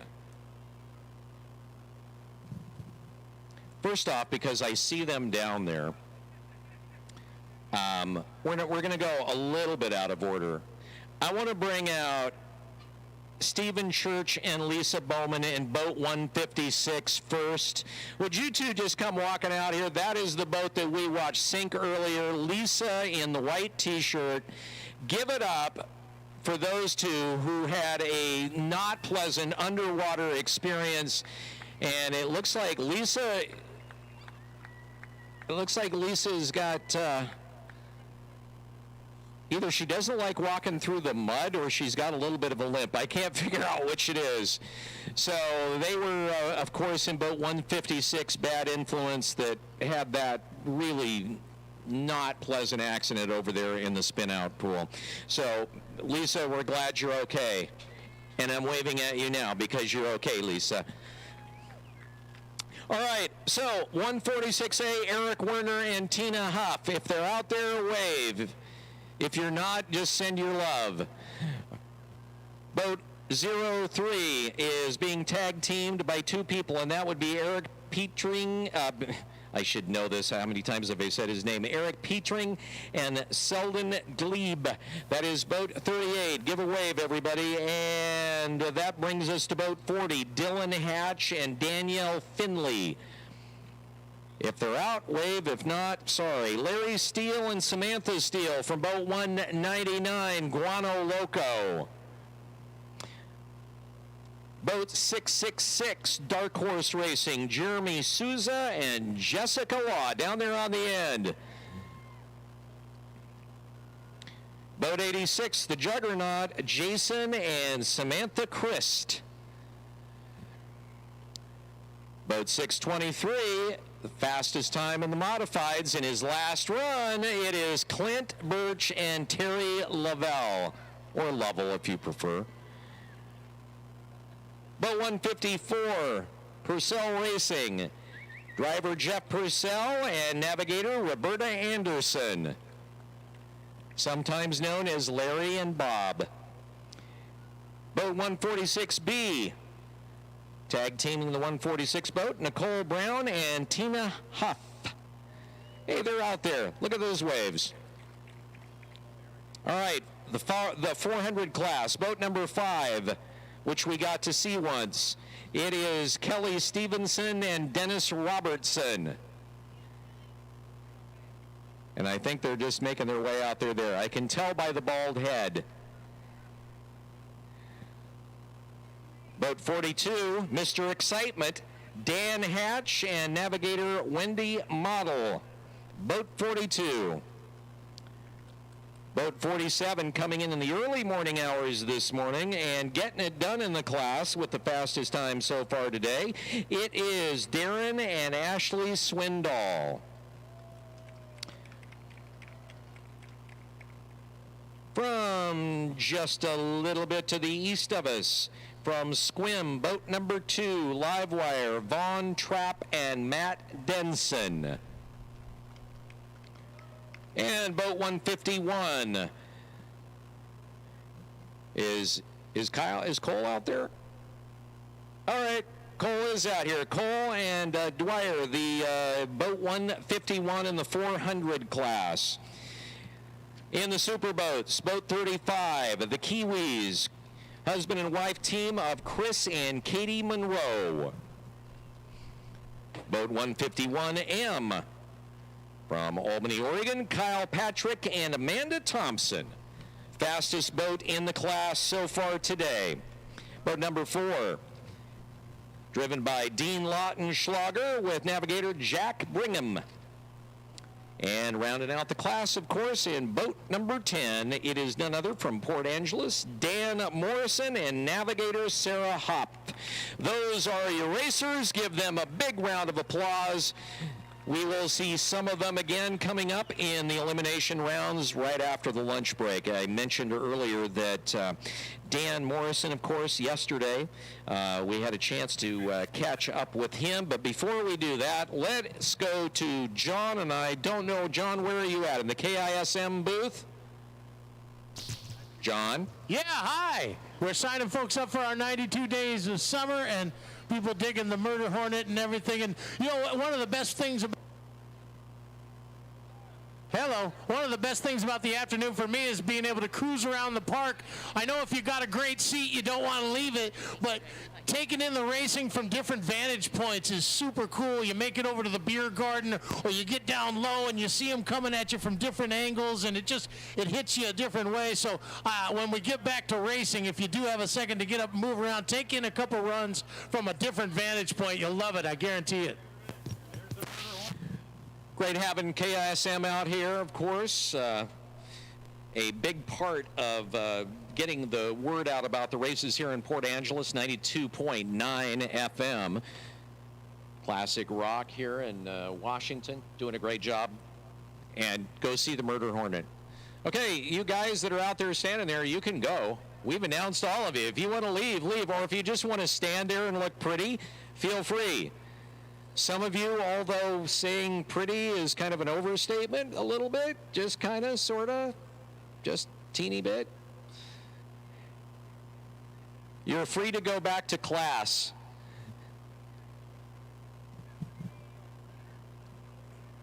All right, for the third time, had a chance to talk to Dan Morrison yesterday at the Show and Shine that was just down the road here, talking about kind of the time off, the things that have happened at the track, the things that you can expect in the future, racing today, the rotation, and a variety of things. Dan Morrison, one of the driving forces behind the Extreme Sports Park, and our chat with him from the Show and Shine Friday night. Hard to believe, Dan, but it's been almost 2 years since we've had racing here in Port Angeles. Yeah, Bill, the funny part about that is I've got a really good feeling about that because COVID gave us a year off. I was able to drain the track, straighten the track back out. We got the track interior under the water looking better than ever. The slopes are all accurate. We don't have any blown out spots on the edges anymore. Grass has grown down into the water, as everybody's going to see, and it'll make the wake from the boat die a lot quicker. And so COVID's been good to us for the most part. I'm real excited to get back on the track now and race. And then we've also gone and fixed the fence a little bit, as everybody will see over the start-finish line there. We used to have just kind of a big hole there, and it always made us nervous. And last year when Kyle crashed, we got to see some video that scared the hell out of us, actually. And he got to the fence so quick that nobody even flinched. And we knew right then that will never happen again. And if you go look at what we did, it's pretty bulletproof right across the start-finish line. So we're feeling better about that. And next year, our goal is to do everything behind the spin-out pool all the way back to where we kind of launched, just along that edge there, the west side. But that's coming in the future. We're going to keep everybody kind of away from that right now, where they've jumped the fence last year. And next year, I think we'll be able to get right up tight. I got 10-foot fencing for it, and we're going to make it bulletproof. So that's our plan. All right. I was taking a look at it earlier. Definitely the track looks good. Very good. Good. Thank you very much. I appreciate that. And I've heard a lot of good positive things from the racers, and I think it's going to be real fast for sure. It's going to be fast. It's also kind of a cool rotation and a lot of back and forth and around and back. I can see where new racers in particular are going to get totally turned around there. You know, I think you're right. Of course, we've drove most of the different angles on the track, and this rotation has all the tough ones in it for sure. And just that alone, and like you said, kind of coming back on yourself all the time, that will be confusing for sure. And I don't know. I'm looking forward to it because it's got some technical stuff in it. We always do pretty well in that type of thing, and I know some of the slower boats a lot of times do better when it's technical like that because they can go through it faster. And what the other guy's trying to slow down. So I don't know. I think I'm going to like it. I really do. I think what struck me was right off, it's a left turn, which I think you may have done it once, but it's been a while. Yes, we have done it before, but you're right. We typically take off, go straight or to the right, and left turn is going to be a different one. Then we go to the top of the track and do, like you said, some jig-jogging back and forth across the track a couple times right there, and that'll get confusing for sure. That second piece of the rotation is going to be a mind-boggler for sure. Well, what's going to be fun, I think, for the racers is to be able to watch the different lines that the racers take. I mean, everything is wide enough in the channels there that you can take different lines going through there, even though it's the same rotation for everybody. You know, and that's the cool thing about our track is, you know, a lot of our corners are big and wide, and I've said it before that, you know, a lot of these racers come here and go, oh, good, there's so much room, I can't go wrong. But reality is you gain a lot more speed because it's so big and wide, and that makes the track tight again, and that's where the issues come in. Usually when you wreck at Port Angeles, you wreck big. Yeah, no, that's true. That's what makes it fun for us too, though, you know. And most of the true racers, they like going fast, and myself included. You know, when you can get out there and keep that boat pinned all the time, that's a fun day for me. So I'm good with it. All right, let's talk about the boat. Over the course of the last almost 2 years, have you had a chance to do any tweaks, modifications? Otherwise, you were pretty dialed in before.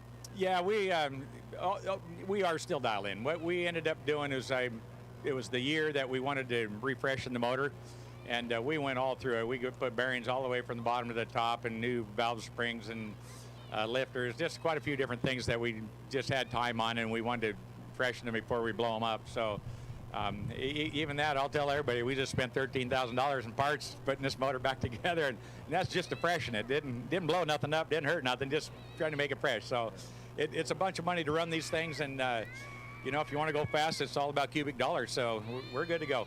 About cubic dollars, I like that. All right, so a lot of difference looking in the back of your boat and looking in the back of Kyle Patrick's.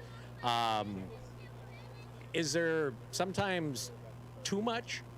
Well, you know, it's all about driving at that point, and you know, we see some guys in New Zealand, Australia that they've got the same kind of setup, and they can run it.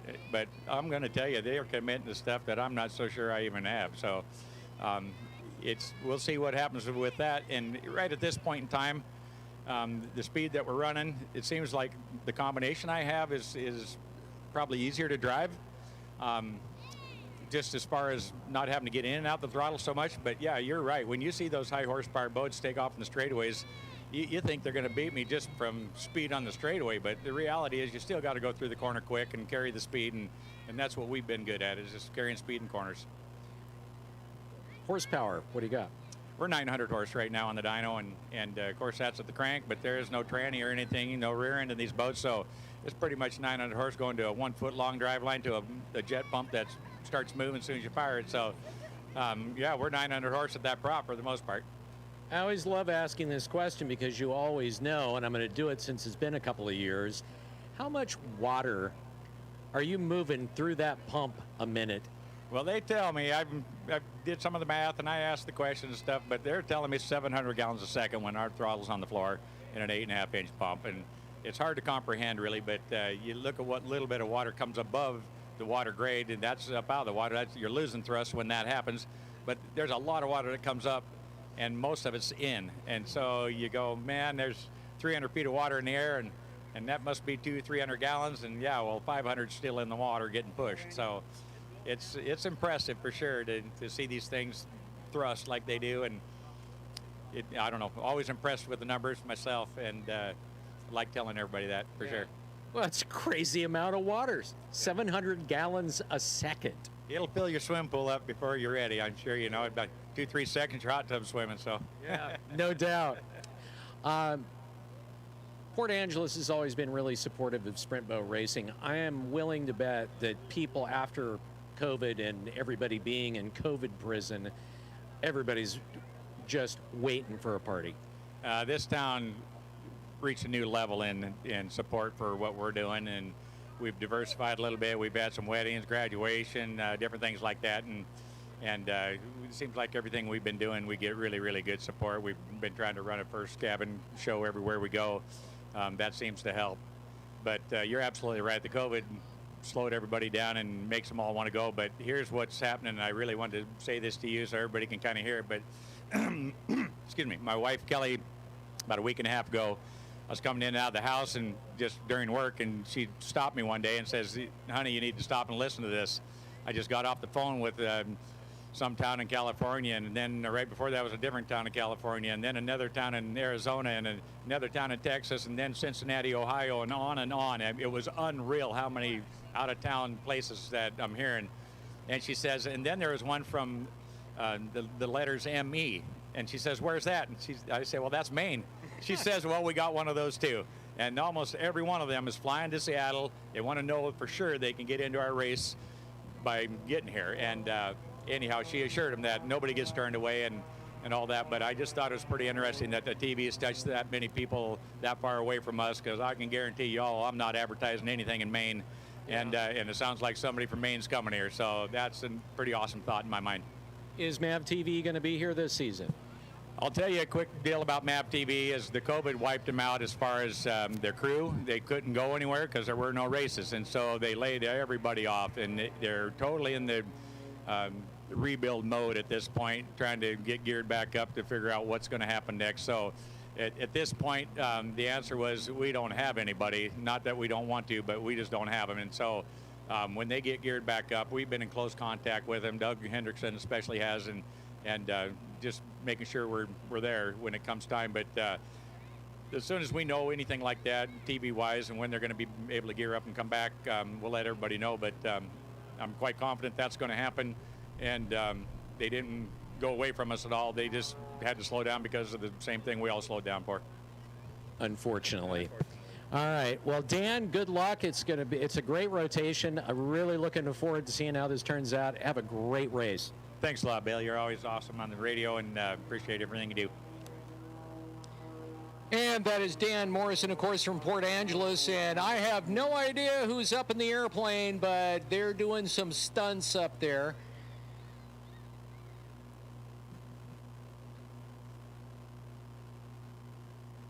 I like the prop hang that they were doing earlier. So, don't know who that is, but whoever it is, thanks for the aerial show. Doing some aerobatics out here at the Extreme Sports Park. All right, so I want to first off throw out a thank you to the folks that are doing the sound here, and that is Mobile Music, and they would like to thank you for coming too. I have got a pair of really nice Kenwood earbuds with the mic so that you could use it as with your phone, and one of their t-shirts. Now, here's what you have to do if you would like to own that.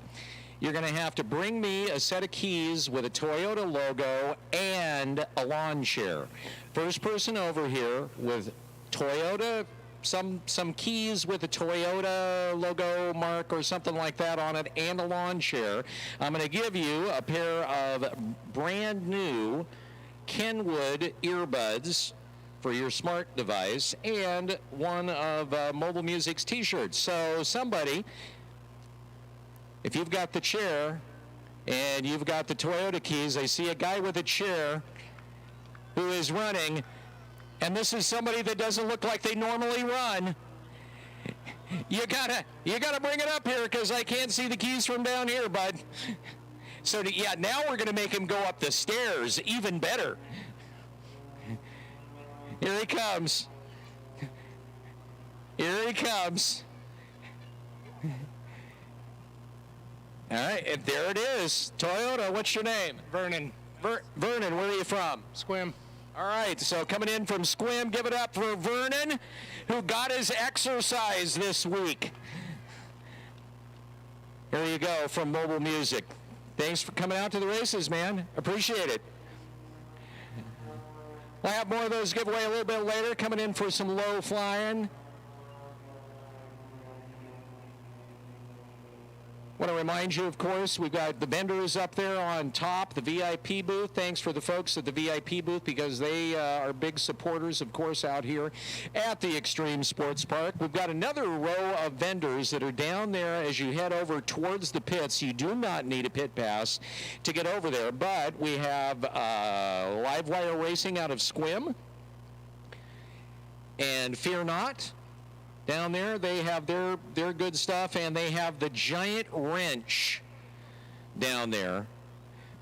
Clint, who owns Fear Not, is a fabricator, and a lot of the things that are in his boat, he does a lot of carbon fiber, Kevlar manufacturing and fabrication. And a lot of the stuff, I mean, the seats in his boat are a complete amalgamation of nothing but carbon fiber and Kevlar. Anyway, he makes these giant wrenches. And I don't know how big your nut would have to be to use that, but it's big. So he's going to be giving one of those away, and I think you're doing a drawing for those. Is that right? Can somebody over there at Fear Not give me a hands up? Are you doing a drawing for the big wrench? I think that. Are you doing a drawing for the big wrench? Give me a hands up. You are. Okay. So you go down there and sign up, but they've got T-shirts and hats. I don't know if they have their sunglasses this year. I love their red sunglasses. They have those down there. Livewire has some of the coolest hoodies. I love the color combination on the hoodies. They got great hoodies. Wicked is up there on the vendors up on top. You've got Team Wicked, the Extreme Sports Park, so you can get some of their gear, T-shirts, hats.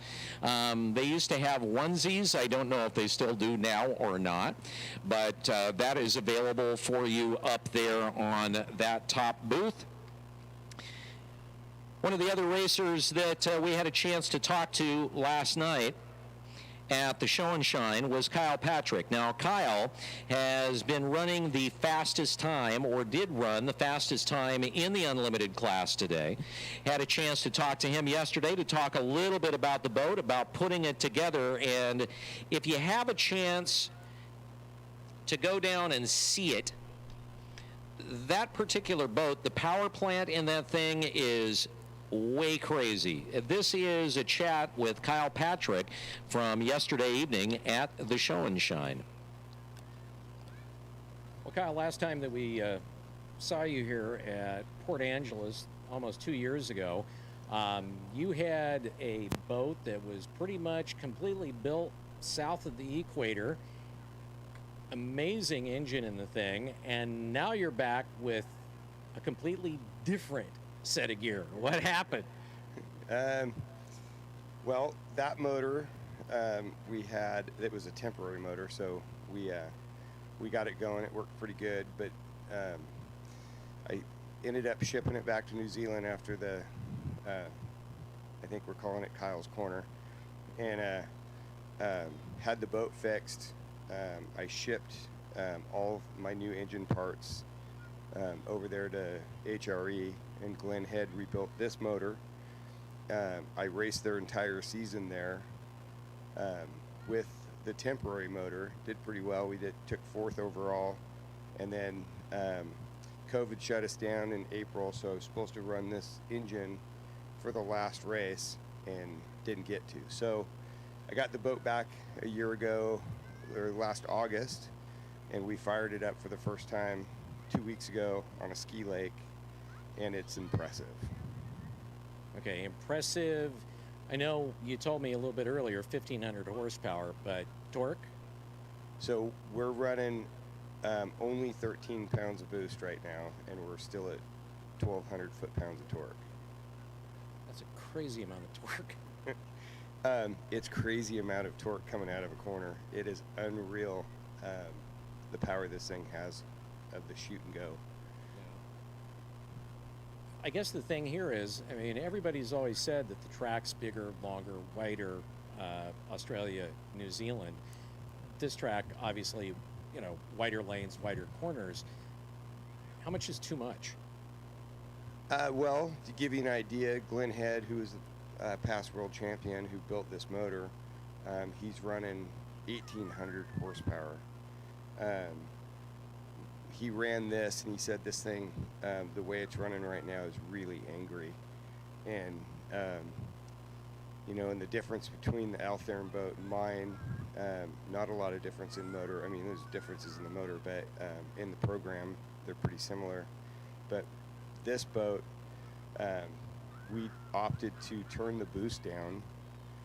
He had it turned up when he tested it, and they said this thing was incredibly fast.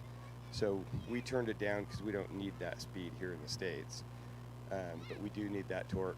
And so this track, yeah, the channels are pretty good. Some of the tracks in New Zealand are a little bit wider in the intersections, but the difference, it's not so much the speed down the straight, it's keeping the corner and getting out of the corner the fastest.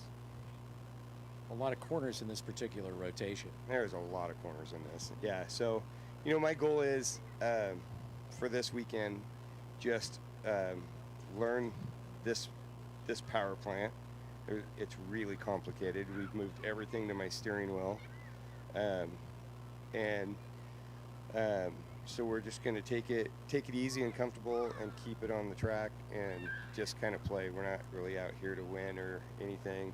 I know that's a really bad statement, but we'd like to, but we also want to learn. There's a lot that goes on behind the scenes with this level of boat now, and we just want to make sure we're doing it, because the goal is for a World Series and compete with the big boys again.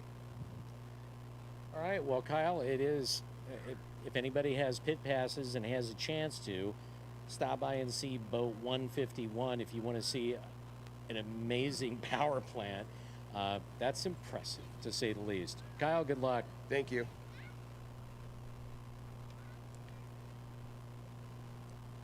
And that, of course, Kyle Patrick, who is leading in the unlimited class. So the way this will be in the eliminations is that the boats that qualify, the slowest qualifying boat will go out first, and the fastest qualifying boat from the qualifiers will go out last. So the last in the unlimited class that we will see coming out will be Kyle Patrick. It would be, actually, if we were doing the eliminations right now in the unlimited class, the super boats, we would start off with Dean Lautenschlager and Jack Brigham, then Chris and Katie Monroe, followed by Dan Morrison and his navigator, Sarah Hopf, and then, of course, Kyle Patrick and Amanda Thompson would be coming out last there. That's the way that it works. We're waiting for the official sheets so that we can give you the order that they're going to be coming out in the different classes for the elimination rounds, which will get underway in a little bit. Here at the Extreme Sports Park, another license. Okay, now this is a license. This lady knows how to take a DMV picture. She actually smiles. Sarah Louise McAllister. I have your driver's license up here. You are from Port Angeles, Washington. And by the way, you need to get to DMV because your license is expiring next month. Just saying. And, if you don't want us to start getting into the, personal details like your height, your eye color, your weight, you might want to make your way up here, Sarah Louise McAllister, where I have your driver's license up here at the booth. That's interesting. Normally we get a lot of keys. It's not often that you get just a simple driver's license. So looking for Sarah Louise McAllister. And there she is. Yeah, no, I'm calling you out. You're the one that was silly enough to lose your license, and you have a great smile. It does look like you, but you weren't wearing makeup then. You're wearing makeup now. There you go. Enjoy your license. You're welcome. Thanks for coming out. Appreciate it. Anyway, Sarah Louise McAllister, everybody. Give Sarah Louise a big round of applause for just showing up. There she is, Sarah Louise. She said, I'm not going to say what she said. She said, thank you, you're a, and you can fill in the blank however you want to. You can apply your own particular adjective there. Actually, I think that one would have been more of a pronoun. Okay, we have one of our safety crew guys. Hey. Can we get some swag from the crowd there, boss? All right, so one of our safety crew guys. Do you have the big giant slingshot thing? All right. Load me up. Our safety crew does this every year where they bring out, those are the only ones, I don't know if you can launch those. Is that a challenge? All right, we're going to challenge. Okay, so our safety crew guys have this big thing that is like the world's biggest wrist rocket, and they launch T-shirts and a variety of other things. We're going to see how well a pair of headphones launch with their T-shirt wrist rocket, which is a three-man job, actually. And we'll see whether they're able to get one of those headphones over to the group. So they're going to be out there. Hey, wait a second. I got another T-shirt. I just found it. Go for it. So 4 T-shirts are going to be coming your way with an aerial bombardment, courtesy of our safety crew, who have done a great job today keeping everybody safe. Definitely on the spot when Boat 156, Bad Influence, took the submarine dive. Definitely, they're doing a great job out there. A lot of the safety crew members, by the way, are first responders of one kind or another. So it's good to have those kind of folks out on the islands, making sure that our drivers and navigators are safe out there as we race here at the sports park, Extreme Sports Park, here in Port Angeles, although I don't need to tell you that it's Port Angeles because you found your way here. By the way, visit Penprint for all of your graphic and printing needs, located in downtown PA. Heather and George are out there doing the good work. They've supported the Extreme Sports Park from pretty much the very beginning, and we appreciate everything that they do. Also, a big thank you to Platypus Marine. They are one of the largest indoor full-service shipyards in the Pacific Northwest. They do marine refits, repairs, new construction. They provide services to government, commercial, fishing, and private vessels. Platypus Marine, Inc. They are your partners for an exceptional project. So they do a lot of really custom, big-time work. Also, a big thank you to one of our new sponsors, Red Carpet Car Wash. If you want to get the best car wash on the peninsula, they're open 7 days a week in Carlsberg, right next to Big 5 Sporting Goods. If you're looking for a smoothie, check out Aloha Smoothies. They're offering a variety of cold, fresh smoothies. Go figure, hence the name. Made with real fruit juice and the freshest fruit around, you can cool off with one of Aloha's smoothies. They're out there, open and available and ready for you to stop by. By the way, a big thank you to the Lower Elwha Food and Fuel. That is where we had the show and shine last night, right out there off of Dry Creek Road. And that's where we do the show and shine every race, and when come up in the second weekend in September, where we will be doing another show and shine from 4 to 6 p.m. And if you're going to be coming out for the races then and you'd like to get a close look at these boats and talk to the drivers, that's the place to do it. They have regular customers from the west end to east of Sequim, and they know how to serve you, neighbors in the community, and doing a great job out there. And it's a great venue to do the show and shine that, you know, we have done. Well, one of the folks that came in this morning, literally driving in this morning and having to try and learn the track in short order and the rotation, learning it literally just about an hour before race time, was Darren Swindoll and his daughter Ashley. Had a chance to talk to them this morning as they were feverishly trying to get their boat set up to run. Darren, definitely you were rocking and rolling in St. John in the last race, and same pretty much competition here. Yeah, it's looking good. You know, we've got a good field here in the 400s, and yeah, St. John was a blast. We had a really good weekend. Fortunately, we didn't have any DNFs, and we got the track down early, and yeah, it was a good run. Definitely was a good run. Actually, it's a whole series of good runs.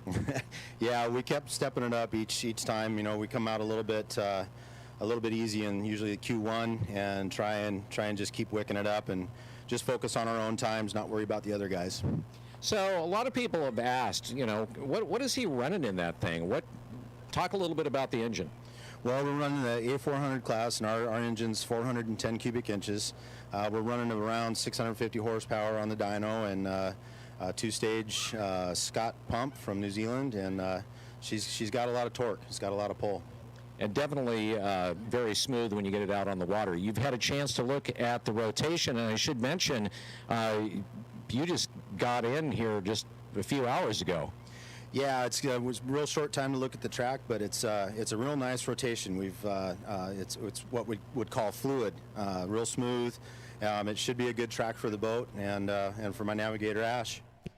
I want to thank those who have stood by through the lunch break here. I guess we're going to be probably getting underway within the next 15-20 minutes. The number 156 boat, I personally walked down there and took a look. They were working frantically, trying to get it ready to put in the water and attempt a restart. Fingers are crossed that they're able to get back in, but the navigator was cleared by the medics, and driver and navigator are more than willing to get back in there if they can get the boat running. So that'll be interesting to see how that works out. We'll be back to racing here shortly. Thank you for viewing. All of the officials need to go to the timing booth now. All officials to the timing booth now. Race officials, wherever you are, go to the timing booth. Race officials to the timing booth. The expectation is we're going to be racing here in about 7-8 minutes. So if we can get the safety crews kind of wrap up whatever it is you're doing and get ready to rock and roll out there on the islands. Officials, we need you to make your way to the timing booth to check in with Melody. That would be all of our officials, number of race officials, a lot of different people it takes to pull this thing off. In the timing booth, we've got a couple of timers there, the lead and assistant timers. They're not only doing it digitally, but also hand timing it in case there were an issue with the automated timing system. You have a race controller and an assistant to the race controller. Of course, the person who's in charge of all of the safety crew members and our spotters. We've got 2 spotters that are watching the boats to make sure that they follow the proper course, the rotation around the track. And a lot of other people that are involved down there on the ramps to make sure that people are getting in and out safely. That's another reminder to you, if you're going to be down in the pit area, if you're one of the folks that has a pit pass, make sure that if you've got your kid with you that I'm not going to say put a leash on them, but make sure that, because there's a lot of activity going on down there, a lot of movement of some heavy vehicles, you need to kind of keep them in tow. Doug Hendrickson, we need you at the timer's booth. Doug Hendrickson. Doug Hendrickson to the timing booth, please. Doug Hendrickson to the timing booth. Paging Doug. Dog. Oh, he waved. All right, he's gone. Anyway, a lot of activity going down there in the pit area. I mean, it's a great place to go down and look, but like I said, lots of activity. Make sure that you keep your kids in close quarters just to make sure nothing happens down there. No loose pets, of course, in the pits, and no smoking, because there's this stuff called race fuel, and it makes big fireballs. And we just really don't want to see a mushroom cloud coming from the pits. Excuse me. Anyway, racing again should start in about 6 minutes. Want to thank also Paul White, who is, as always, providing the video feed of the races today. You can see it at ESP. If you look at either Facebook or also on YouTube, it is ESP Port Angeles is where you're going to be able to watch the streams of the video. And of course, you'll be able to later, if you want to go back and watch certain crashes, you want to go back and watch certain runs, you'll be able to do that. So those things will be posted on both YouTube and also on Facebook, where you can check them out later. And who knows, maybe Paul is out there doing a scan of the crowd and you might see yourself and you can say, hey, look, I was famous on the web for 5 seconds.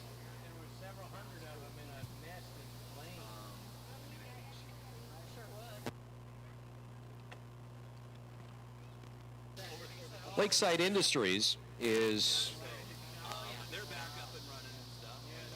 the Olympic Peninsula Division is a proud sponsor of ESP out here, and they're welcoming not only the racers but also the fans.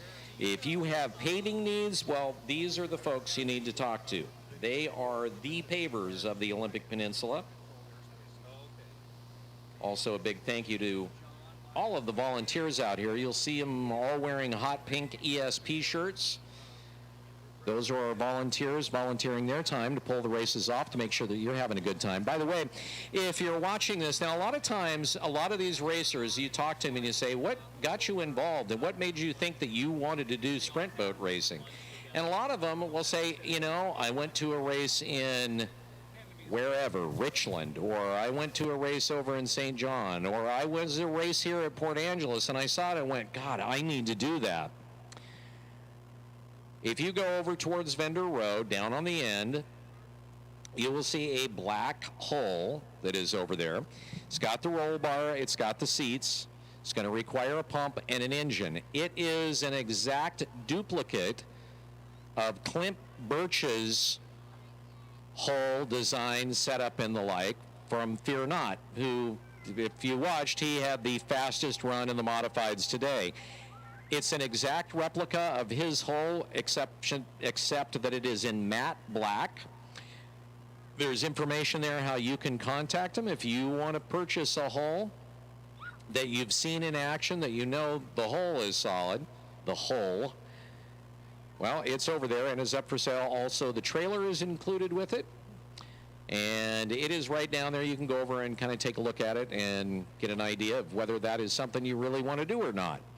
So if you're a wannabe racer and you want to get into at least a hull, you're going to have to supply your motor and pump, but that is a way that you can get into it. That hull is sitting over there on the trailer, and you can see it right down there by the team vendor row down near the pits.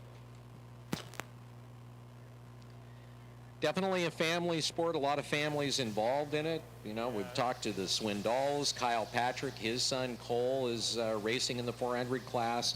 And we've got the Hatches, Dylan, the son of Dan Hatch. They're in the modifieds and in the 400 class. It definitely is a team event and a family event here, not only in terms of the folks that are spectating, but also when you go down to the pits. A lot of folks down there are related. A lot of times a father-son driver-navigator, or a father-daughter, or vice versa. And really, I mean, it's a good time. Good for families and a lot of fun. So you want to get involved? That's how you can do it. So we're hoping we're getting closer. You'd set up tables.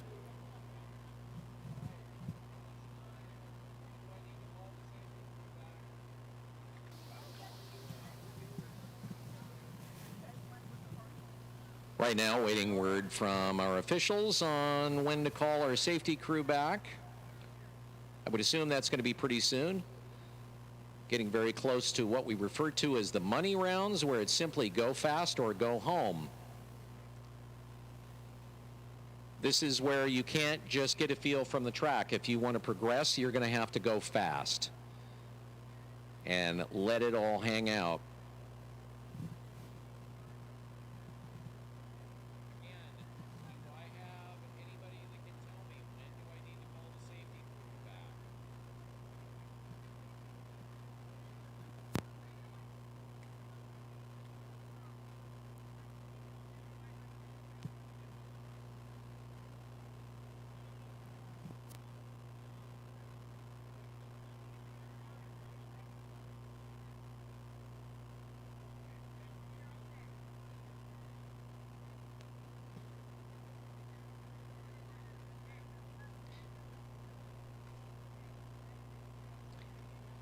So talking about Clint Birch in the Fear Not boat, he had a really rough go for the first three qualifiers and then put together a scorching run in the fourth been talking about the fact that that hole over there is an exact replica, duplicate of the hole that you watched out there. Chance to chat with him last night at the Show and Shine. This is Clint Birch. Fear not. Welcome back to Port Angeles, Clint. Good to see you back. For folks that are looking at boat 623 or have seen it, you do quite a bit of different stuff with your boat compared to some of the others. Talk a little bit about it.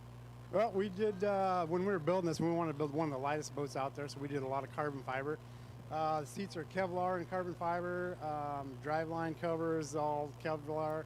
Same thing they put in bulletproof vests. And everything is all built to make this boat lighter weight, which is quicker and faster.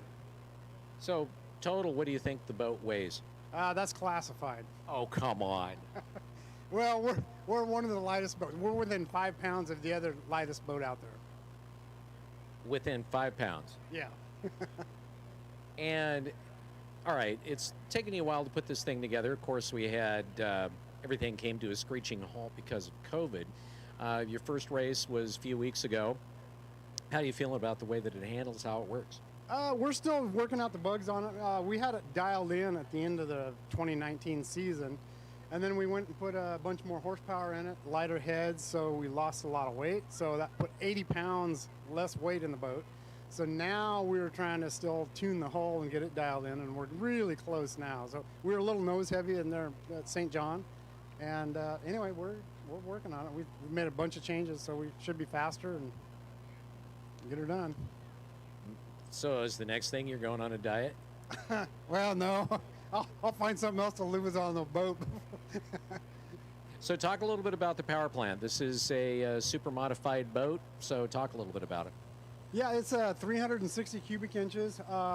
Everything's race. It's a dart block, aluminum heads, big cam, big intake manifold. Everything's race, and we're putting in, realistically, the mechanic said probably just a little over 730 horse. So it gets with it.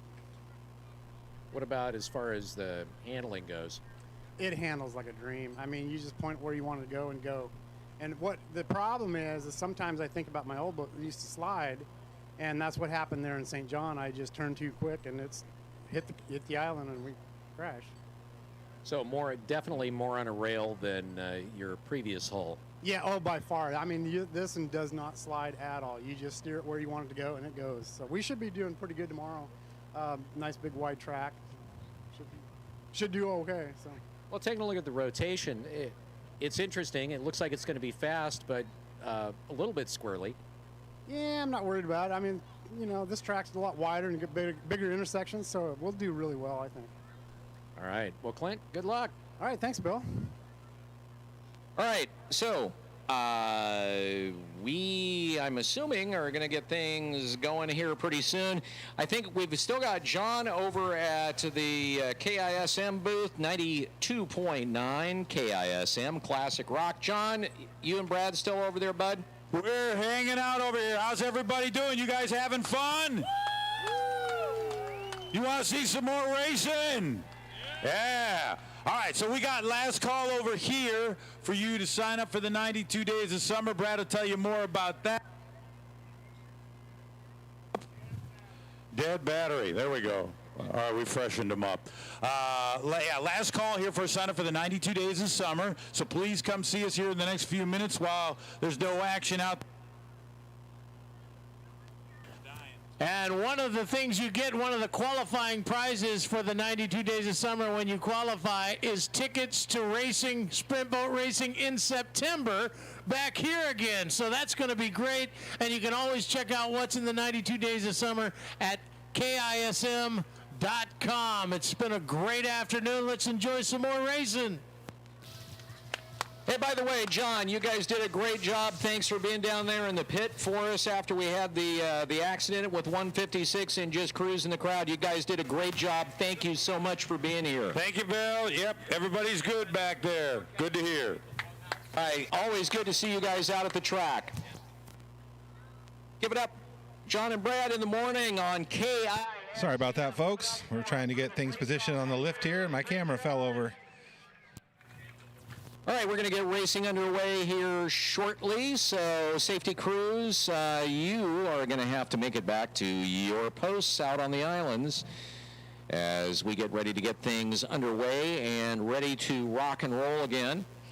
So, if you're one of those folks that has been writing down the names and numbers of the boats in the program, there's a place where you can do that, and you're keeping track. I'm going to tell you how this is going to go as far as where we're at for the elimination rounds. So in the elimination rounds, we have the quarterfinals, the semifinals, and of course the finals. In the quarterfinals, it is the fastest 8 boats, and they will come out from the slowest qualifying time to the fastest. So, in the modifieds, Jason and Samantha Christ in boat 86 will be the first out, followed by Larry and Samantha Steele in boat 199. Then boat 666, the Dark Horse boat, driven by Jeremy Souza, navigated by Jessica Law. They will come out third. Fourth boat out will be our team of Nicole Brown and Tina Huff in boat 146B. They'll be followed by boat 03, Eric Petring and Selden Glebe. Then Dylan Hatch and Danielle Finley in boat number 40. Second fastest boat in the class will be the next to last boat out, Eric Werner and Tina Huff in boat 146A. And then, of course, the fastest boat, we just heard from him, Clint Birch and his navigator, Terry Lovell. Then we get to the 400s. We have 6 boats that will be racing there. Boat 02, which is Livewire, Von Trapp, and Matt Denson, followed by boat 151, Cole Patrick, and his navigator, Dwyer. Let's see, then it will be boat 42, Dan Hatch and Wendy Model.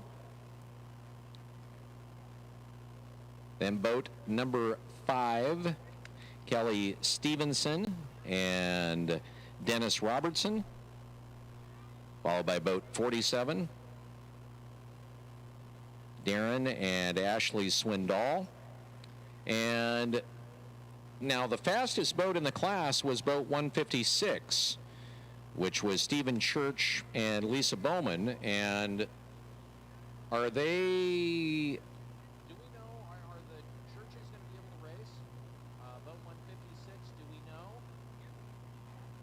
We're waiting to see, even though they had the fastest time and they would have made it into, obviously, the eliminations, whether that boat is going to be ready to go or not. So we'll wait to find out. So we're checking the status on 156. According to the groupings and the way that this is done, they had the fastest time, and so obviously qualifying for the eliminations. Question is whether that boat is going to be ready to go. We're going to be checking on that. In the superboats, boat number 4, driven by Dean Lautenschlager and navigated by Jack Brigham, will be the first boat that we see out. Then the Kiwis in boat 35, Chris and Katie Monroe, followed by boat number 10, Dan Morrison and Sarah Hopp. And, of course, the fastest boat in the class will be the last boat out in the eliminations and the quarters, and that will be Kyle Patrick and Amanda Thompson.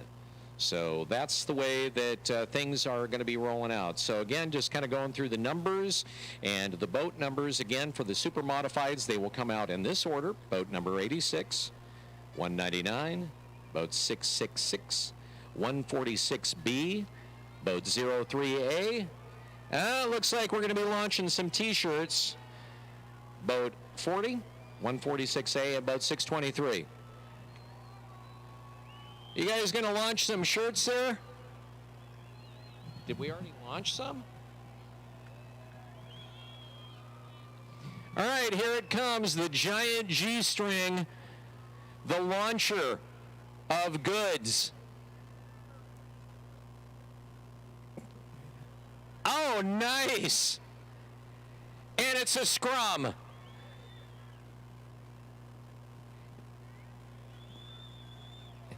So it's kind of cool. We're launching T-shirts, and then we have a little bit of MMA action going up there on the berms.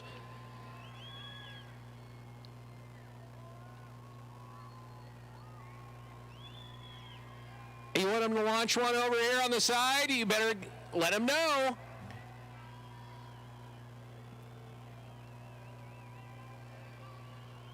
Oh. Totally taunting you.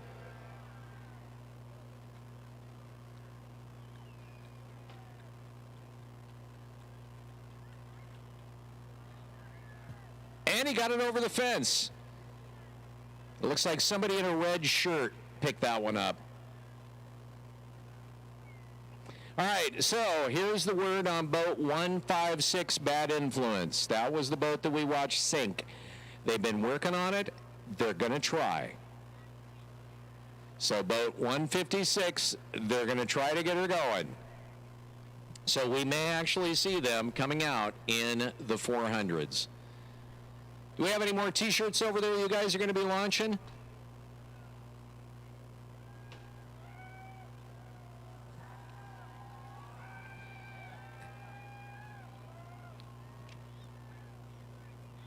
I know they had a set of headphones we were going to try.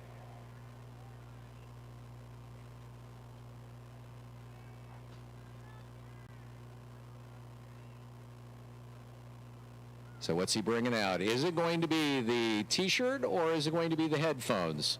He's going through his swag bag.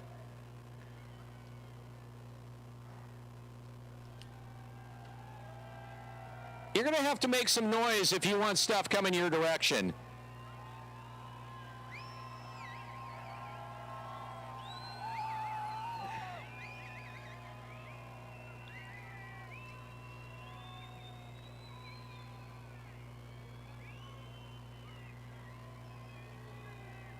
All right, here we go. Coming over to this side.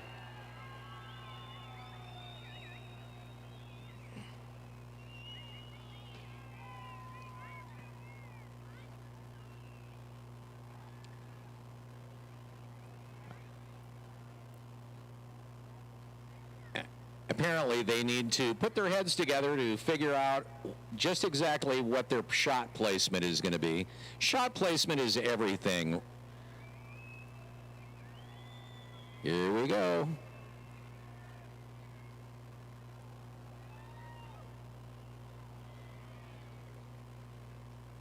I think that I think a kid ended up with that. It looked like somebody was not paying attention and it just hit them in the head. See, this is one of those things where you have to pay attention to what's going on in front of you. All right, it looks like we are going to be starting the engines. We are going to get racing underway. First engine, fire it up.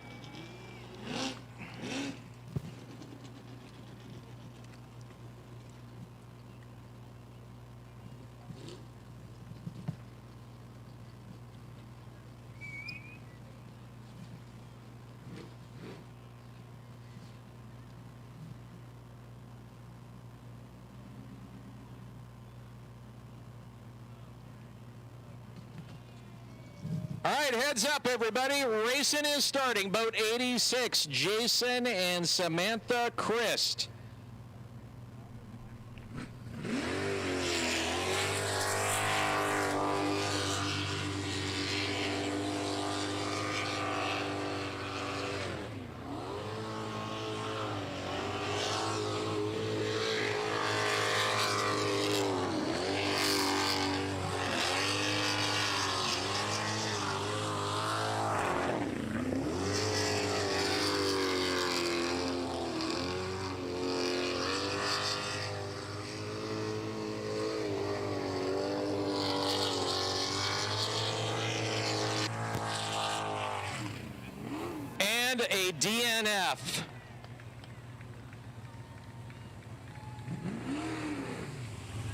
So a DNF for Jason and Samantha Christ.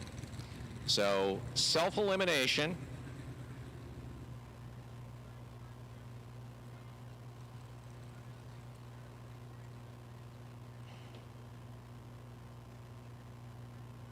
But 199, the Guano Loco yellow boat. Larry and Samantha Steele be bringing it out. Next, as they get it fired up.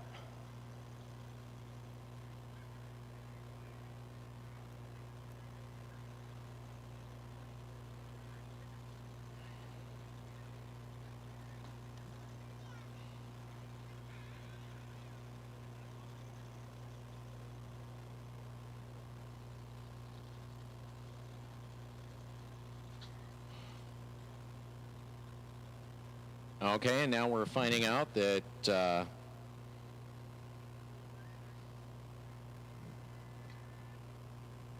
I thought they said they were going to hold the boats up.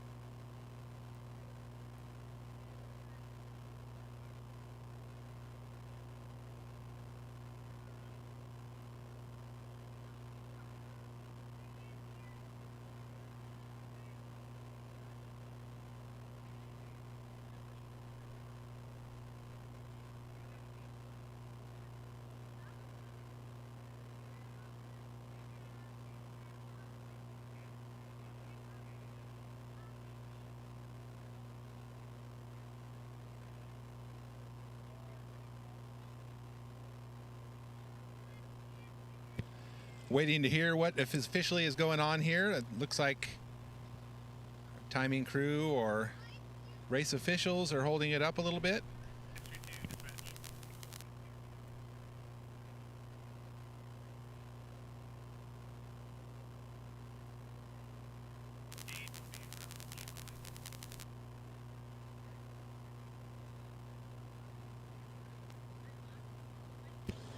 And that boat's back on the trailer, so we're not going yet.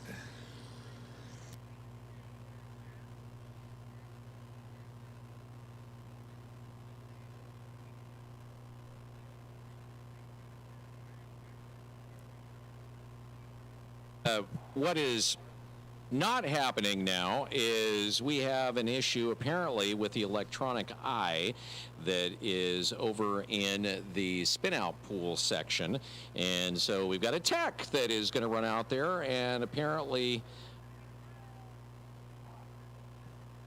they're going to change out a piece, so hopefully that will not take too horribly long as we try to get racing back done here. So again, they're changing out a piece over there, and hopefully we'll get that done. And a lot of running that is going on right now, and people staring at electronic eyes. And that's one of the ways that you fix at them. You just steer them into submission, which is what our safety crew is doing. They're giving them that look.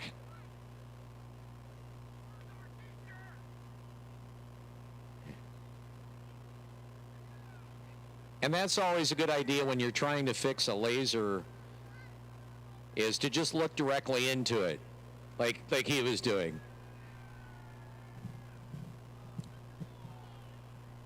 Are you guys launching shirts again? Is that what the deal is? You gonna launch something over there?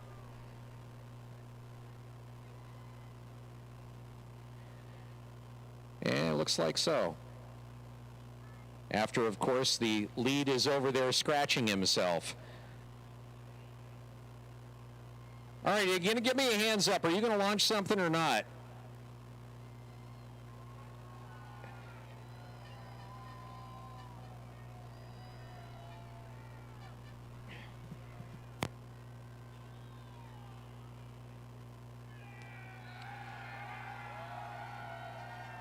Looks like something is going to get launched. All right, so we have a phone that is up here that has been brought up to the booth. And let's see, what are we looking at here? Is this a, appears to be a smartphone of some sort. Ooh, and you really, really, really on this phone really need to put some sort of security on it. Just saying. Oh, yeah. Oh, I'm into the photos. This is awesome. So they're going to shoot some t-shirts while I go through the photos on this smartphone. I will tell you that on the home screen, there is a picture of what appears to be a baby wearing headphones. So, oh, you didn't even get it over the fence. What's up with that? All right, so we have a smartphone with the home screen is a baby wearing headphones, looks like pawing a parent's face. If that is your smartphone, it is up here at the booth.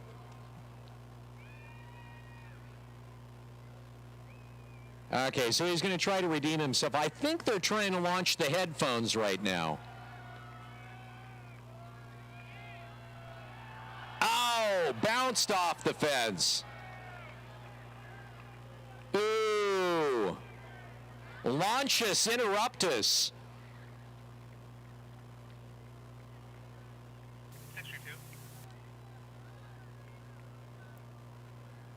Whatever that thing is going to be destroyed by the time it makes it over the fence.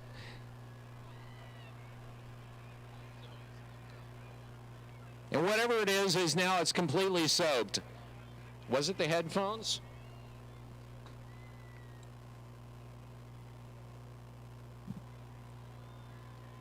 They're going to try it again. And there we go. He got it into the bleachers on that shot.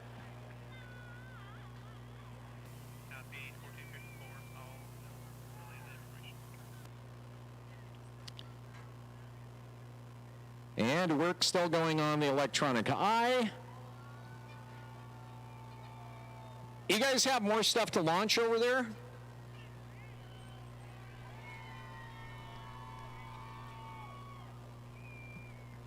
As they do the perp walk back to their island.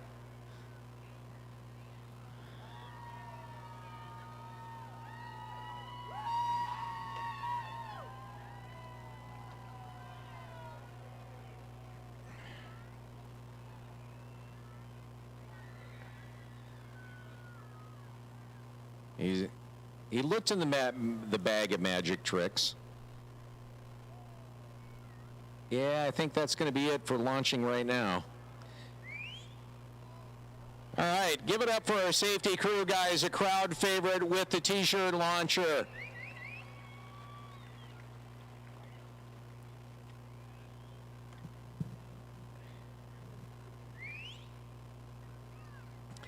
Don't forget, we are going to be back here on September 11th, and would love to see you back here at the park. A lot of great things going on at the Extreme Sports Park, and as you were listening to Dan, there's a lot of great plans for other things that are going to be coming up here in terms of an events venue. So definitely a great resource here in the community for holding events, and some good stuff happening at the Extreme Sports Park. You can find out more. Check them out on Facebook, Extreme Sports Park or ASB Racing.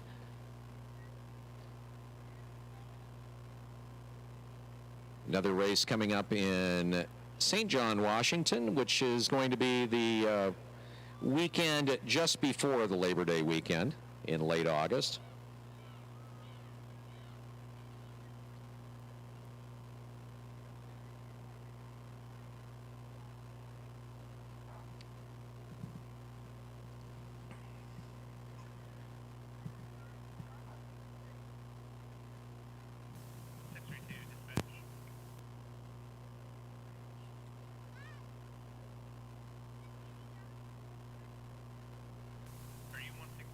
All right, they're still over there.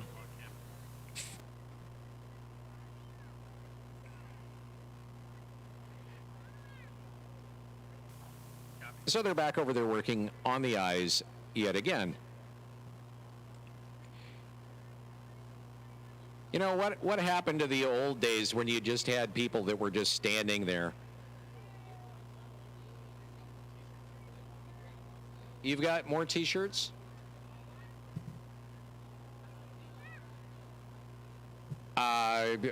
So what's going on here? Okay, if hey guys, do you want some other T-shirts to launch while we're waiting here? Give me a hands up if you want another T-shirt to launch. All right, we got him coming up here. Go down there and see that guy in the cowboy hat. Tell him to see the guy in the cowboy hat that's coming running up here. Yeah, he's right behind you. He's coming over here. He's coming over here, the guy in the green shirt and the cowboy hat, the straw cowboy hat.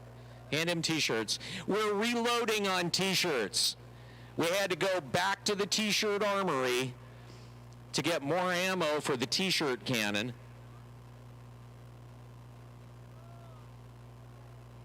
So apparently we're going to be launching those in a second. And I've got another set of headphones here. These are called Pickens from our friends here at Mobile Music that have done this for us. Let's see. Here's what I want. I want somebody with a blue umbrella. I'm seeing umbrellas around here. Somebody with a blue one. It can be like blue and multicolored, so if you got one that's red and blue and green or whatever, that works.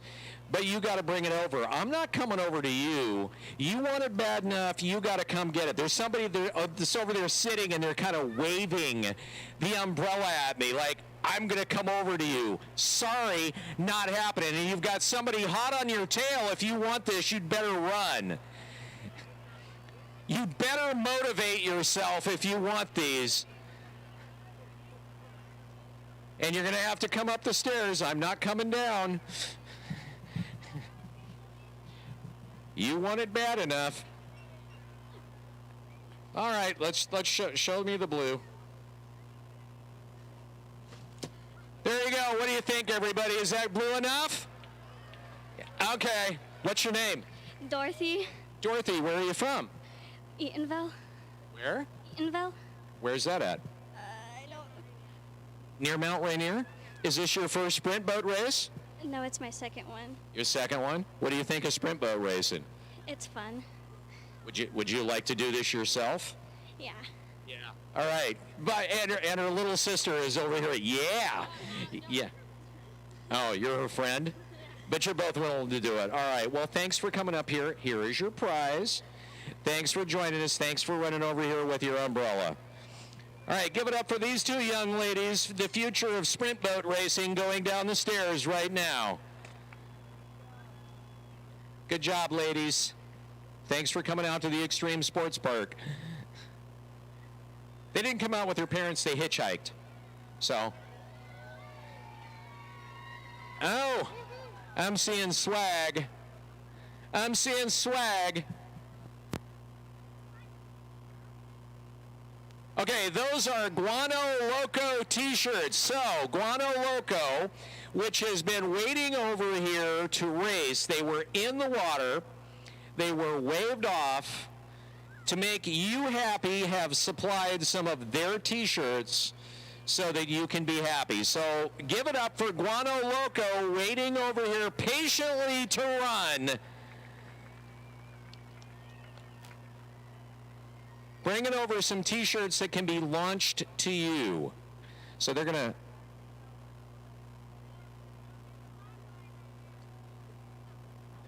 So they're going to wad those things up, and then they're going to launch one of them. Guano Loco, of course, has been waiting over there. You know, the thing is, you guys, there is a routine that these boats go through, and the drivers, and the navigators, and their crews, to get these things started, to get in the water. You get yourself settled in. You get your head into the game. You're thinking about the track. You're thinking about where you've had problems before, how you're going to straighten it out, how you're going to hit those lines, and everything else. And there's this procedure that each of the drivers goes through to get their head in the game. game. And so you're backing off the trailer, and you're there in the start pool, and you're making your way up to the start. You're getting ready to go. You're bringing your game on, and then you're waved off. And then you're sitting out in the sun over there in the boat. So we'll see whether that hiatus for them, that little timeout, whether that works to their advantage or disadvantage. But Guano Loco supplying T-shirts that I think they're wadding up into balls so they can launch them out there. I'm getting the hands up. Yes, we're wadding them into balls. No? No? Huh? Okay, so we have a white GMC van, license plate number AWF5576. Your headlights are on, which is a good sign because it means you still have a battery.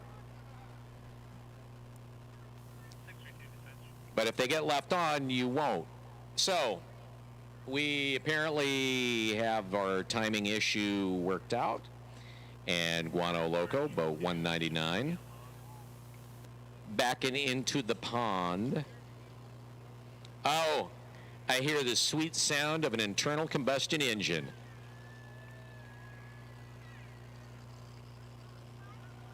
Guano Loco in the drink.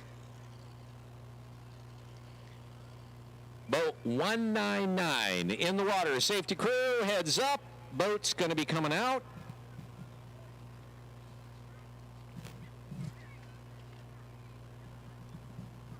All right, back to the eliminations.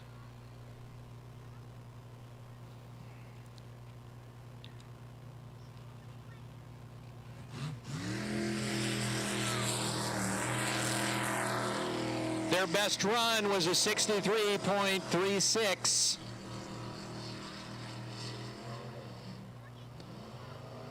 Hooked it hard.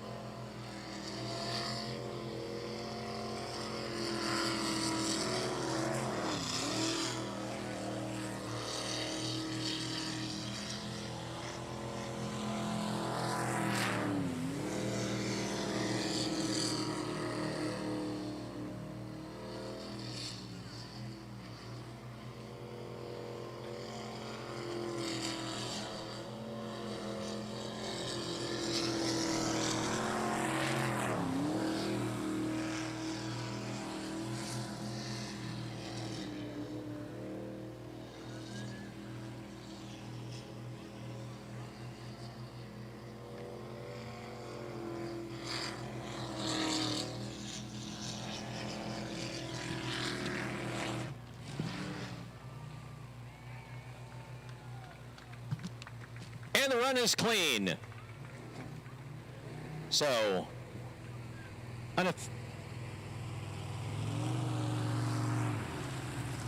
63.3.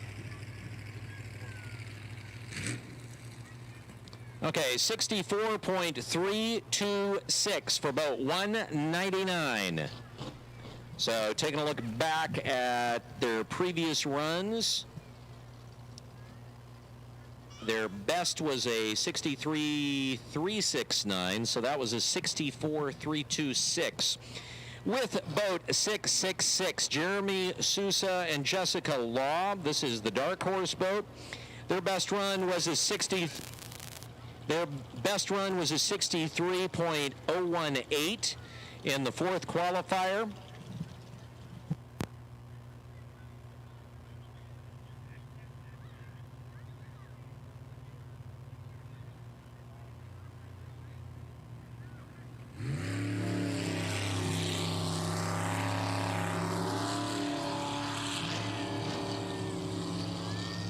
One thing I've liked about them as newbie racers is how they've worked on smoothness.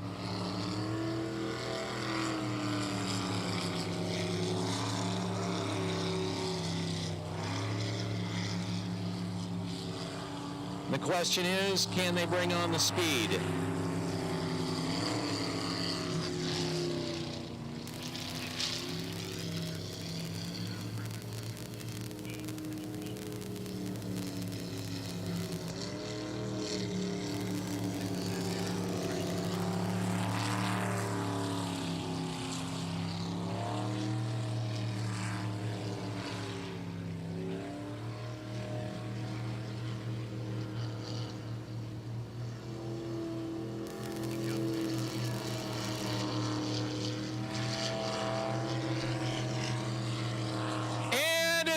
good.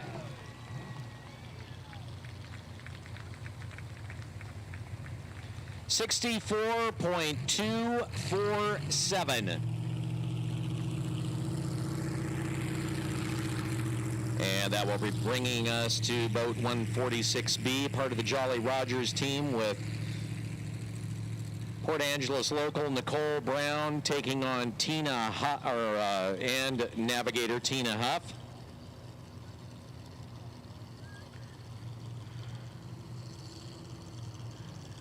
And it looks like boat 156 in the 400 class.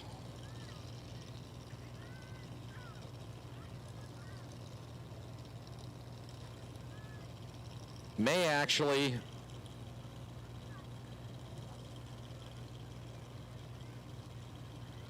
looks like they're running the engines, so we could see 156 again. Of course, before that, we'll actually have the run by 146. We've still got a few modifieds to go here before we get to the 400s.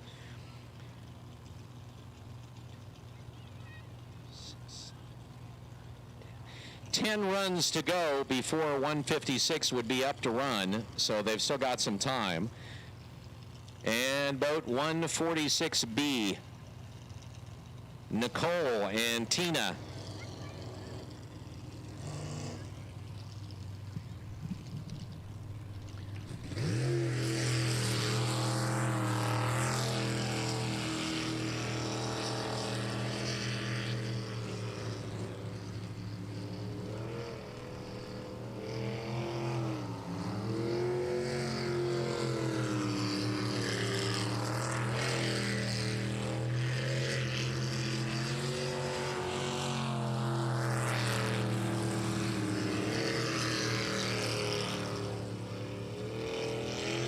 I gotta say, Nicole is really running some great lines through the track, but she gets the DNF. Oh man, the announcer jinx. Announcer, bad announcer, jinxing announcer. I should know better than that. Anytime I start complimenting a driver, that happens.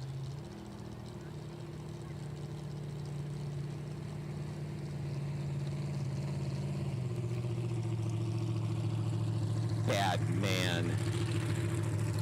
All right, well, so Nicole out, gets the DNF, which will bring us to boat 03A, which has been on and off all day long with mechanical issues.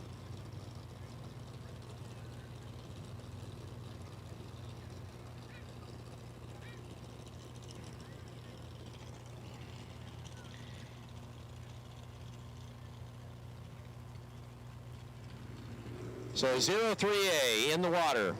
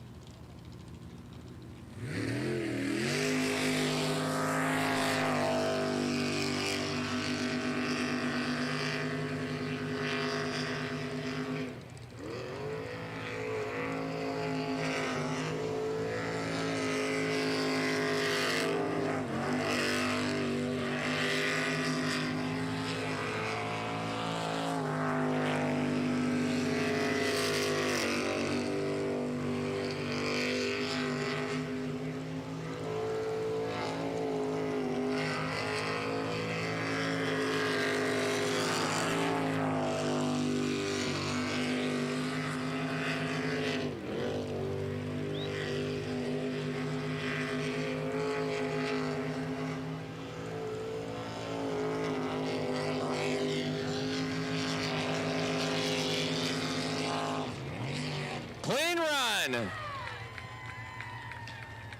54.018. And his best time was a 55.65, so definitely gets it done with Dylan Hatch and Danielle Finley in boat 40. Ready to bring it in off the trailer.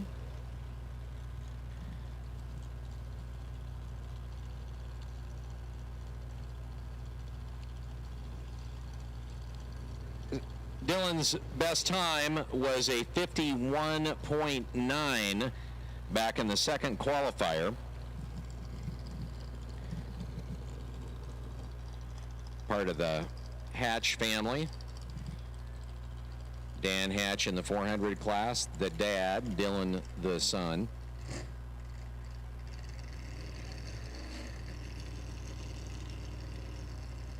Part of the Pelican Fuels team.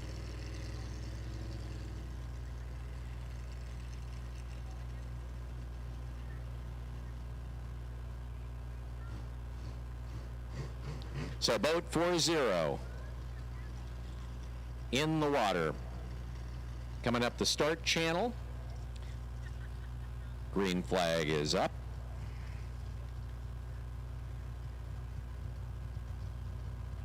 And they're off. Oh.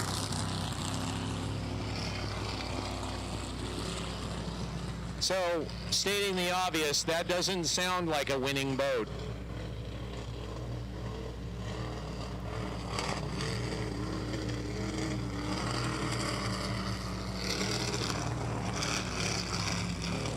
That's a sad sounding boat.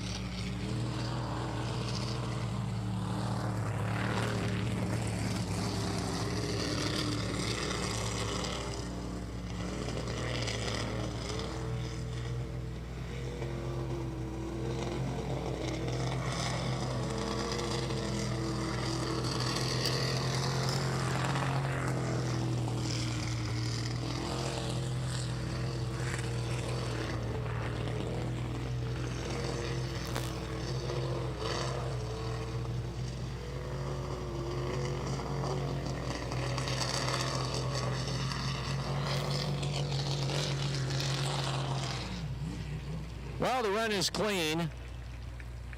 67.431. So on the bubble, actually at this point, would be Dylan Hatch.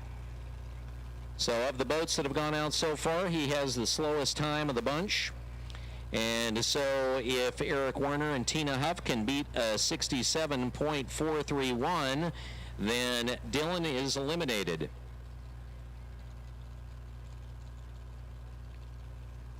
So far, 2 drivers have eliminated themselves, taking wrong turns and getting the DNF. That would be Nicole Brown in 146B and Jason Christ in 86, the Juggernaut.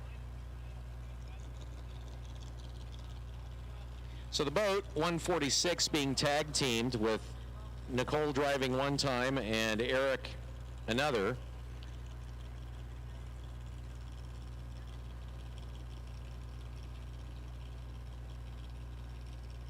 And it looks to me like they're apparently boat number 40 died there in the spin out pool, so it's getting walked out.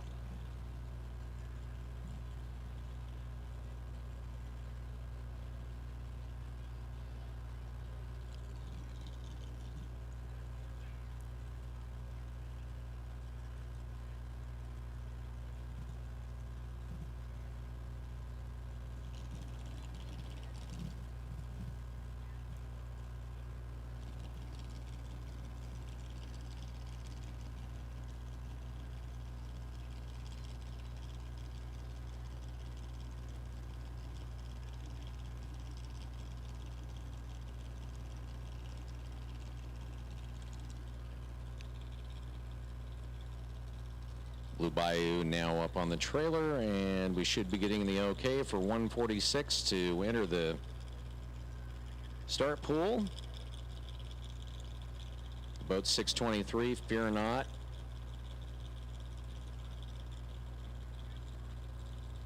Running after 146. 146 off the trailer.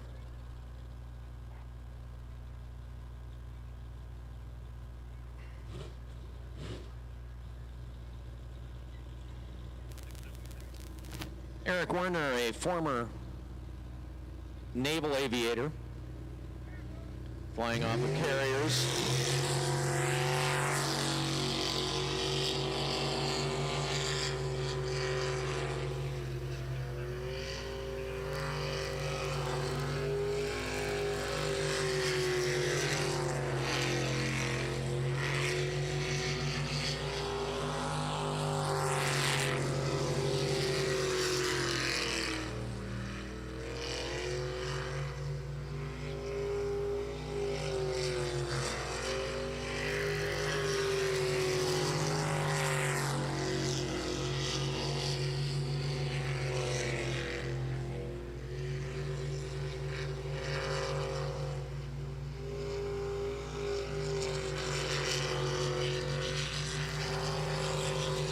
That is about as flawless as it gets.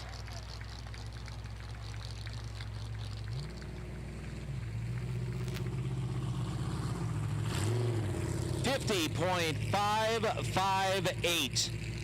So, Dylan Hatch in boat 40 is done for the day. Eliminated. Next on the block would be Larry and Samantha Steele in 199, Guano Loco. They are on the bubble now. That was about as smooth a run as I think we've seen today. That's one thing about Eric Werner. When he gets a boat that handles, he finds the perfect line almost every time. And that was a great looking run. All right, boat 623, fear not.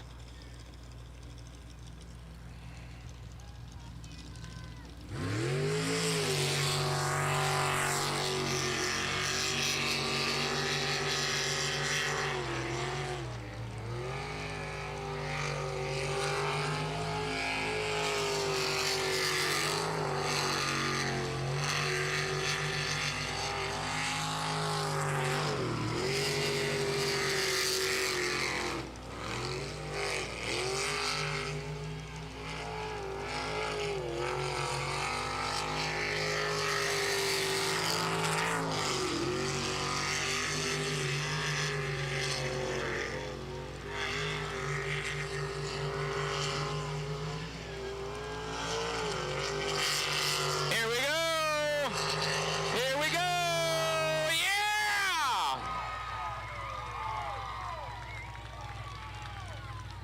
47.869.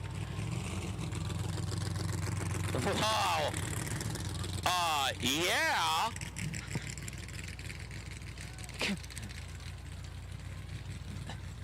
That was his fastest run of the day, and he had run the fastest time in the class on the day, almost 3 seconds faster than Eric Werner.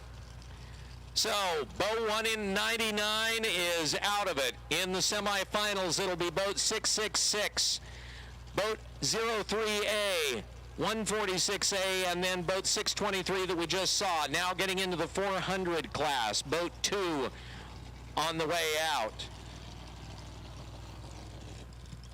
That was a terrific run by Clint Birch.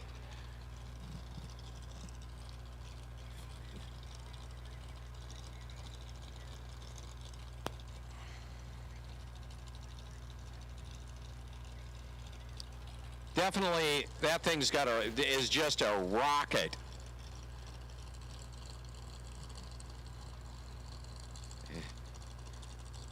I mean, you look at that time, the 47, what was it, 47.8.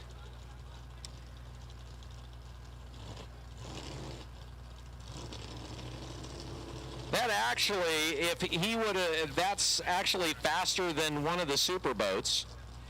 And faster than any time that we've run in the 400 class on the day.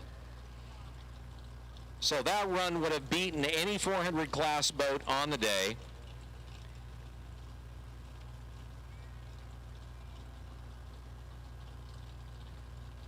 And was within a second of the third fastest of the super boats.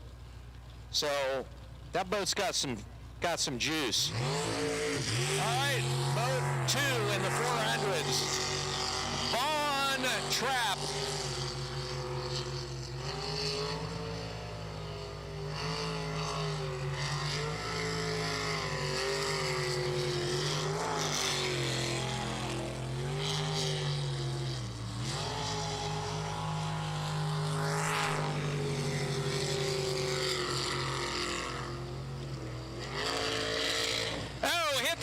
Sucked up turf. Clogged pump.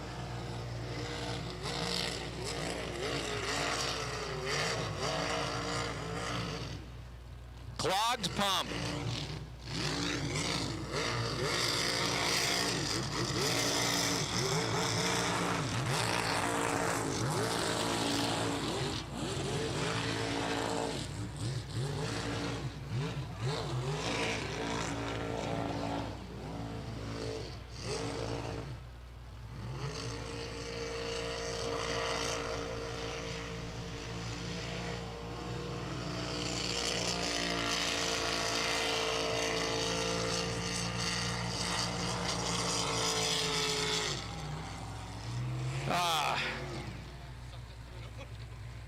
Finally, at the end, sucked it through.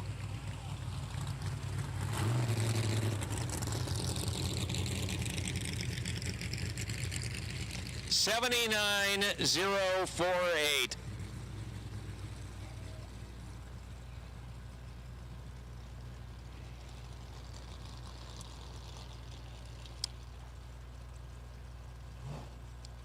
Boat 151. Cole Patrick and Jason Dwyer.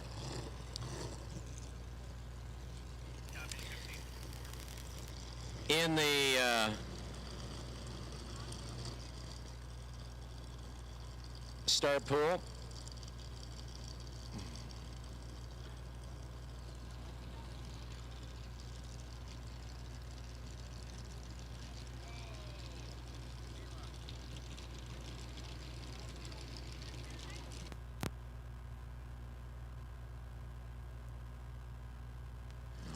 All right, boat 151. In the 400s.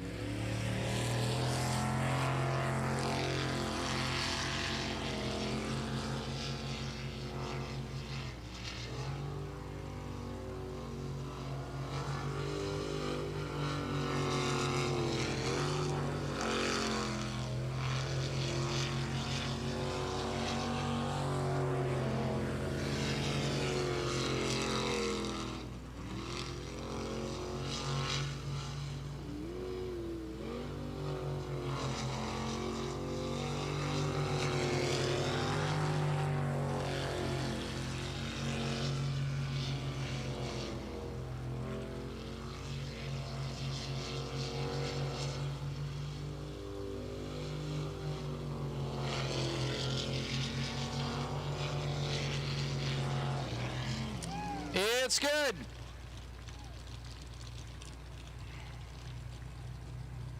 $52.671.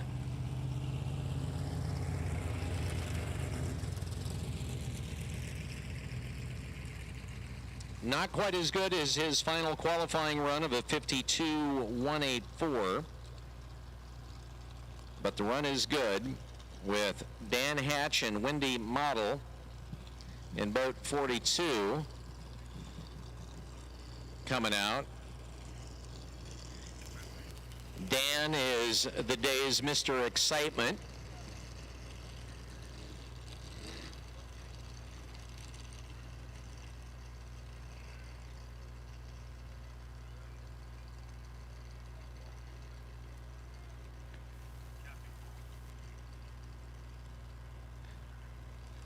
Boat 42.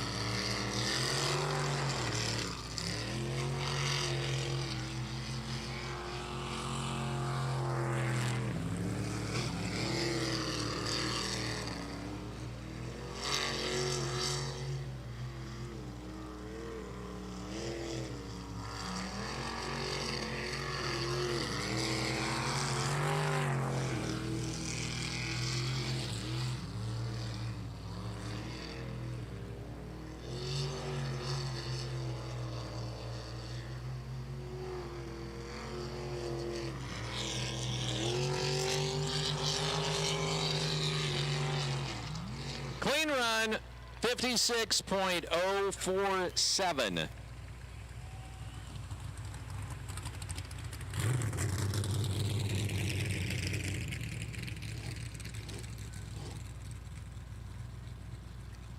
Yeah, definitely not his best run today. He had a 52.07 in the first qualifier.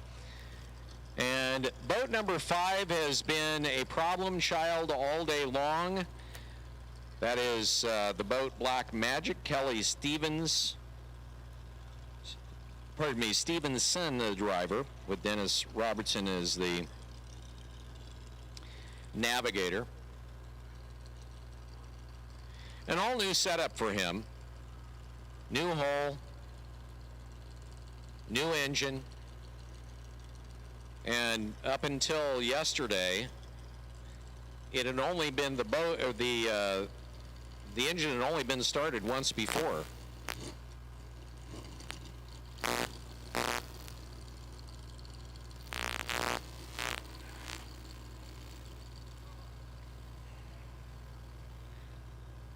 By the way, we do have a smartphone up here at the booth, somebody's cell phone. On the home page, there is a baby wearing blue headphones, clawing what looks to be somebody's face or pawing at it. That's your cell phone. Check to see if you've got it. All right, here we go. Boat 5.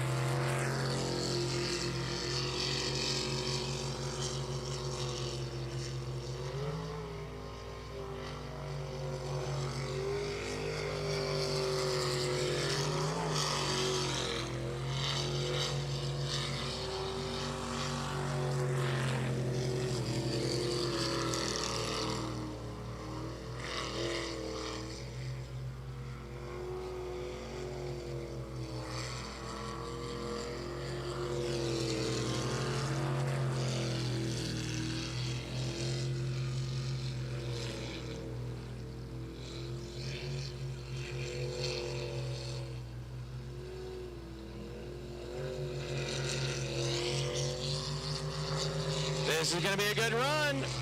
Nice run. If he can get control of it in the spin-out pool. 51.709. So, on the bubble is Von Trapp and Matt Benson. Anything better than 79.048, and they are done.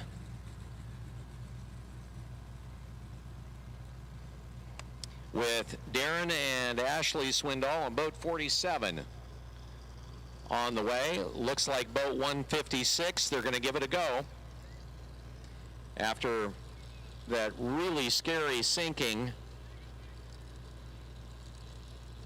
that took place earlier today.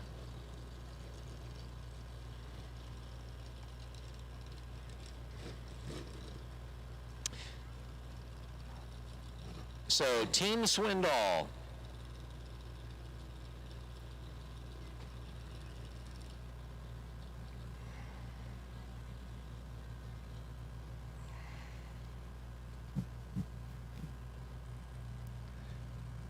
Here we go.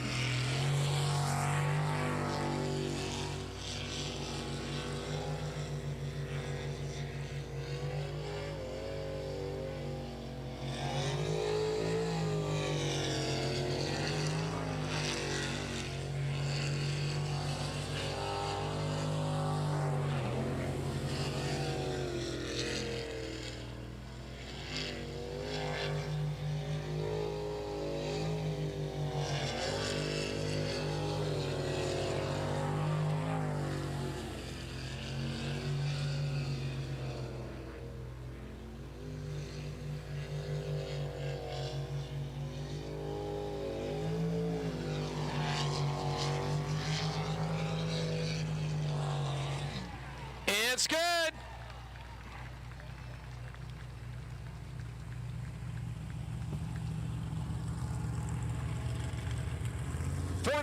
.899. So Von Trapp and Matt Denson in boat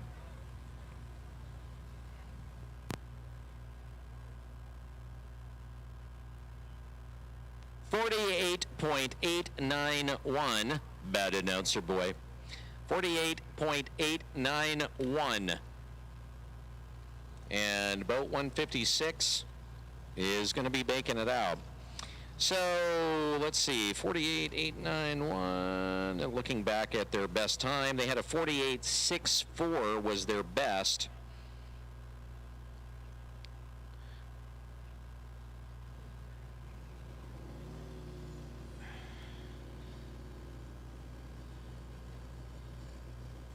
So let's see how Bad Influence does.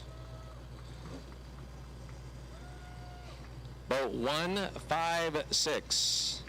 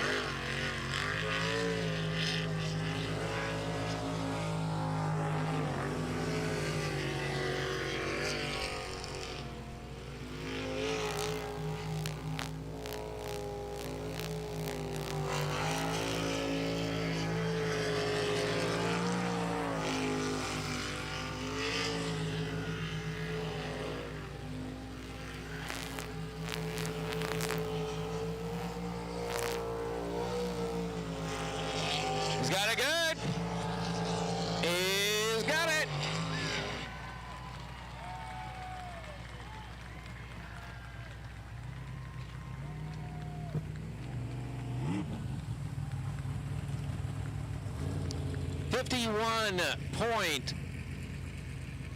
.481.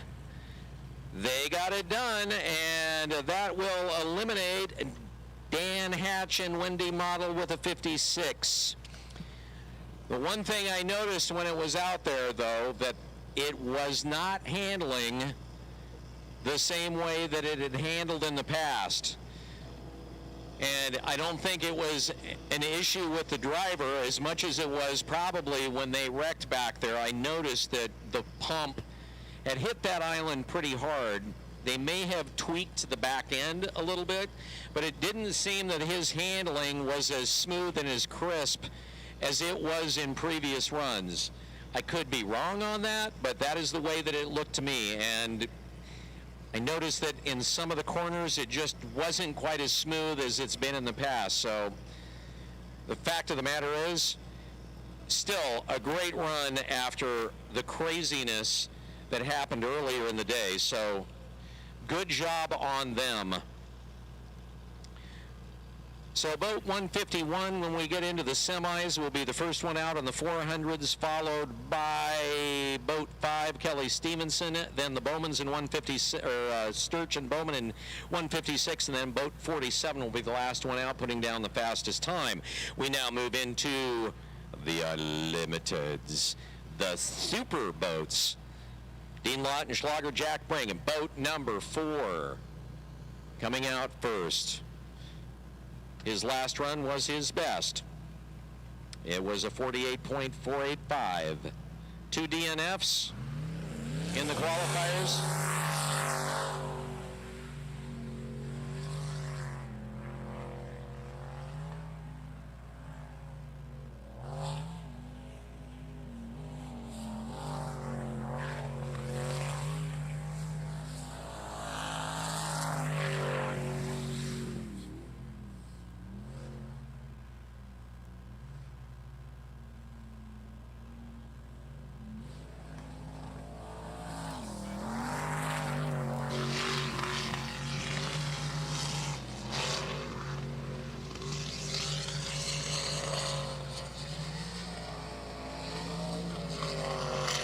That boat has wheels. Clean run. 46.433.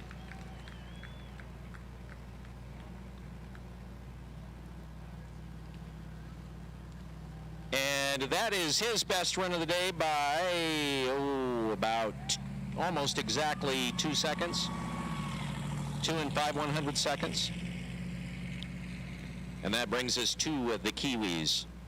By the way, that smartphone is still up here with on the home page. When you open it up, it's got the baby with the blue headphones on,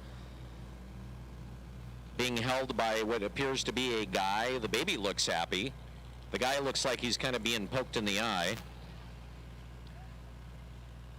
So the Kiwis in boat 35, Chris and Kate Monroe.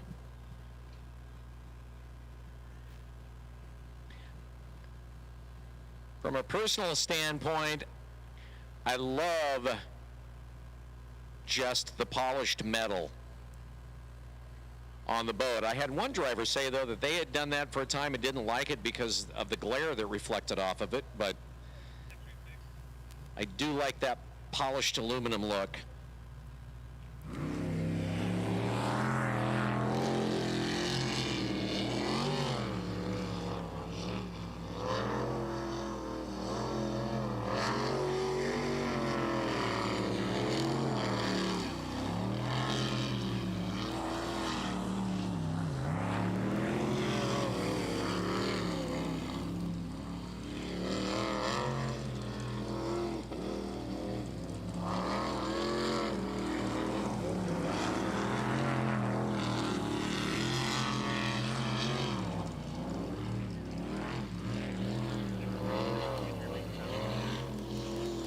Man.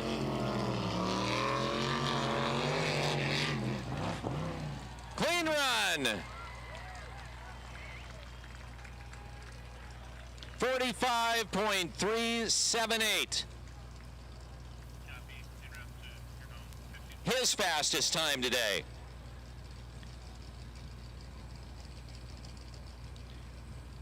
So everybody picking up their game in the Unlimiteds here in the elimination rounds, with Dan Morrison and Sarah Hopp in boat 10 out next. They'll be followed by boat 151M.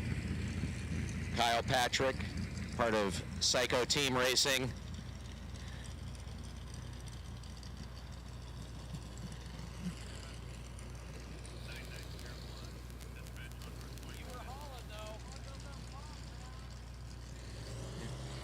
So, thanks again to Lower Elwha Food and Fuel for being a sponsor of Sprint Boat Racing. Of course, Seven Cedars Casino.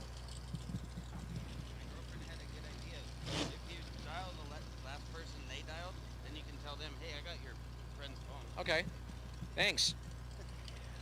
Boat number 10, Wicked. Dan from Port Angeles. Morrison Excavating is his company.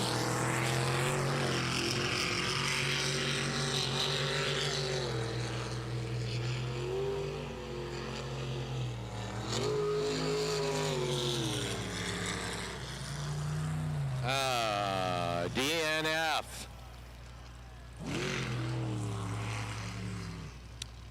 DNF did not finish.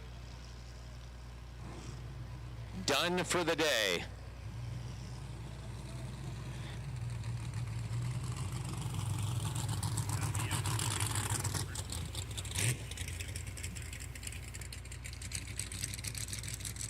So we know coming out in the finals that Dean Lautenschlager and Chris Monroe, boat 4 and 35, we'll be seeing them in the semis.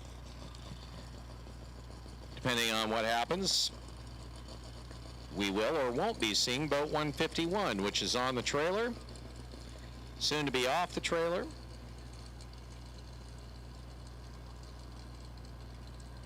And we'll get into the semis of the modified coming up after this run. They're already starting the lineup down there in the launch area.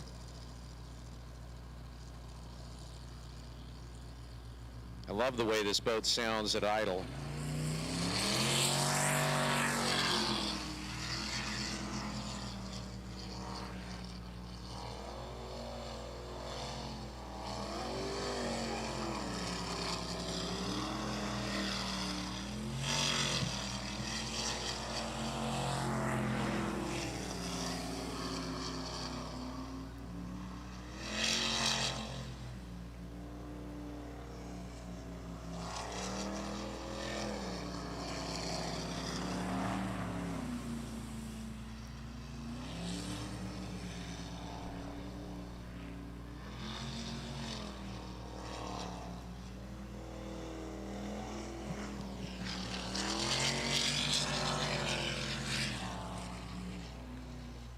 And it's good.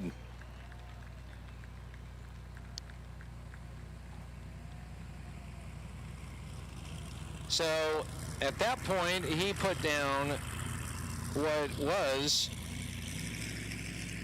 yeah, it was his slowest time of the day. Let me check the time again. 48.049. So,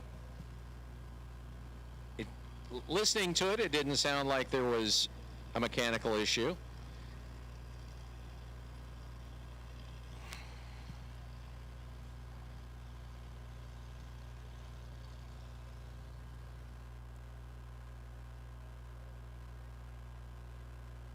Well, he didn't make it because 4 boats were faster than he was.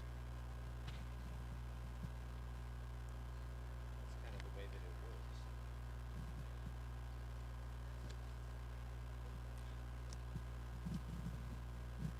And we'll have the modifieds coming out here in just a matter of moments.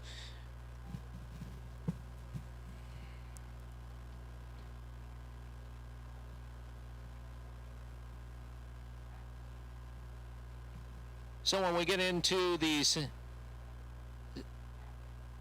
semifinals of the Superboats, it'll be Kyle Patrick coming out first, Dean Lautenschlager at number 4, and Chris Monroe at number 35.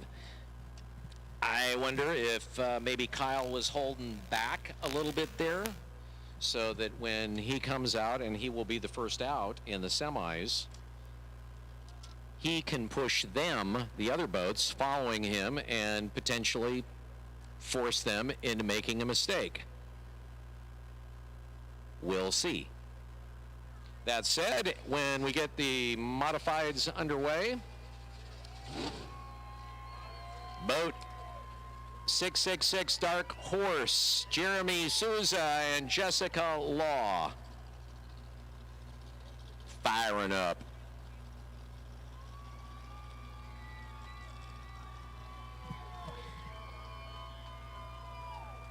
Apparently they have quite a contingency over here for Team Dark Horse.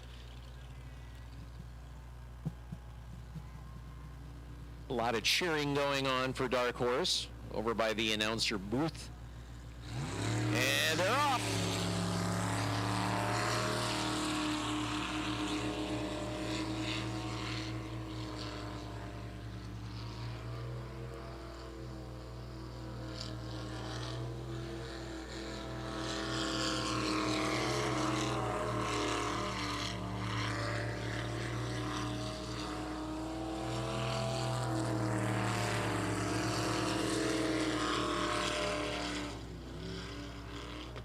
Oh.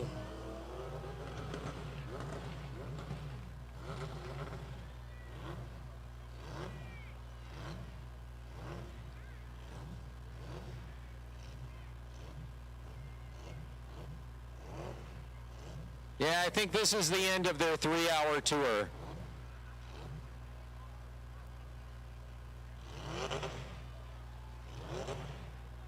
Yeah, no.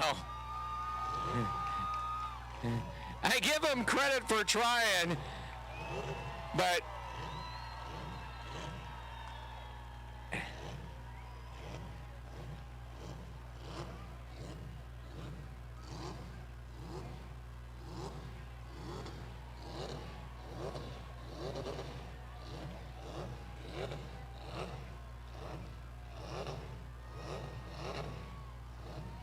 I love the navigator is just kind of looking around like, am I really here? And the navigator's just kind of, yeah, okay. I'll let him continue at this. You know, I give him a lot. Oh, is he going to get it free?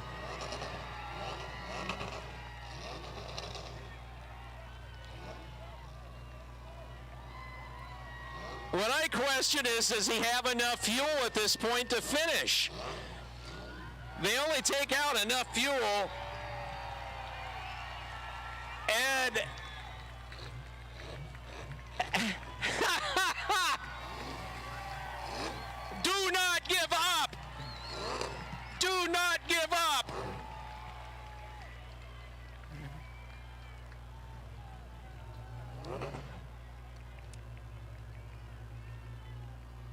This could take a while.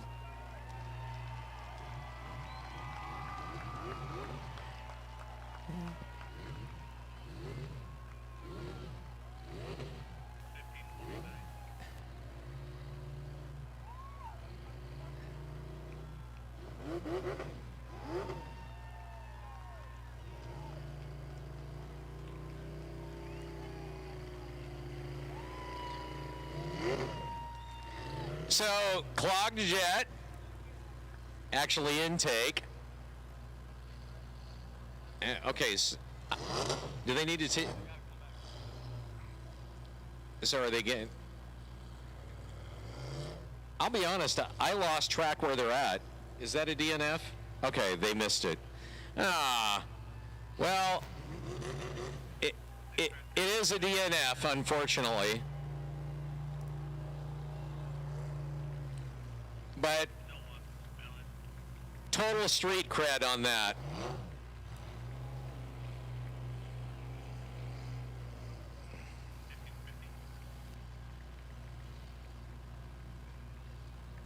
And now at this point, they're just trolling for delicious haddock.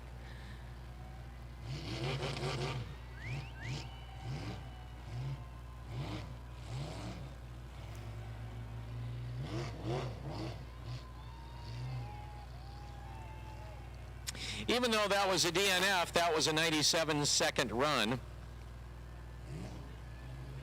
Oddly enough, 97.666. Yes, the same number as their boat. Well, might want to consider a number change. Anyway, there you go. Well, that's disappointing for them. I think that was their second race. This is their second race ever, and still made it into the semis.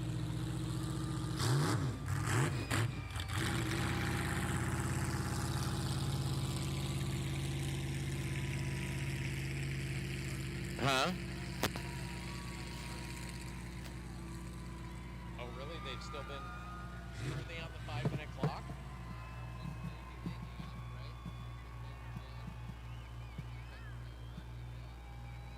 I guess they would be on the 5-minute clock now.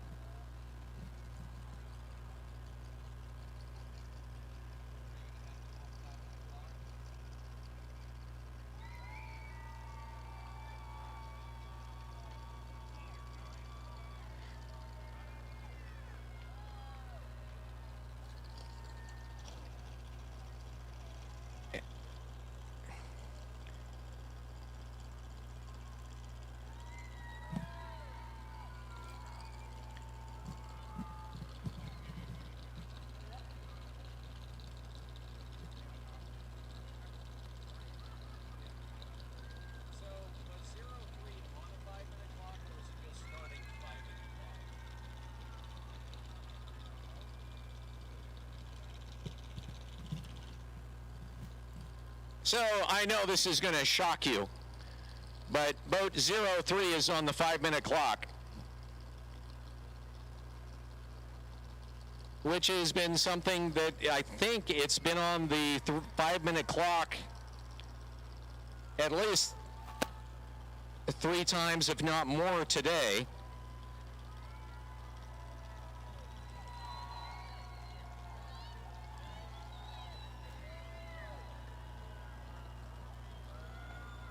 Oh, that must be the headphones.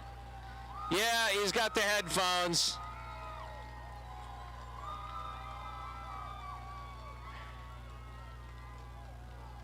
T-shirt. All right, incoming on the headphones, the earbuds.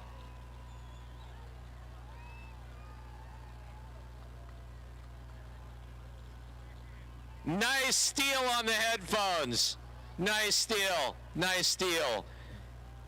The guy in the blue had him, but the short blonde and the black tank top actually pulled him out of his hands. Nice move.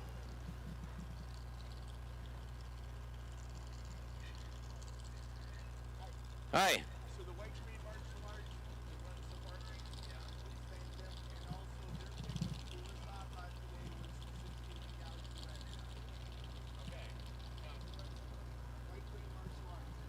Okay.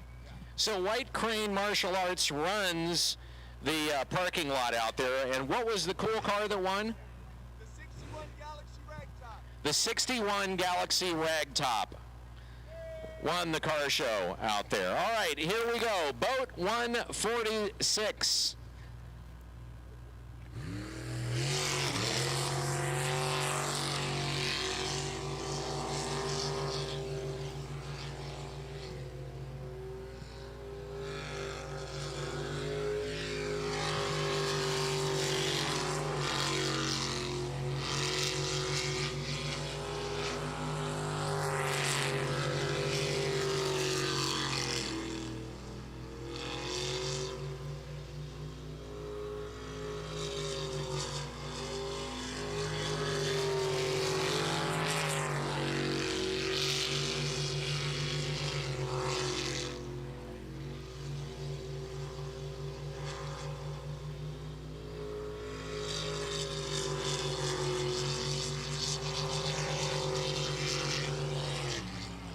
It's good.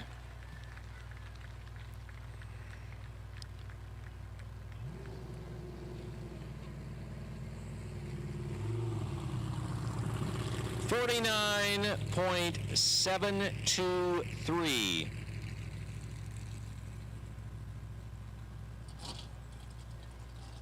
So Eric Werner shaving off some time there. So of the 4 boats that are coming out, the 2 fastest will face each other in the finals. And I think probably boat number 3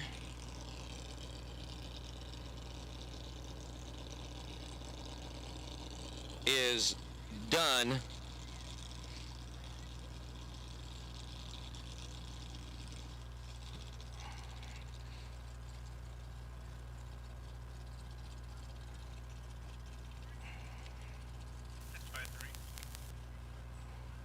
So your finals really are going to be between, well, assuming that Clint Birch puts in a clean run here, and boat 623, Fear Not, coming out next.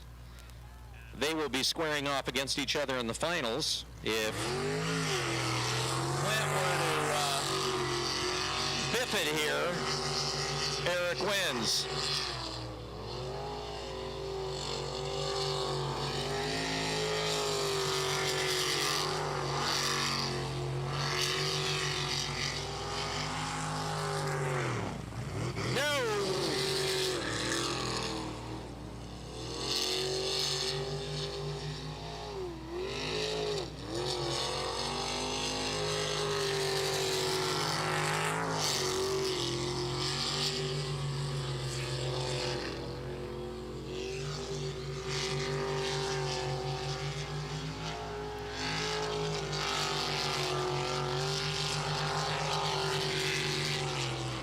Clean run.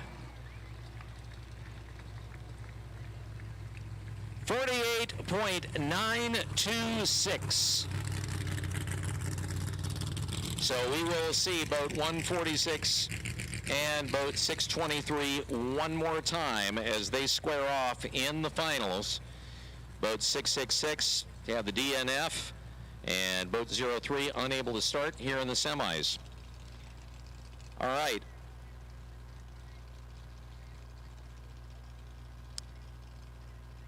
So the first boat out, coming out now in this, the semis of the A400s, will be Cole Patrick and Jason Dwyer. Boat 151, Psycho Team Racing. Their last run, a 52.671. And they will be followed out by Kelly Stevenson and Dennis Robertson.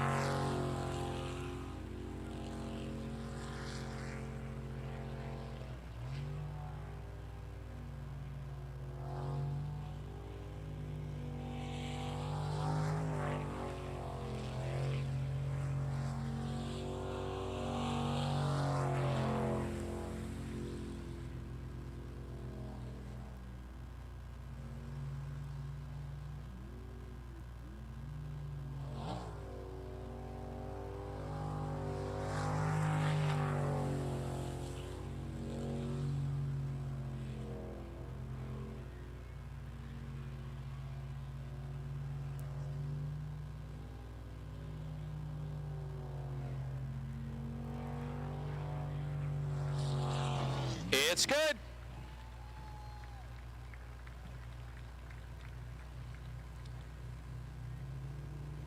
.163.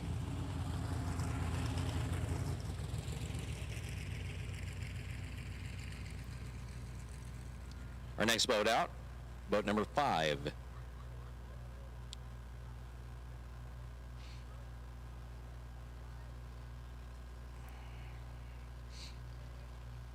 Kelly Stevenson. Well, we assume it's going to be boat number 5. It's not even in the water yet.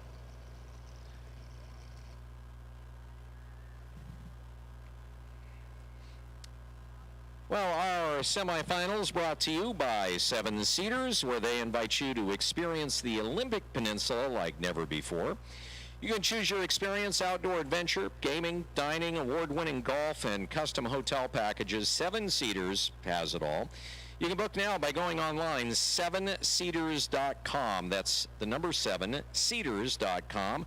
Then go and stay and play at Seven Cedars in sunny Squim.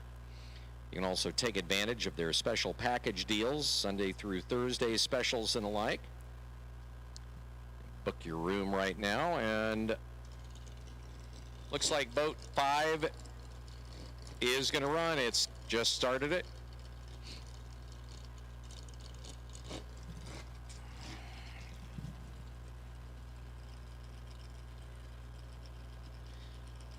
So Cole Patrick putting in his best run of the day just now. 52.163.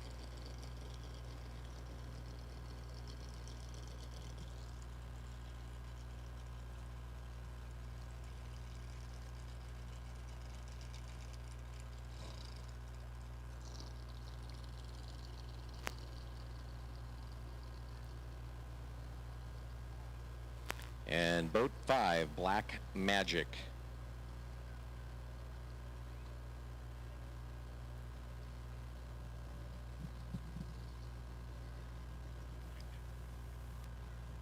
Kelly's a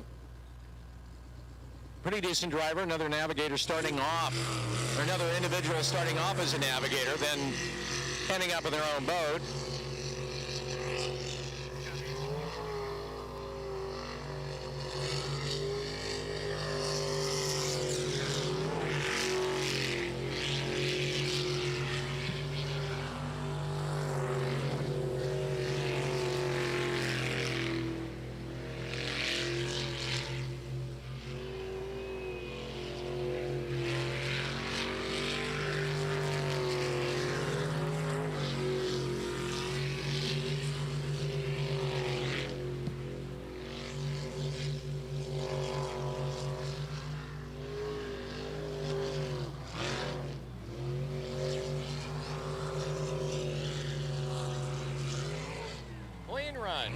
Clean run.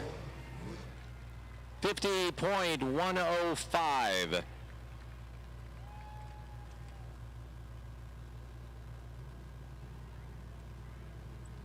And that would be his best time of the day. So a 50.105. And that will bring us to boat 156, Stephen Church, Lisa Bowman. It's the Bad Influence boat.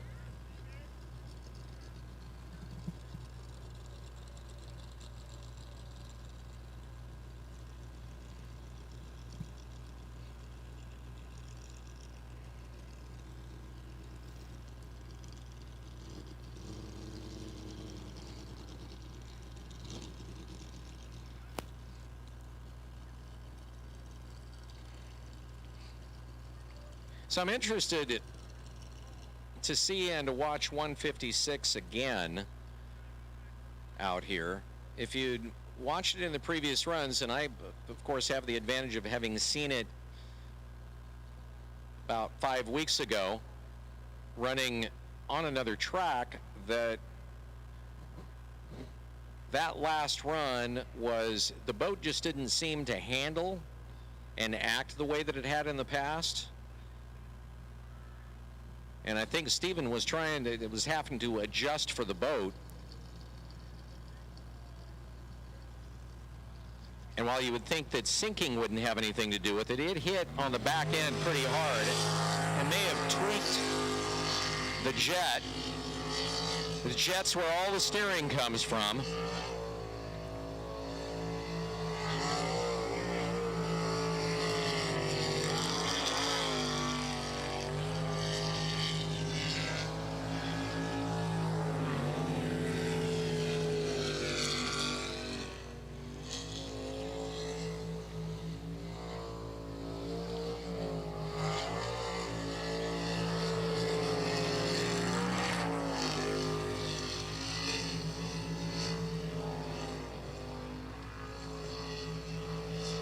Still a great run, and he gets the DNF. So unfortunately, a DNF for boat 156. Then again, you know, the bottom of the boat, I noticed as he was going by on the driver's side of the boat, you could see where the bottom, particularly when he got some bounce, you could see where the bottom has got a nice, or not a nice, a bad inward bulge, which may also have affected the way that the boat handles, the way that it cuts through the water, and he picks up the DNF. So the time for Darren Swindoll to beat is 52.163.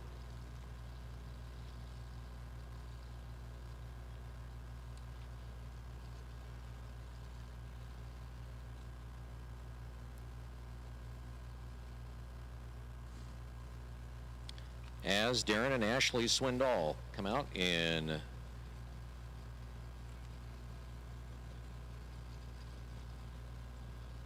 the Bandit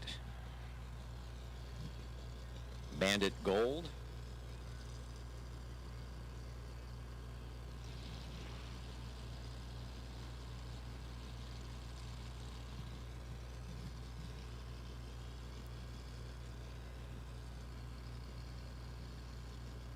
really at this point, with the times that boat 47 has been putting down, that Darren and Ashley as a team have been doing, this is, as long as the boat continues working properly, this kind of their race to win or lose.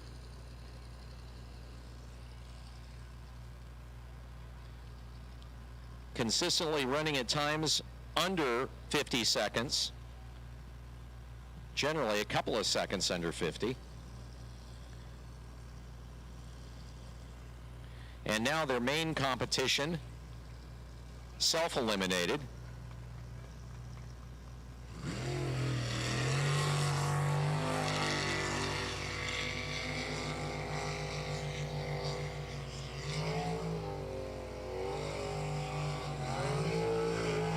Nice and smooth.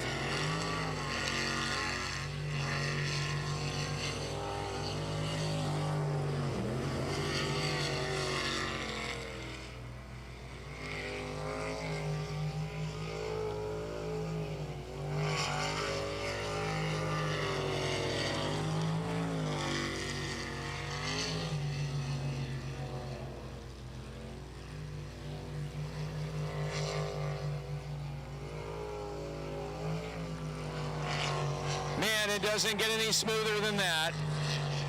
Clean run.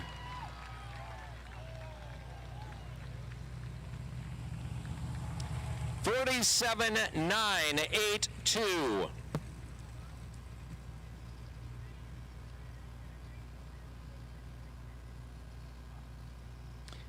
So, Cole and Patrick Dwyer in boat 151 eliminated. It is between boat 5 and boat 47, Kelly Stevenson and Darren Swindoll. And it's now time for our semis in the unlimited class.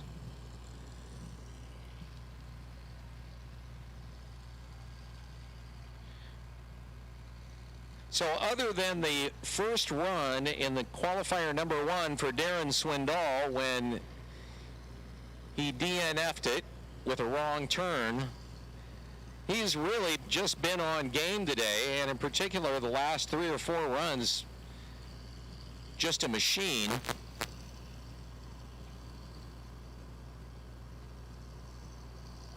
Very smooth all the way through. All right, Kyle Patrick in boat 151. He'd put the fastest times down in the class today. An uncharacteristically slow run in his last go-around at a 48.04 and change.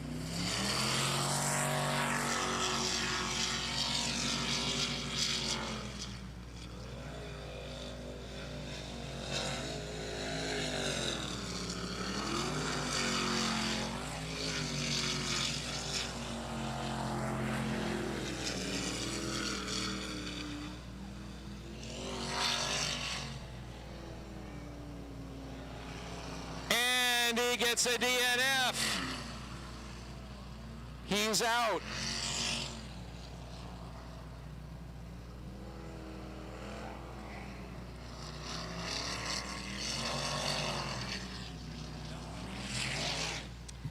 And he gets the DNF.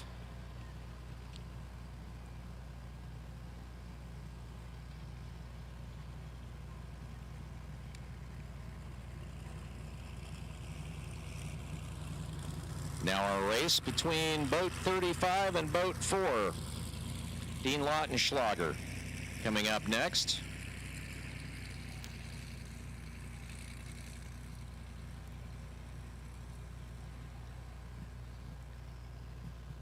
In boat number 4.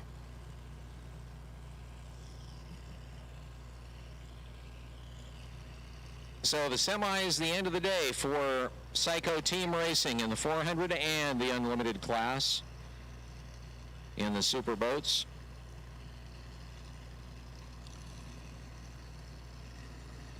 Boat 4 making its way into the pool off the trailer.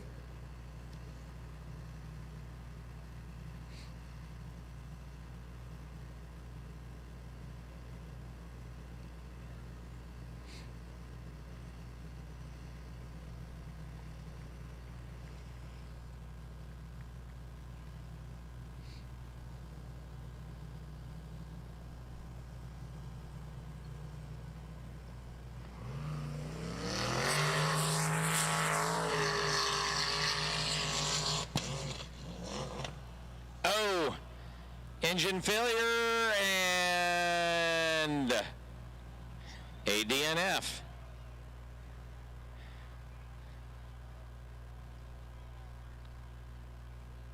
So at this point, Chris Monroe in boat 35 simply needs to put down a clean run.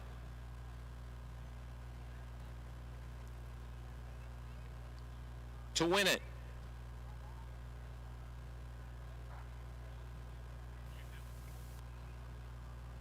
And while I think they're going to try to put that thing back in the water, assuming that they are, almost at this point, after the engine died like that, I would wonder if you wouldn't want to just get the tractor out there and tow the thing off.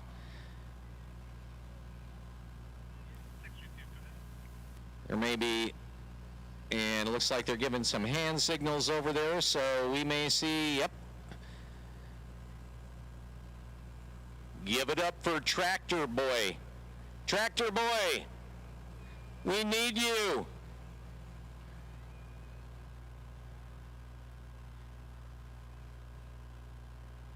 Yes, the Extreme Sports Park tractor team swings into action.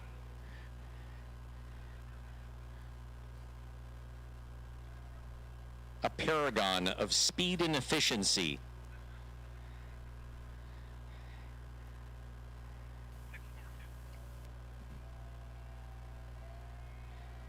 And they get a round of applause from over in the beer garden. The beer garden people at the point of the day where they'll cheer for anything. It's the tractor cheer. That is the coolest tractor I've ever seen. Beer makes it so.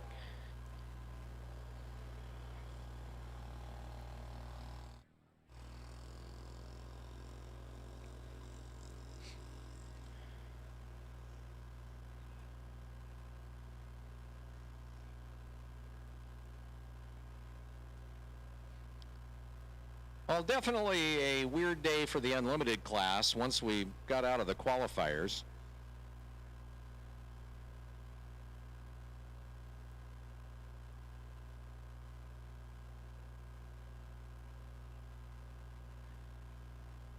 So boat 35, like I said, as long as he gets the clean run, he wins.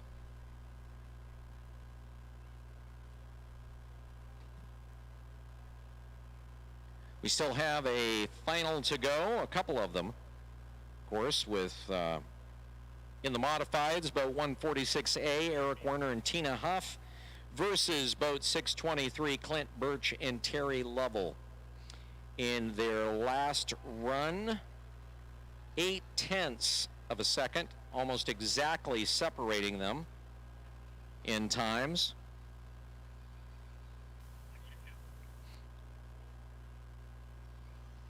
And in the modifieds, or the 400 class, our final is going to be between boat 5 and boat 47. Kelly Stevenson and Dennis Robertson. In boat 5 will be taking on Darren and Ashley Swindoll on boat 47. A little over 2 seconds in time separating those boats in their last and previous times. Kelly Stevenson throwing down a 50.105 with a 47.982 for Darren and Ashley Swindoll on boat 47.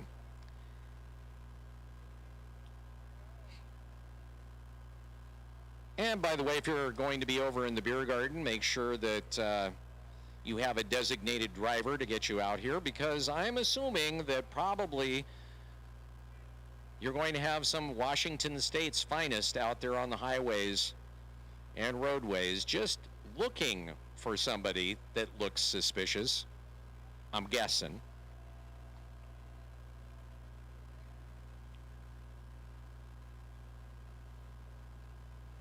It's going to take a little bit for them to get it up on the trailer and clear the course. Our safety crew, of course, helping out with that. The safety crew doing a great job today, making sure that everyone stays safe, and also putting in the labor to get these boats off the track like they are now.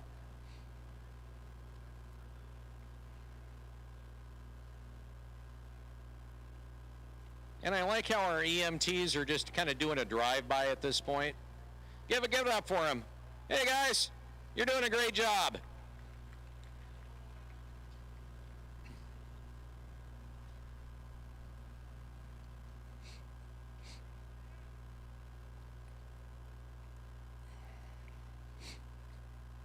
What do we have to give away up here? Do we have anything left? We do. Let's do that. All right. So we still have one pair of these Kenwood earbuds, good for your smartphone. Of course, they have a microphone on them and controls for if you're listening to music or something like that. Courtesy of the folks at Mobile Music who have been supplying the sound. All right, I need a, you're going to have to combine these. I need a Chevy key, and I'm going to say a green umbrella. Well, she's going to have to bring it up. No, I'm not. No, you can't throw it at me. You want this, you have to come up here. How many times do I have to say that? I don't see an umbrella. No, umbrella. That's not an umbrella.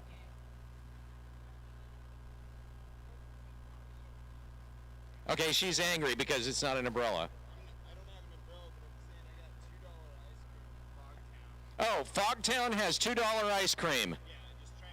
He's trying to clear it out, $2 ice cream. Go get all the $2 ice cream that you can get until it's gone. $2 ice cream. Still waiting for a green umbrella and a Chevy key, something on your keychain with Chevy logo. And I have a pair of Kenwood earbuds for you. And I said umbrella, not a canopy. So if you get it up here, you get it. First person to do it, you win.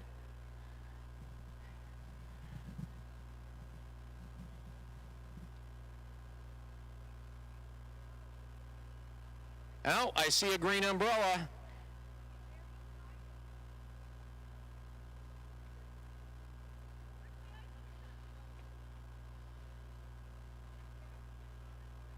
Yeah, really. She's not even bothering to run. So yeah, why bother? I'm in the lead. I know it.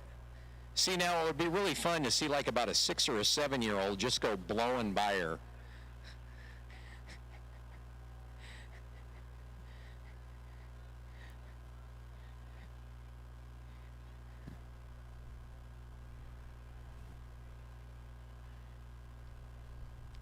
Yeah, she's pretty much moving at Guano Loco speed.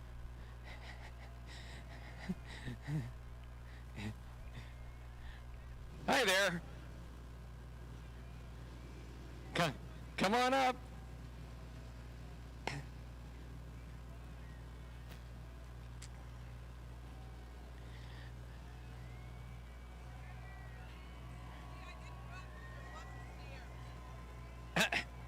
Hi. How are you? I'm good. How are you? I'm good. Where are you from? Here. Here, Port Angeles? Port Angeles. Is this your first race? You've been in all of them. It's my first one. Okay, first race, what's your impression? It's amazing. Do you like it? I love it. Will you come back? I absolutely will. Here's your headphones. Thank you, sir. You're welcome. Nice job.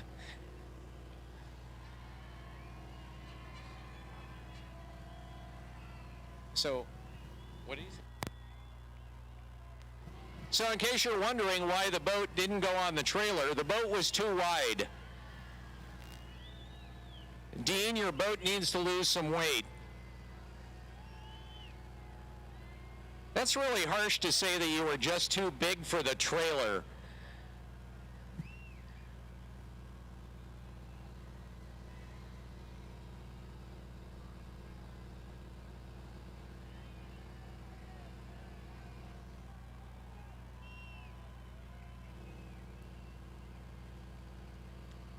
Oh, a t-shirt, sailing into the stands. So they're walking boat 4 out because they could not get it up on the trailer. It's too wide. Boat 35 warming up. Chris and Katie Monroe, really, at this point, the object simply put in a clean round and a clean run, and they get to say, we're champs for the weekend.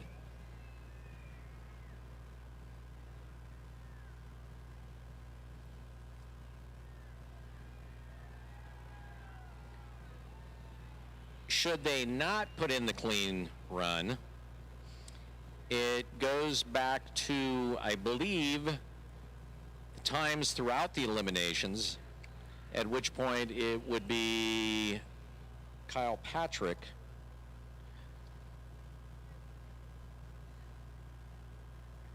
Actually not. So my understanding of the rules is this. If Chris were to DNF,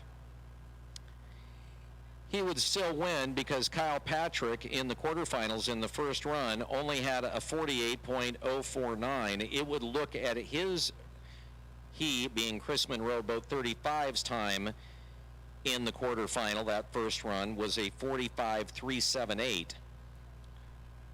So if my understanding of the rules, and I believe that's the way that they're set up, Chris could basically just go out there and go in and win.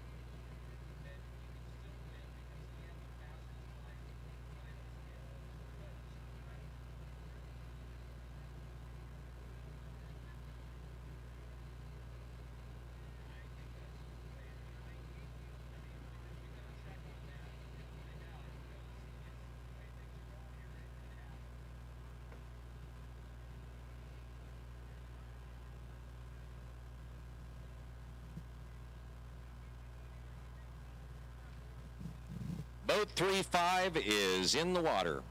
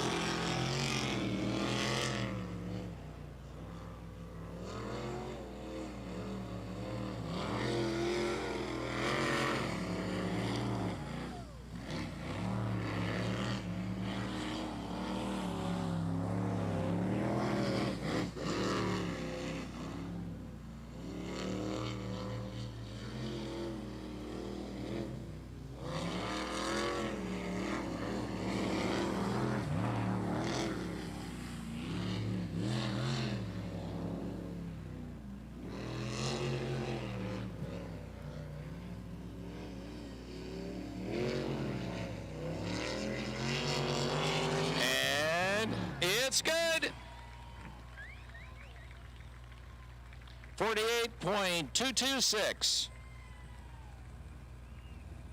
So he will be given the checkered flag. Actually, the navigator will.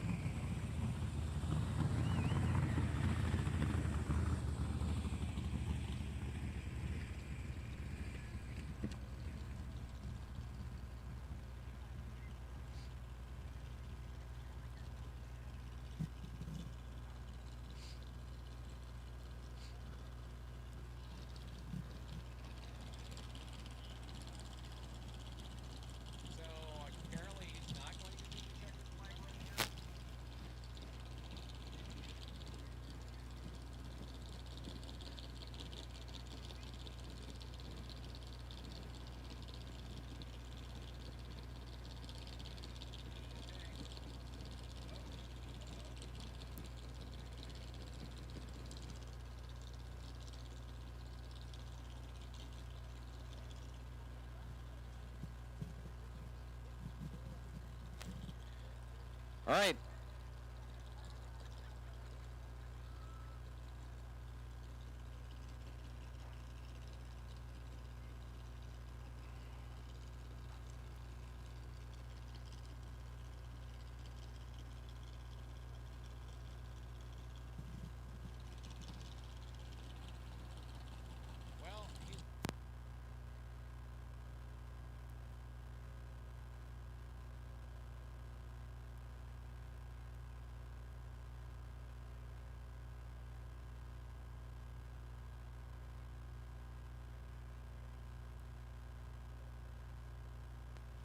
All right, so we're waiting for Chris to refuel so that he can take his checkered flag run.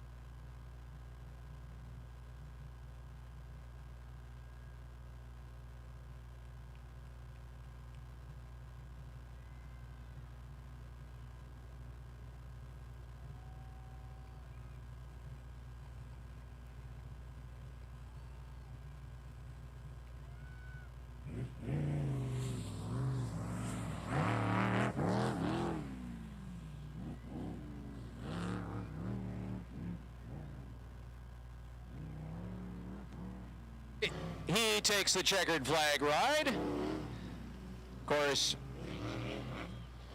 his wife has the hard job hanging on to the flag.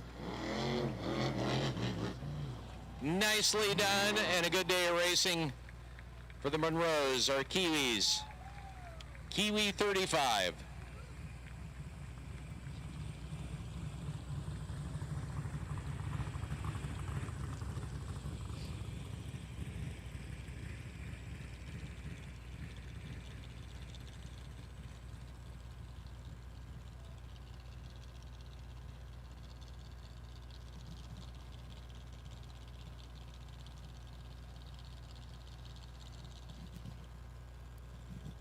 And our finals coming up in the Super Mods. The modified class.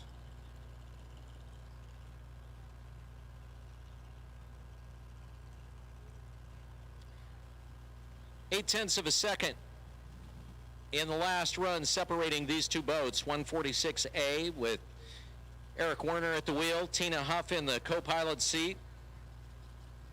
And boat 623. Fear Not with Clint Birch, the driver, Terry Lovell, telling him where to go. And we will see 146A next. It is coming out. Time for the finals.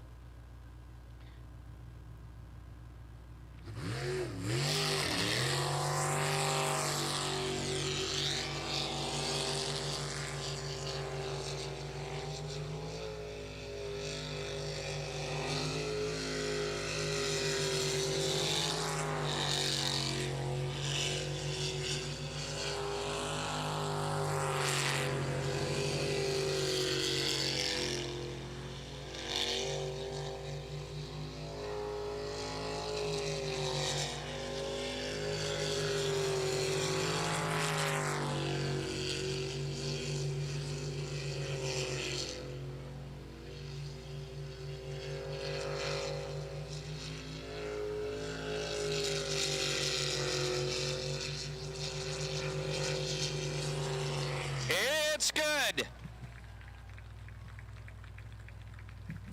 49.096.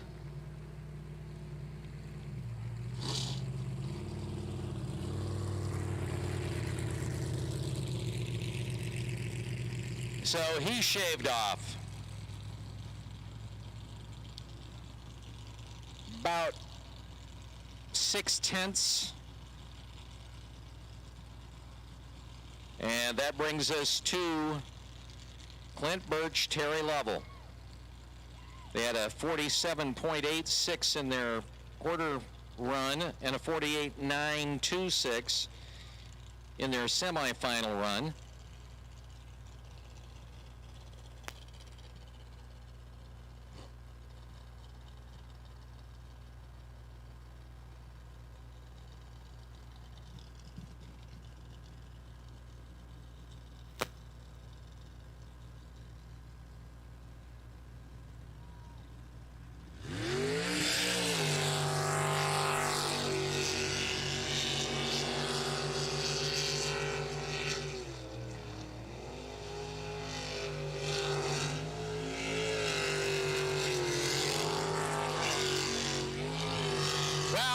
Is coming out aggressive.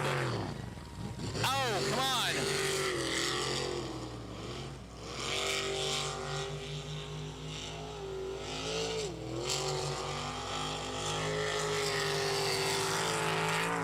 That stutter may have cost him time.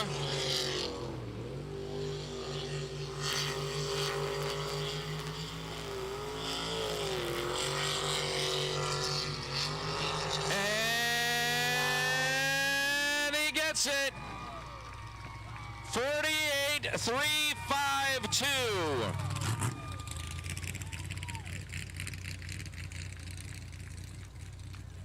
Clint Birch wins it.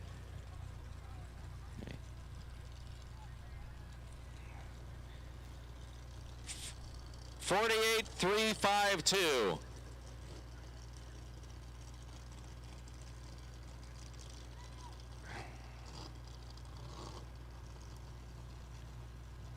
So he'll get the handoff on the checkered flag. We'll have one more final coming up in the 400s. And boat Kelly Stevenson in boat number 5, and his navigator, Dennis Robertson, taking on Darren and Ashley Swindoll in boat 47. So, Clint.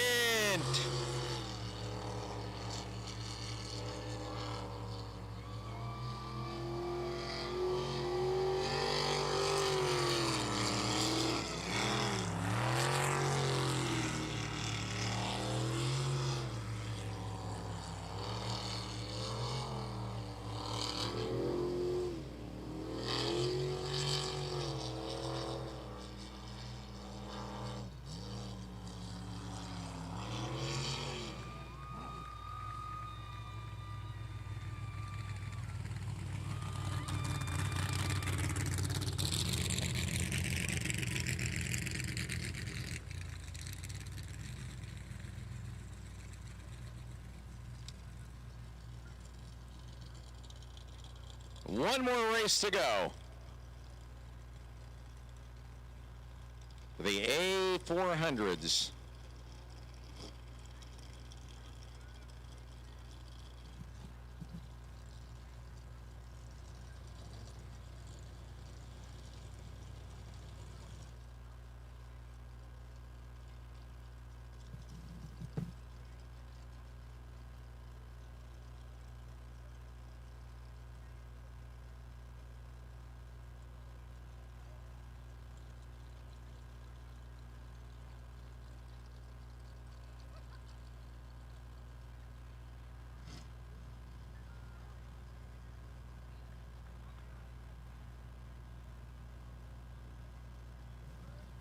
Boat 5 is in the water.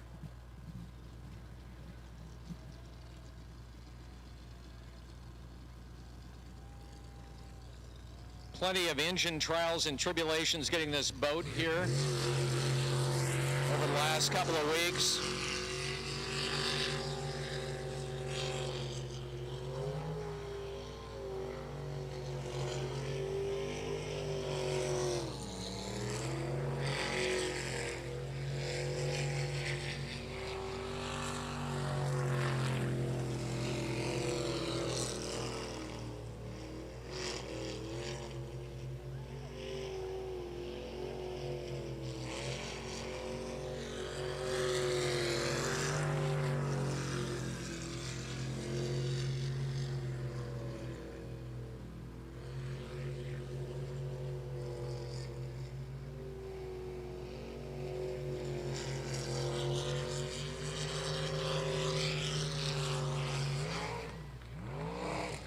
It's good. 50.711. 50.711.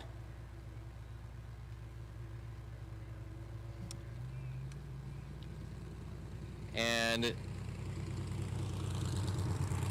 was about 0.6 of a second slower than his last run.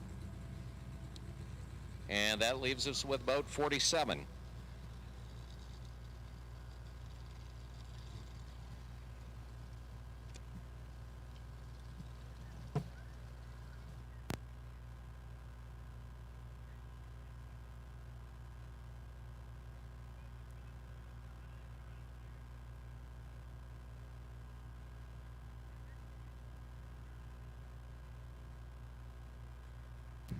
All right, folks, one more run left here. Definitely, if you get a chance, you can go back into YouTube and watch the entire race, or So on boat Facebook, 5 on the or on Facebook, and leave us some comments if you have any questions or comments about things we should do different here. We'd love to see you out at another race here. September 11th is our next race. our final run of the day, although there will be some sponsor rides that'll take place after the racing. But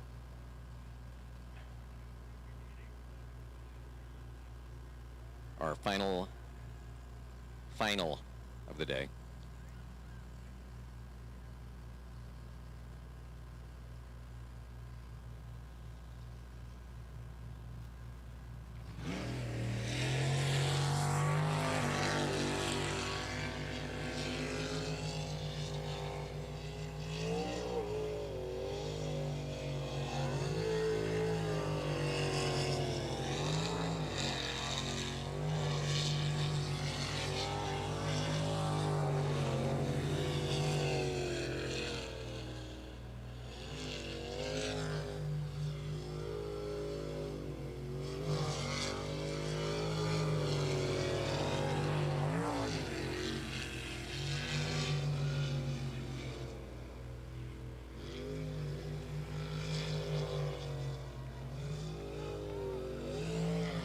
And here we go. Coming into the final stretch. Clean run. 48.368. There is your 400 class champion.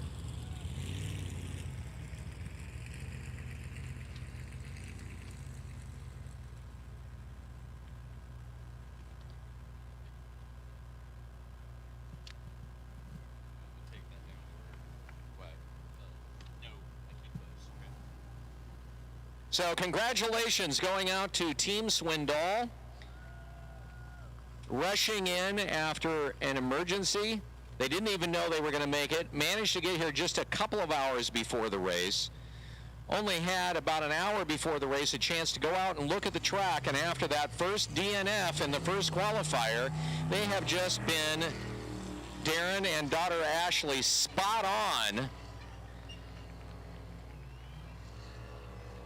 and on the track today.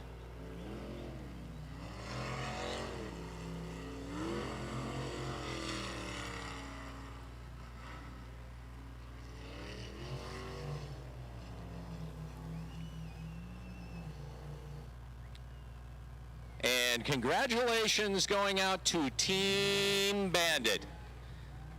A very happy Swindoll family.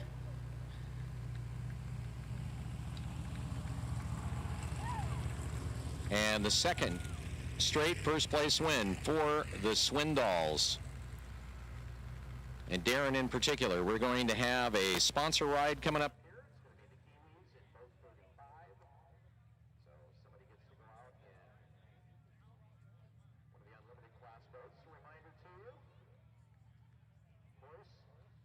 All right, folks, that's going to be it from the Extreme Sports Park here in Port Angeles, Washington. Our next race is September 11th. I don't know what else to say. Come back and watch the race. You can rewatch it at any time, and previous races here at ESP Port Angeles' YouTube and Facebook channel. It's been a wonderful day of racing. I'm glad that the generator made it through, the power made it through. Not everything was technical free, but that's the way doing live events is. So once again, thank you for watching. See you back here September 11th.